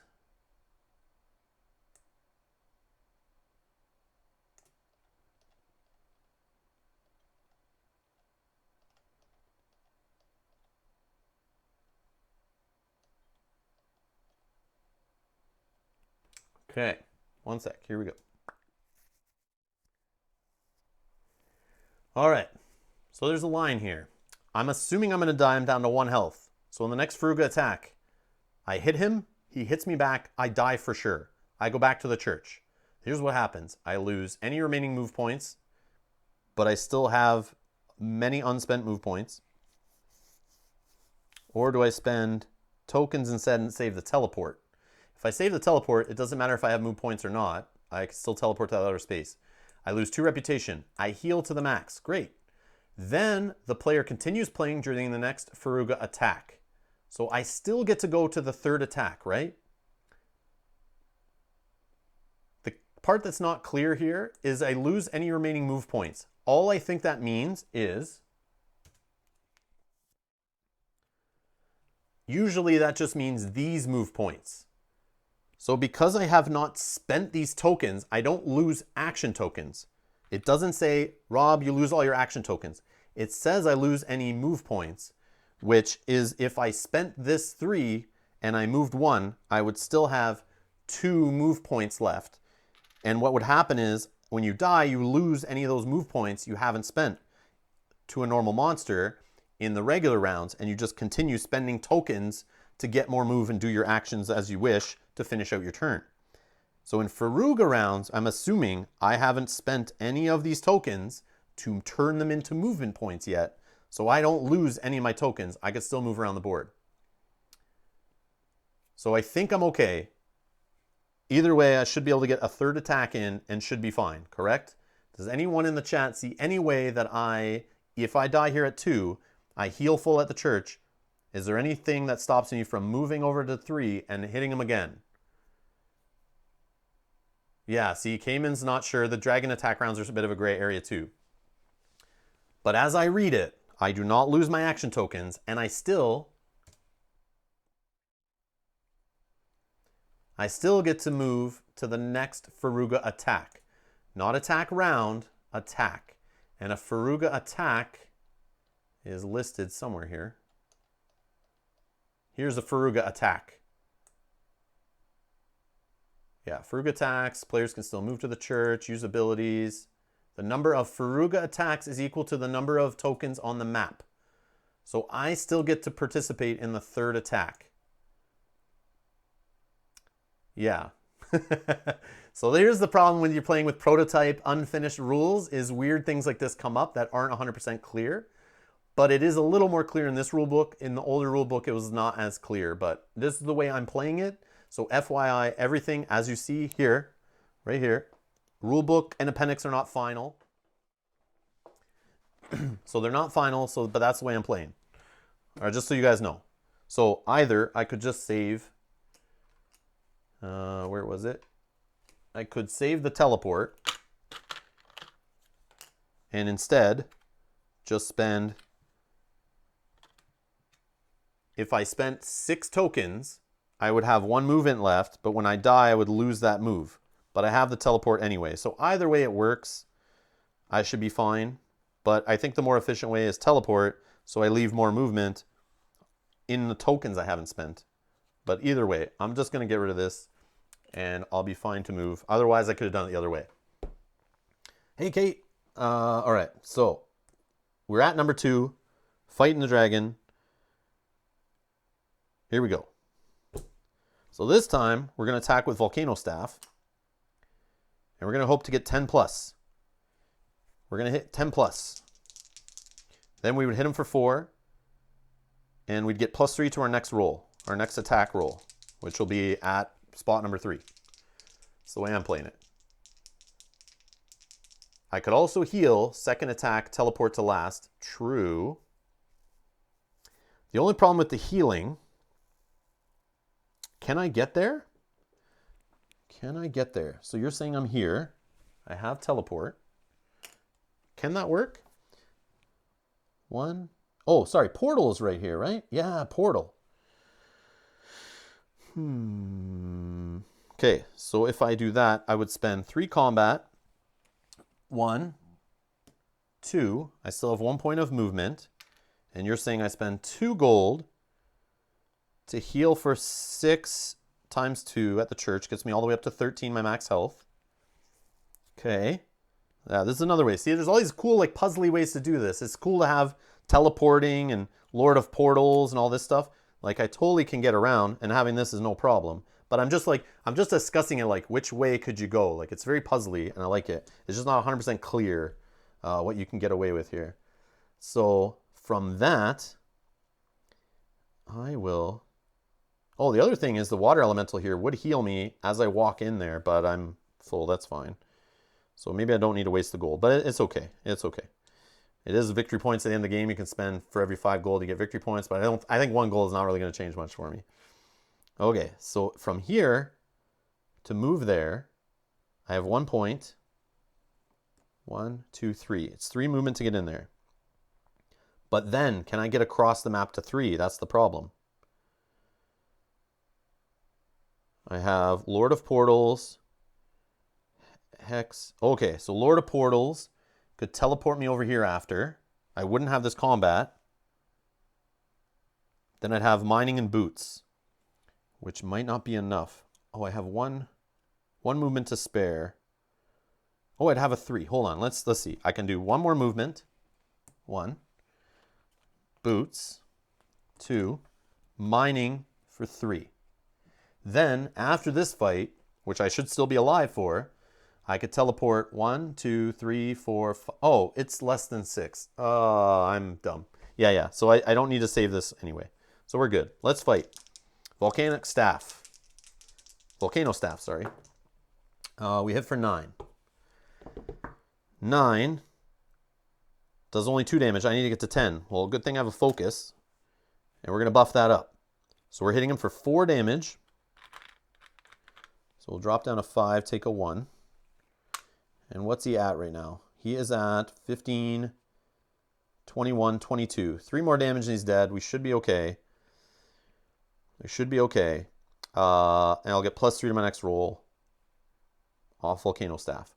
All right, he slaps me back for 10, down to 3 health. Now we're going on to initiative token 3. I'll teleport. 1, 2, 3, 4, 5. Oh, I forgot to, yeah. Or should I move, actually? Watch this. Not that it matters. But I could spend 3 move. 1, 2, 3. That heals me 1, 2, 3. Up to 6. Then I teleport.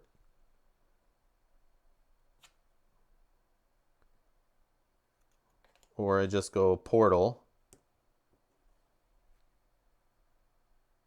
And teleport, whatever. However, we get there. It's all good. Okay. Done. All right, now we're at initiative spot 3. Let's attack the dragon with Blazing Hands. Oops, I shouldn't have tapped my Volcano Staff, by the way. I should not have tapped my Volcano Staff. I know better. But I'm getting excited here. So because this is not an ability, it's a weapon, which the camera does not want to focus. It's just a weapon, so I don't need to tap it. That's my bad. I do that sometimes if you've seen the other playthroughs. Okay, so Blazing Hands. In Blazing Hands, we have +3 to our roll from the Volcano Staff. And we're just looking to do 2 damage, so like we have it, right? Or no, we're looking to do 3. 15, 21, 22. We need 3 damage. So I need to get 8 plus, but I have an Earth Essence, worst case, and a ton of Gar, so we're good. That is tapped. And yes, I get the +3. Oh, yeah, I tapped it to remember I get the +3. Yes, Cayman. All right, so we get 10 on our roll. And 10 will do 3 damage. Can we get more, though? I don't think we can. We can only get up to 4. We'd still die no matter what. We lose 2 reputation. Yeah, I don't think there's a way that we get out of dying. Because either way, we're dead. Yeah. That's okay. All right, so we kill him. We kill Faruga. Oh, I kill Faruga, so I do not get hit back, right? On the final blow. Air Elemental, but you still get with all the things you have. Oh, yes. Sorry, I am beside an Air Elemental. Thank you. So this would flip here. Sorry, thank you. It should only be a 5. I need to get to 8. So we have +3. That brings me to 8. Or I just spend an Earth Essence. But I would probably spend Gar because Gar is useless at the end of the game. So we just need to get to 8. And yeah. So 7, 8, 9. So we're there. Either way, we're there. Rob Maldor is tough. Yes. No hit back. Yeah, I thought so. On the last kill, he doesn't hit you back, right? So I don't die and lose reputation. I did it! Faruga's down! Whoop, whoop. Only died to the Cyclops. All right, so, yeah, we get 10 reputation. Score the dragon card. 30. Is that right? 30? How did I get 2 other reputation? Am I missing something? I thought I was on 18. Did I forget something? Or I fought somebody, didn't I? Didn't I fight someone extra? Yeah, maybe I did that. All right. So we're at 30. And dragon is dead. Good job. Thank you. Thank you very much. All right, so let's clean up a little bit. Let's do our final scoring. So we'll get rid of Faruga. Actually, I'm going to carry Faruga in my backpack and take him back to town and sell him off for parts. That's what I'm really going to do after the stream, of course. I got rep. Oh yeah, I got rep for the Dragon Slayer Tower. That's okay. I was trying to remember, like, why am I cheating? Did I bump the token? Yeah. Dragon Slayer Tower gave me reputation. Thank you. I was like, I don't remember having that. Bedtime came in. Thank you so much for hanging out. I'll see you in the Brass Hat stream, 11 a.m. Eastern on Saturday. So 2 hours earlier than this stream started because we know it's going to be a long one. We're playing 2-player. All right. So let's go to final scoring. So first things first, we cash in all this stuff for gold. All of our abilities we have equipped right now. So 6, 10, 12, 13, 14, 15 gold. Okay, 15 gold for that. Plus we unlocked all of our slots. So 12, 16, 24. Is that right? 9 plus 7, 16 plus another 6. Yeah. 22. 22, right? Wow. 10, 15. Yeah, 22. Man, I'm like getting loopy here. All right. 22. So here's our gold so far. Now, I just need a refresher. I think we just jump onto these ones, but I just want to make sure I don't miss anything. So I'm just going to get to the final scoring in the book. All right. So now we take 2 gold for each essence and gem on my hero board. So I have this earth essence I never really need to spend. So we got it. And any that are on equipment, but I didn't attach any to any equipment.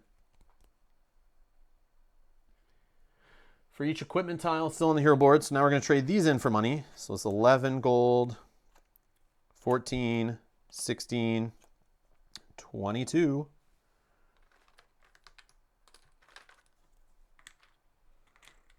Okay. Let's trade this in for a 21.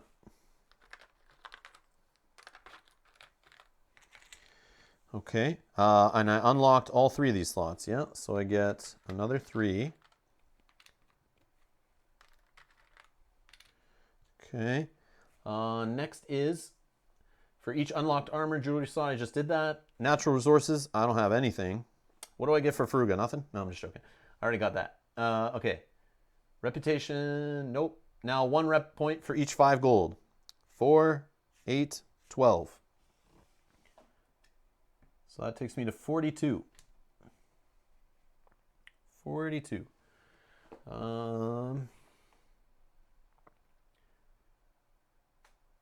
Now we start adding up stuff on the map. So due to our scoring table. So that is this table up here. So hero tokens, I'll try to collect them all up.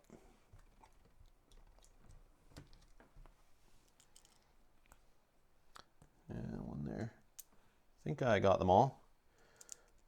4, 7, 10, 11.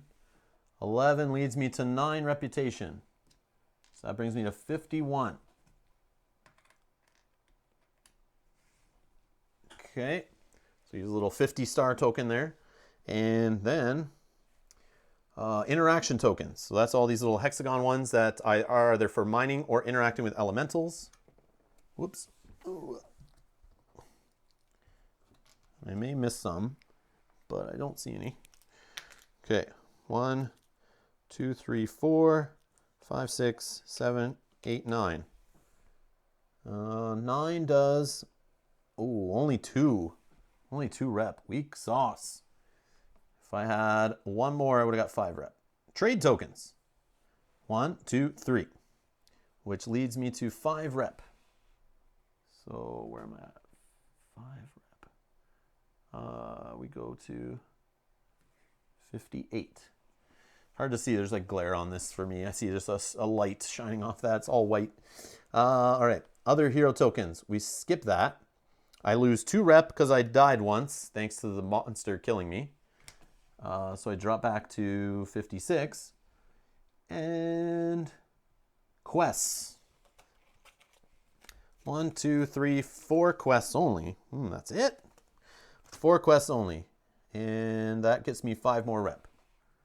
So that takes me to 61. I don't know. Is that good? I don't know. Let me ask the other solo players. No, there's no one here. All right. I'm not sure if that's great for solo, but that's a score. 61. I think that's it, right? Yep, that's it. Awesome. Yep, just in time for the final tally. Awesome. So yeah, that's solo with Faruga. Man, that was pretty fun. It was stressful, but fun. Like I said, it was a little bit of trouble. 61 beats your score? Yes, I beat Sam's score, who's 0. Oh, unless you played on Tabletopia.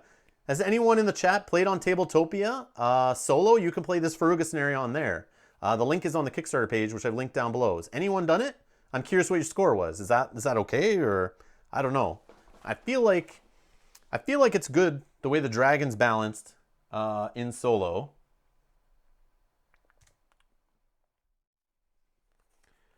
Yeah, the way the dragon is balanced in solo, even if I use the guy with the first strike craziness to do more damage, whoops, you guys can't see that, it still just does 10 reputation points.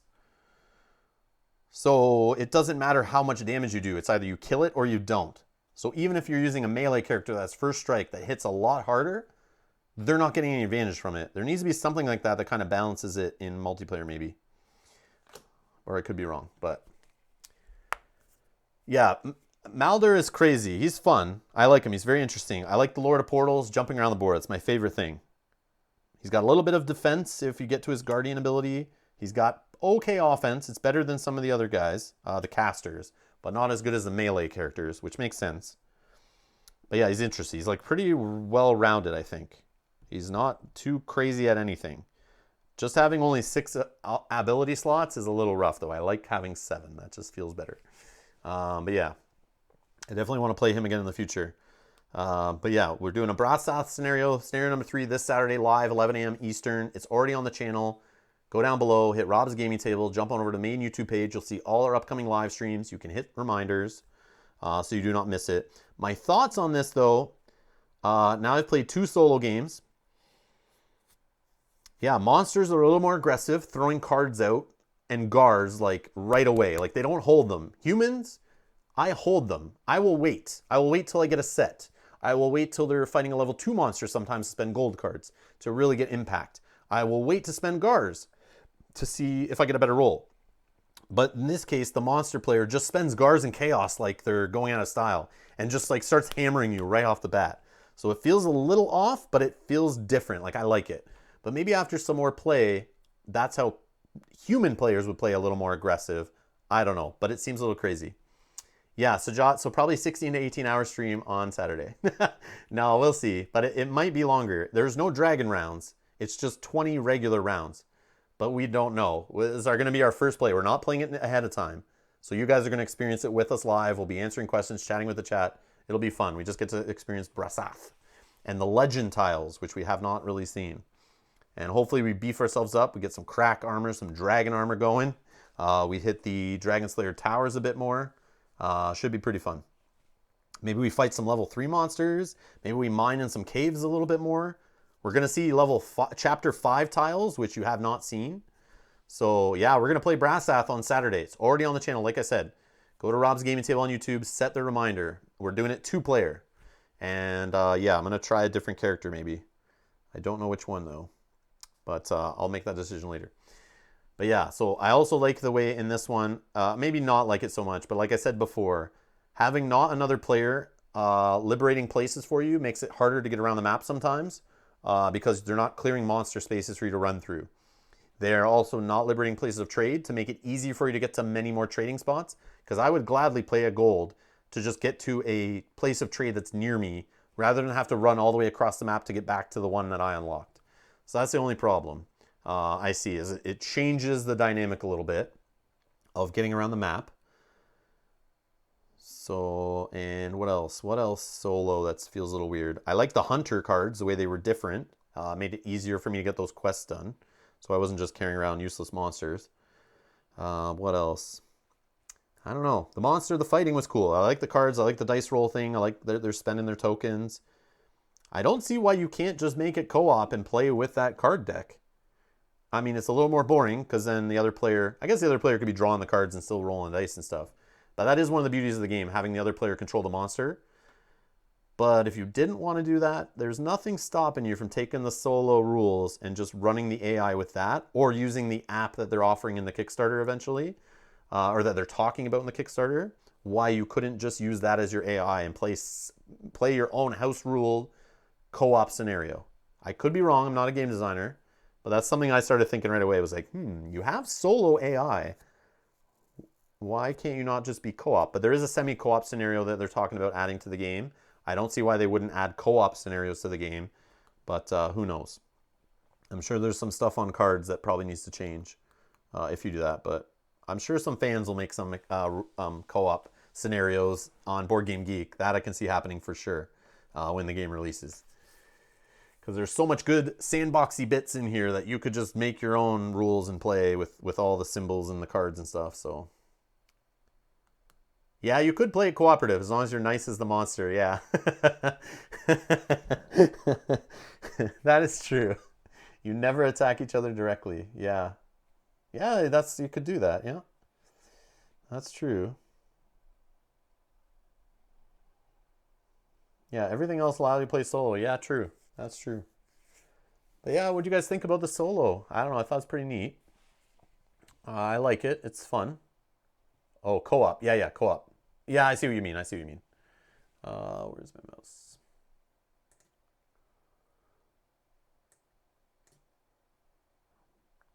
Yeah, if you guys have any questions, let me know. How long are we going for? 4 hours? Okay, 4 hours not bad. 4 hours not bad. I was talking through it, playing through it, so obviously it would take a little longer, discussing every option and every card I'm playing and all that, but yeah, Edgar's correct. I think you can pretty much play co-op using the solo monster mechanics. There might be just some changes you have to do on cards. I don't think so, though. I think it should be fine.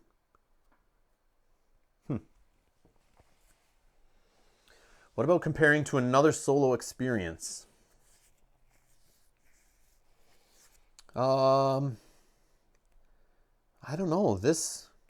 It feels like normal. Like when you play solo, you want it to feel like you're playing the normal game. And you want the AI to feel like it is as you feel when you're playing against another player, I think. I don't want to play games that are just about me getting the most points, which that's what it is. But I still feel like there's a monster player I'm scared of playing against. The fact he's willing to just spend tokens and crush me, I died there. I never die in this game, very rarely. And I died once. That's pretty crazy. Yeah, the AI knocked me down. A Cyclops crushed me, but yeah, I was scared. I was scared to face level 2 monsters in this because you don't know what they're going to do. They're very unpredictable. And I think they did a good job of that. I still think the puzzly aspect of moving around the map, trying to use your tokens as efficiently as possible, getting as much reputation from doing quests and all that kind of thing, being efficient, leveling yourself up, all that stuff's there. So it feels great. I think they did a good job with the solo. But compared to other solo games, I don't feel as wiped as when I play solo Cloudspire. So it's definitely not as puzzly and thinky as that. So it's below that on the complexity puzzly level, I think. What else? Same with Too Many Bones. I do not feel as tired and drained and brain burnt and as exhausted as if I play a day of Too Many Bones or if I play a day of Cloudspire. But those are pretty heavy games. Lots of strategy, lots of making you think one way or the other, changing up things that are going on. Kate says, I like that it has solo. Allows me to play a test game before bringing it to game night. Yeah, games having solo are a great way to learn it, right? You could just play solo, learn the game, get it all down, and then when players show up, you have experience playing the game. Much easier to teach a game when you're not just trying to memorize the rulebook, when you actually have visual and physical experience with the game. I love it for that aspect alone. But yeah, we learned it just playing 2-player together with Mel. But yeah, if I was in that situation, yeah, you can just play solo and then teach other players as you meet them and stuff. I like that. Sam says you would need to change the tiles in setup. I think base scenario setup would work. Brian is strong. Kate agrees. Seems less than Mage Knight in weight. Yeah, it definitely is less than Mage Knight. Like, Mage Knight with the fighting with the cards and the puzzly of spending cards just to move a hex. Like, Mage Knight, my brain's already burnt when I'm trying to move to where I want to go. There's way too much analysis paralysis. This game has that, kind of, because you need to move around the board and trying to get to where you get, and whether you spend your tokens. So it's like you're only deciding how you're spending 3 action tokens versus looking at your hand of 5 or however many cards you have if you drew extra cards or whatever. But you're trying to puzzle out those cards and the mana and stuff in Mage Knight. In this, I'm just looking at 3 tokens. Do I want to spend them for move, or do I want to spend them for their actions? Until you get abilities unlocked to help you with movement and stuff, it kind of frees up that burden. And then you look at the map and you're trying to puzzle around. But you have the same looking at the map puzzle you do in Mage Knight. It's just in this, I'm not worried about terrain allowance. I'm just worried about counting 1, 2, 3 to get there, or 1, 2, 3 to get there. That's it. Like, so I think it's different in that case. It's not as brain burning. And then in combat, the only real decisions are like, I roll, and then do I want to spend Gar and save it or not? Or do I want to use the ability or not? Or which weapon do I pick or whatever? Mage Knight seems a little more complex in the combat, especially as you get later on in it, right? And you also have to choose about what cards to put in your deck and stuff like that. I guess you have the same thing here when you're upgrading and choosing what abilities to use and stuff. It's similar. But yeah, I don't think it's as beefy as Mage Knight or as thinky. But I could be wrong. It's been a while since I played Mage Knight. And Aladjex, if I'm saying that right, no problem. You're welcome. Yeah, it's fun. Okay, well, if there's not any more questions, that's going to be it for our solo playthrough. So like I said, subscribe to the channel, hit the notification bell if you don't want to miss the next live stream. We're doing a live stream Saturday. I'm continuing my 7th continent playthrough tomorrow, solo. We're continuing that Thursday and Friday live. Tomorrow night, we're playing Guildhall. Thanks to our Patreons for voting on which chill old game in our collection we play on Thursday night, which is going to be Guildhall. If you'd like to vote on which games we play, which games we buy, see some videos early ad-free and that, you can support us on Patreon. Links are down in the description below.